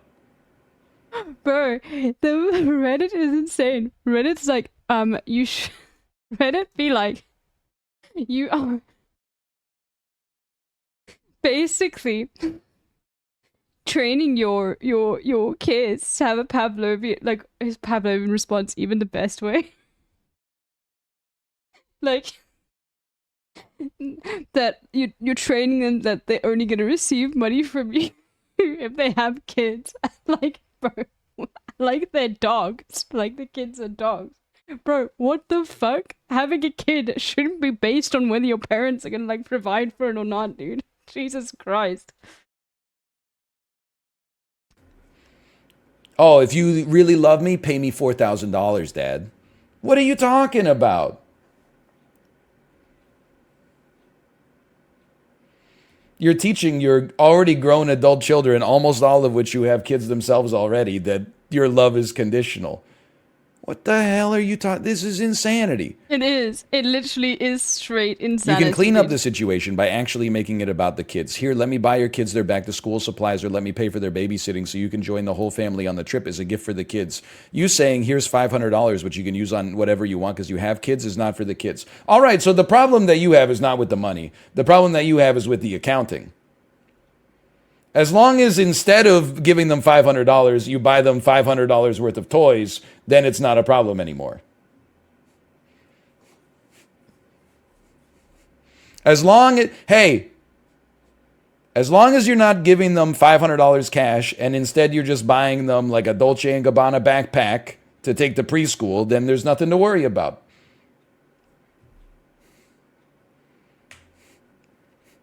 PS5s for all the grandkids. Yay!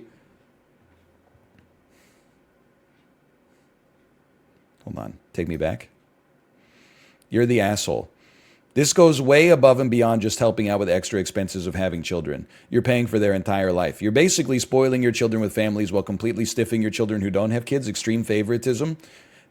Yo, dude, come on, Reddit is just This is insane. all true, but I think you might be saying that because you're not the favorite. I think you got to evaluate this from a utilitarian standpoint.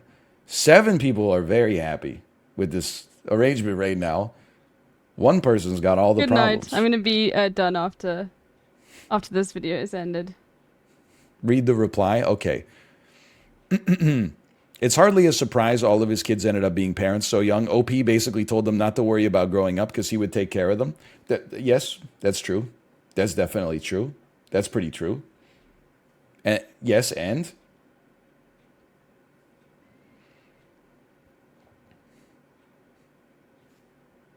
Yes. I mean, we're in a strange situation here where people younger than the child in this post are giving parenting advice to the parent who is old enough to be their great-grandparent. It's like 16-year-old kids are like, you're teaching your kids who are 50% older than me bad life lessons. You're the asshole, so you selectively help your children based on their willingness and ability to reproduce. You've been telling your youngest kids their lives aren't important to you. They don't matter. Their futures don't matter. I don't think anybody's saying that their futures don't matter. Just maybe that, you know, it doesn't matter $3,200 a month worth. Just it matters maybe a little bit less. You're the asshole for financially incentivizing your children to have children before they're 21. No, at least get it right. He's financially incentivizing his children to have children the day after they turn 21. Not before. Then you're wasting some of the window because you've got an overlap between when you would be receiving the subsidy and between when your child would be receiving the subsidy. The optimum way to do it is to have like a C-section appointment for the day after you turn 21, and then you're covered until you're 42. And you don't have to lie in your post. They would be far more stable financially if they waited with or without your temporarily extended support, and making it conditional on doing something excruciatingly costly in the long run is counter to their best interests. I might be cooked. This post just makes me mad because I'm not mad at their opinion. I'm just mad that they're lying. I actually think that they basically have the most stable job of all time. Literally all of their fixed expenses are being handled for 21 years as soon as they have a child. Well, you could think that's fucked up. I mean, it is a little weird, don't get me wrong. But like, what do you mean it's not in their best financial interest? I think it's absolutely in their best financial interest. That's why they're doing it so early, I assume. I'm cooked. It's kind of like, I wouldn't do that, but I'm like, it's kind of sick. Like, if one of my friends had this deal, I would be like, dude, you're so lucky. I wouldn't be like, wow, your dad really screwed up. He's got your priorities all messed up. I would be like, bro, look at this. Look at you.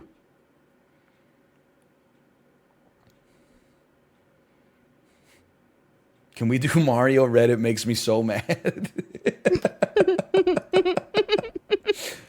Soon.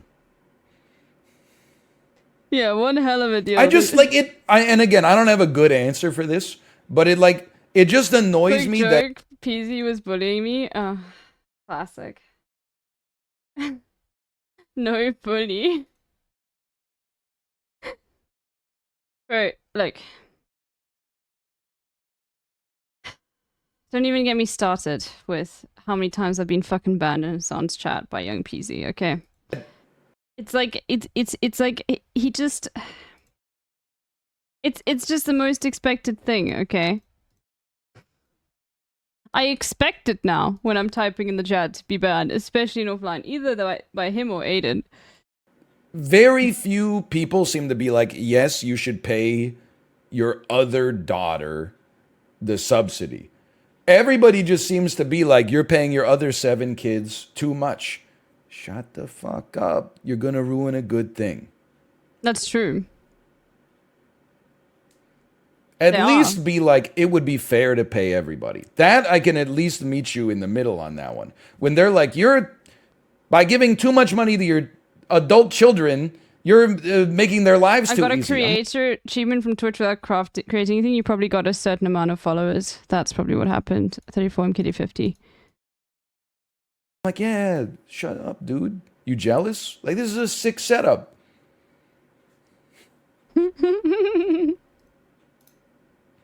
You're the asshole. Oh, dude, here we go.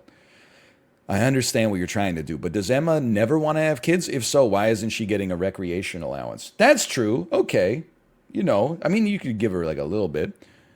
People that get more because they have children piss me off. Just because they choose to procreate doesn't mean they're entitled to free childcare, tax breaks, extra sick days, leniency on... But, Lily, don't do it, because when you do that, they can't... When you're banned on this... on my channel, the screen goes up. Just don't do that, okay? They think the content freezes. It's funny though. On being on time, extra stimulus check, getting a seat on the bus, priority boarding on the plane. Let's go through these. We can do this. They shouldn't be entitled to free childcare. Any offerers in chat, just offering this as an option. If there's an option for free childcare that's been subsidized by the government, I sure as shit haven't seen it. Tax breaks, I don't know. That might be true. I don't know if it's true up here, but I'm assuming it's true in parts of the U.S. Extra sick days, I also don't know if that's true. Leniency on being on time. Look, on principle, I agree everybody should be on time, okay? But like, sometimes your kid, you know, poops her pants, you change her diaper, and then as soon as you put her new diaper on, she poops her pants again. Do we want to have a society where like somebody's like, sorry, you got to stay in your shitty diaper for 8 hours, so I'm not 3 minutes late for work? Or do we want to have a society where when shit happens, we're like, oh, I understand. If it becomes a habit, we'll talk about it. But instead, like, I understand sometimes real life pops up. Getting a seat on the bus? Yes. If somebody gets on the bus with a baby or a little kid, they should get a priority seat on the bus. That's just insanity that you're like, I'm not giving up my seat for a baby. Who are you? Ayn Rand? Like, that's... Come on.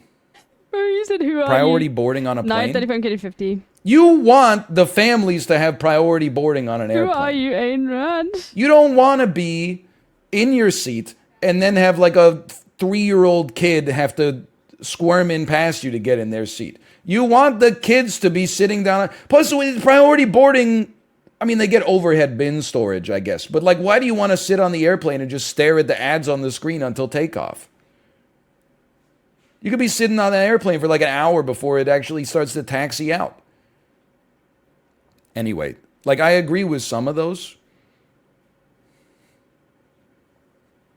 Anyway, like, I'm going to be ending when this is over, like chat, so 20 minutes. I've been live for way too long.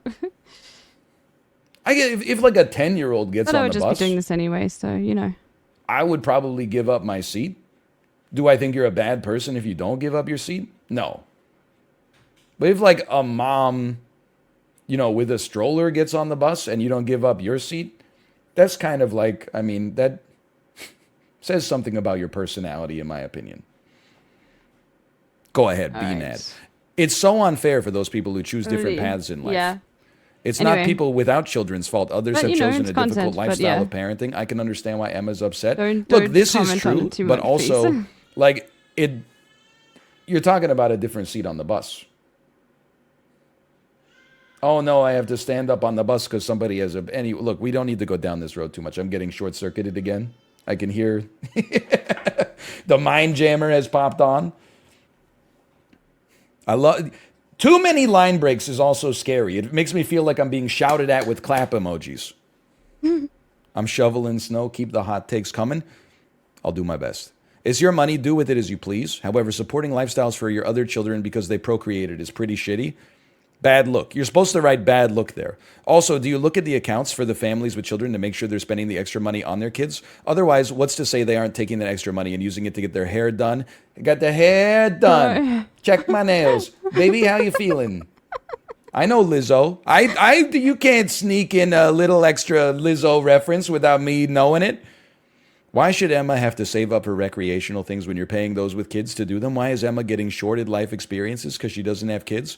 What I mean is the family wants to go to the Grand Canyon. You pay for the trip. Emma wants to go to the Grand Canyon. Emma has to save up and pay for said trip. That's shitty shorting Emma's experiences because she doesn't have kids. Kids don't make you entitled to the extra perks of life.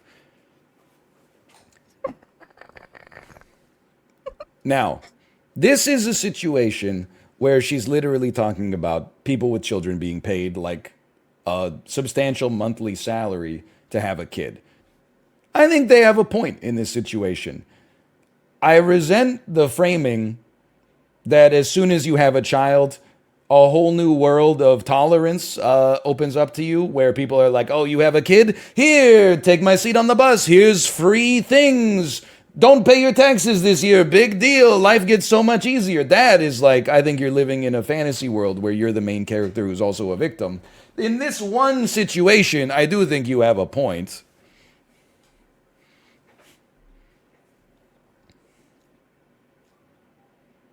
I don't want these to break, though. I can't even read chat. It's scrolling. It's not that it's scrolling too fast. It's that usually it's emojis. But now in React Chord, it's always essays, so I can't finish a full sentence before it scrolls off of my screen. Don't listen to me as a kid. Also, why are you a certified proctologist? What is this? Does that mean you have you've received a certain amount of awards in the Am I the Asshole subreddit? Certified proctologist. I want to see like the first not the asshole. You're the asshole. You're punishing your other children for being responsible about birth control.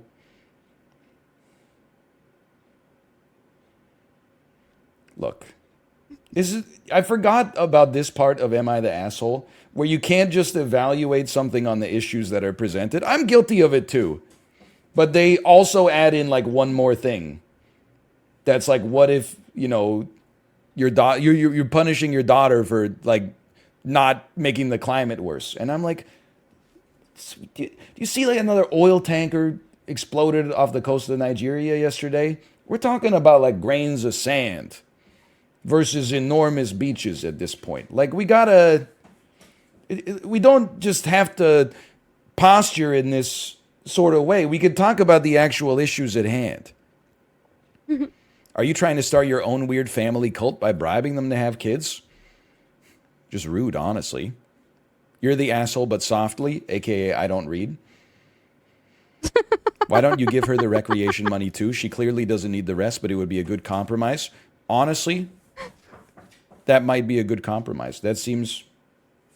OP seems quite reasonable. Look at this. This isn't about monetary support, but about the way you're making your daughter feel less equal for her life choices. I agree families with kids tend to have higher costs and it's generous. You're supporting them, but you're making your daughter feel like she's the odd one out. Maybe offer to pay for part of it. Yeah, this is all very reasonable. I just hate that we had to scroll down so far to get to like the actual solutions focused. Whereas like the first 12 posts were like, you're a bad father. And I'm like, it seems like he's doing a pretty good job. I bet his kids would give him high marks in the Father of the Year survey, quite frankly. You're on Reddit, what'd you expect? That's true. That's pretty true. Info, if one of your children was infertile, would you support them financially or not? You see what I mean about like, you can't just debate on the issues. Instead, you come up with your own headcanon that paints someone in like the worst possible light that they could possibly be in. This situation did not happen, but hypothetically, if it did, how would you react? Don't think. 3, 2, 1. Come on. You're just looking for a reason to be upset at this individual. You could be upset because they're not paying out an equal share. You don't have to like make stuff up to be mad at. That's what Twitter's for. god. Man. Am I the asshole for making... I love the boyfriend-girlfriend ones. Because the ones that are like, am I the asshole for calling my wife a bitch? Like, those ones are sad because you're, like, legally kind of, like, locked in. At least, you know, there's consequences to getting out of it. The boyfriend-girlfriend ones are just funny because I'm like, man, you should probably... Not in all of these circumstances, but, like, there's, like, two answers. One is, like, you guys should just talk to each other instead of the internet. And then the other one is, like, you should definitely break up. Am I the asshole for making my girlfriend pay for everything after she implied she does? Whew, that's juicy. That is juicy. Me, 29, and Maddie have been together for 3 years. We live together. Maddie is an anesthesiologist, and I own my own landscape design company. Our budget is $35 million.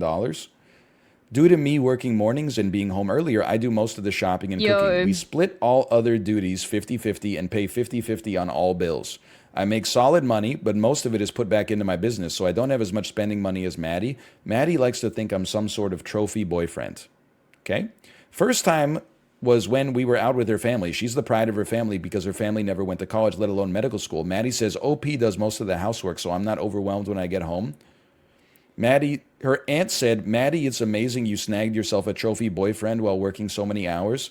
Then Maddie's mom said, look at you finding a man who supports you. Maddie said, I'm glad I can support the both of us. Okay. The aunt made a joke. If you take offense to it, that's fine. The mom literally said something nice to you. I will say, it might annoy me if my girlfriend said, I'm glad I can support the both of us, because that is an insinuation that you're a single income household when he is clearly also working, and I don't know the financial situation of his business, but still, that's kind of over the line. She told her friends she was treating me to a vacation. Her friend said, wow, Maddie, sugar mama out here. Again, okay, so like, she's kind of misrepresenting the relationship to her friends. All of her friends' comments seem like very nice so far. They don't seem like they're like, hey, your deadbeat boyfriend is like so lucky to have you. It seems like these are just polite comments. Wow, Maddie, sugar mama out here. That's just funny. That's okay. All right. I told Maddie how uncomfortable it was. She told everyone she was buying the trip. Her finish this response one and then was, go. I was being ridiculous because we're a team. No more runs for me. My parents asked how we were enjoying the new place. We recently moved. Maddie started going on about how much more house it is and how she's thankful for my help and willingness to support her career. A couple things about how supportive I am, how my job is tough on me. I don't find it that tough. See? So true. A blue-collar worker not calling their job that tough. And anytime I say it on stream, everybody's like, oh, bad take. Straight from the horse's mouth. Apology accepted. And how she's thankful she's able to cover the house while I build my business. Afterwards, my parents called me to ask if everything was okay, if my business was struggling, and if Maddie was having to cover for us, they could help out. I said Maddie spent more on the down payment than I did, but in no way did she cover our house. I brought this up to Maddie, and she sees no problem. She says I should be glad to have a girlfriend who makes money and wants to splurge on me, so I haven't paid for a thing in the last 4 months. Date nights, tickets, grocery, Wi-Fi, gas, nothing. I stopped cooking, so now Maddie orders food for us. Whenever the bill shows up, I say she's got it. Or whenever I need gas, hey babe, can you get this one? I'll cook your favorite food later though. Maddie hasn't said anything, but I think she's getting annoyed. So last weekend, it was me, her sister, brother-in-law, and parents. When the bill showed up, the waiter gave it to me. I said, I'm actually the trophy boyfriend, so I don't pay for things. Okay, this story isn't real. To Maddie. On the way home, she was being standoffish. All she said was, you didn't have to do that. I said, I covered half my bills, paid for the dates, bought her gifts, and didn't like that she implied she pays for everything. I said, if she wants me to quit doing this, then she can tell everyone the truth, or she can keep paying. Am I the asshole? It's actually hilarious. I don't know. I don't really think he's... Normally, I talk about how like this petty stuff is unnecessary and kind of makes you seem like a dickhead. Here, I'm like, I don't know. I'm kind of like, I think you taught her a lesson, quite frankly. 4 months is like a really long time to keep this bit up. Don't get me wrong. Like, he did it for like a couple of weeks or something like that. I feel like she would get the point. But 4 months is a little excessive. But at the same time, I'm almost like this is too funny to make you the asshole. Like, he brought it up, and she was like, don't worry about it. And then she kept doing it. And then he said, okay, you know, let's embody the lifestyle that you're pretending to have.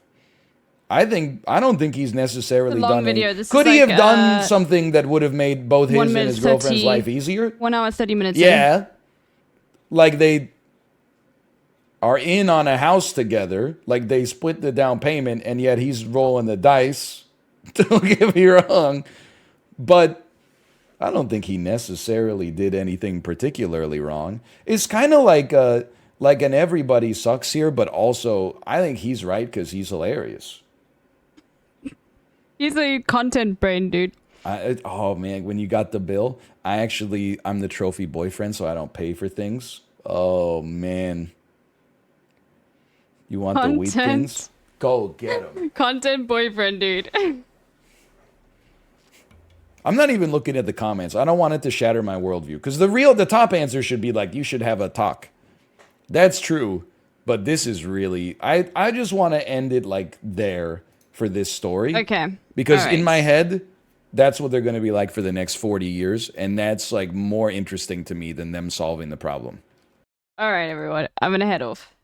That was so nice and cozy, though. Okay. Let me send you to... let's see.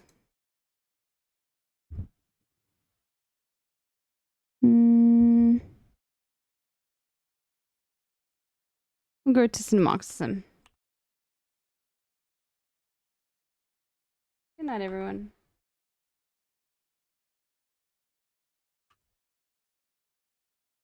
See you all tomorrow. Wait. There we go. And, yeah.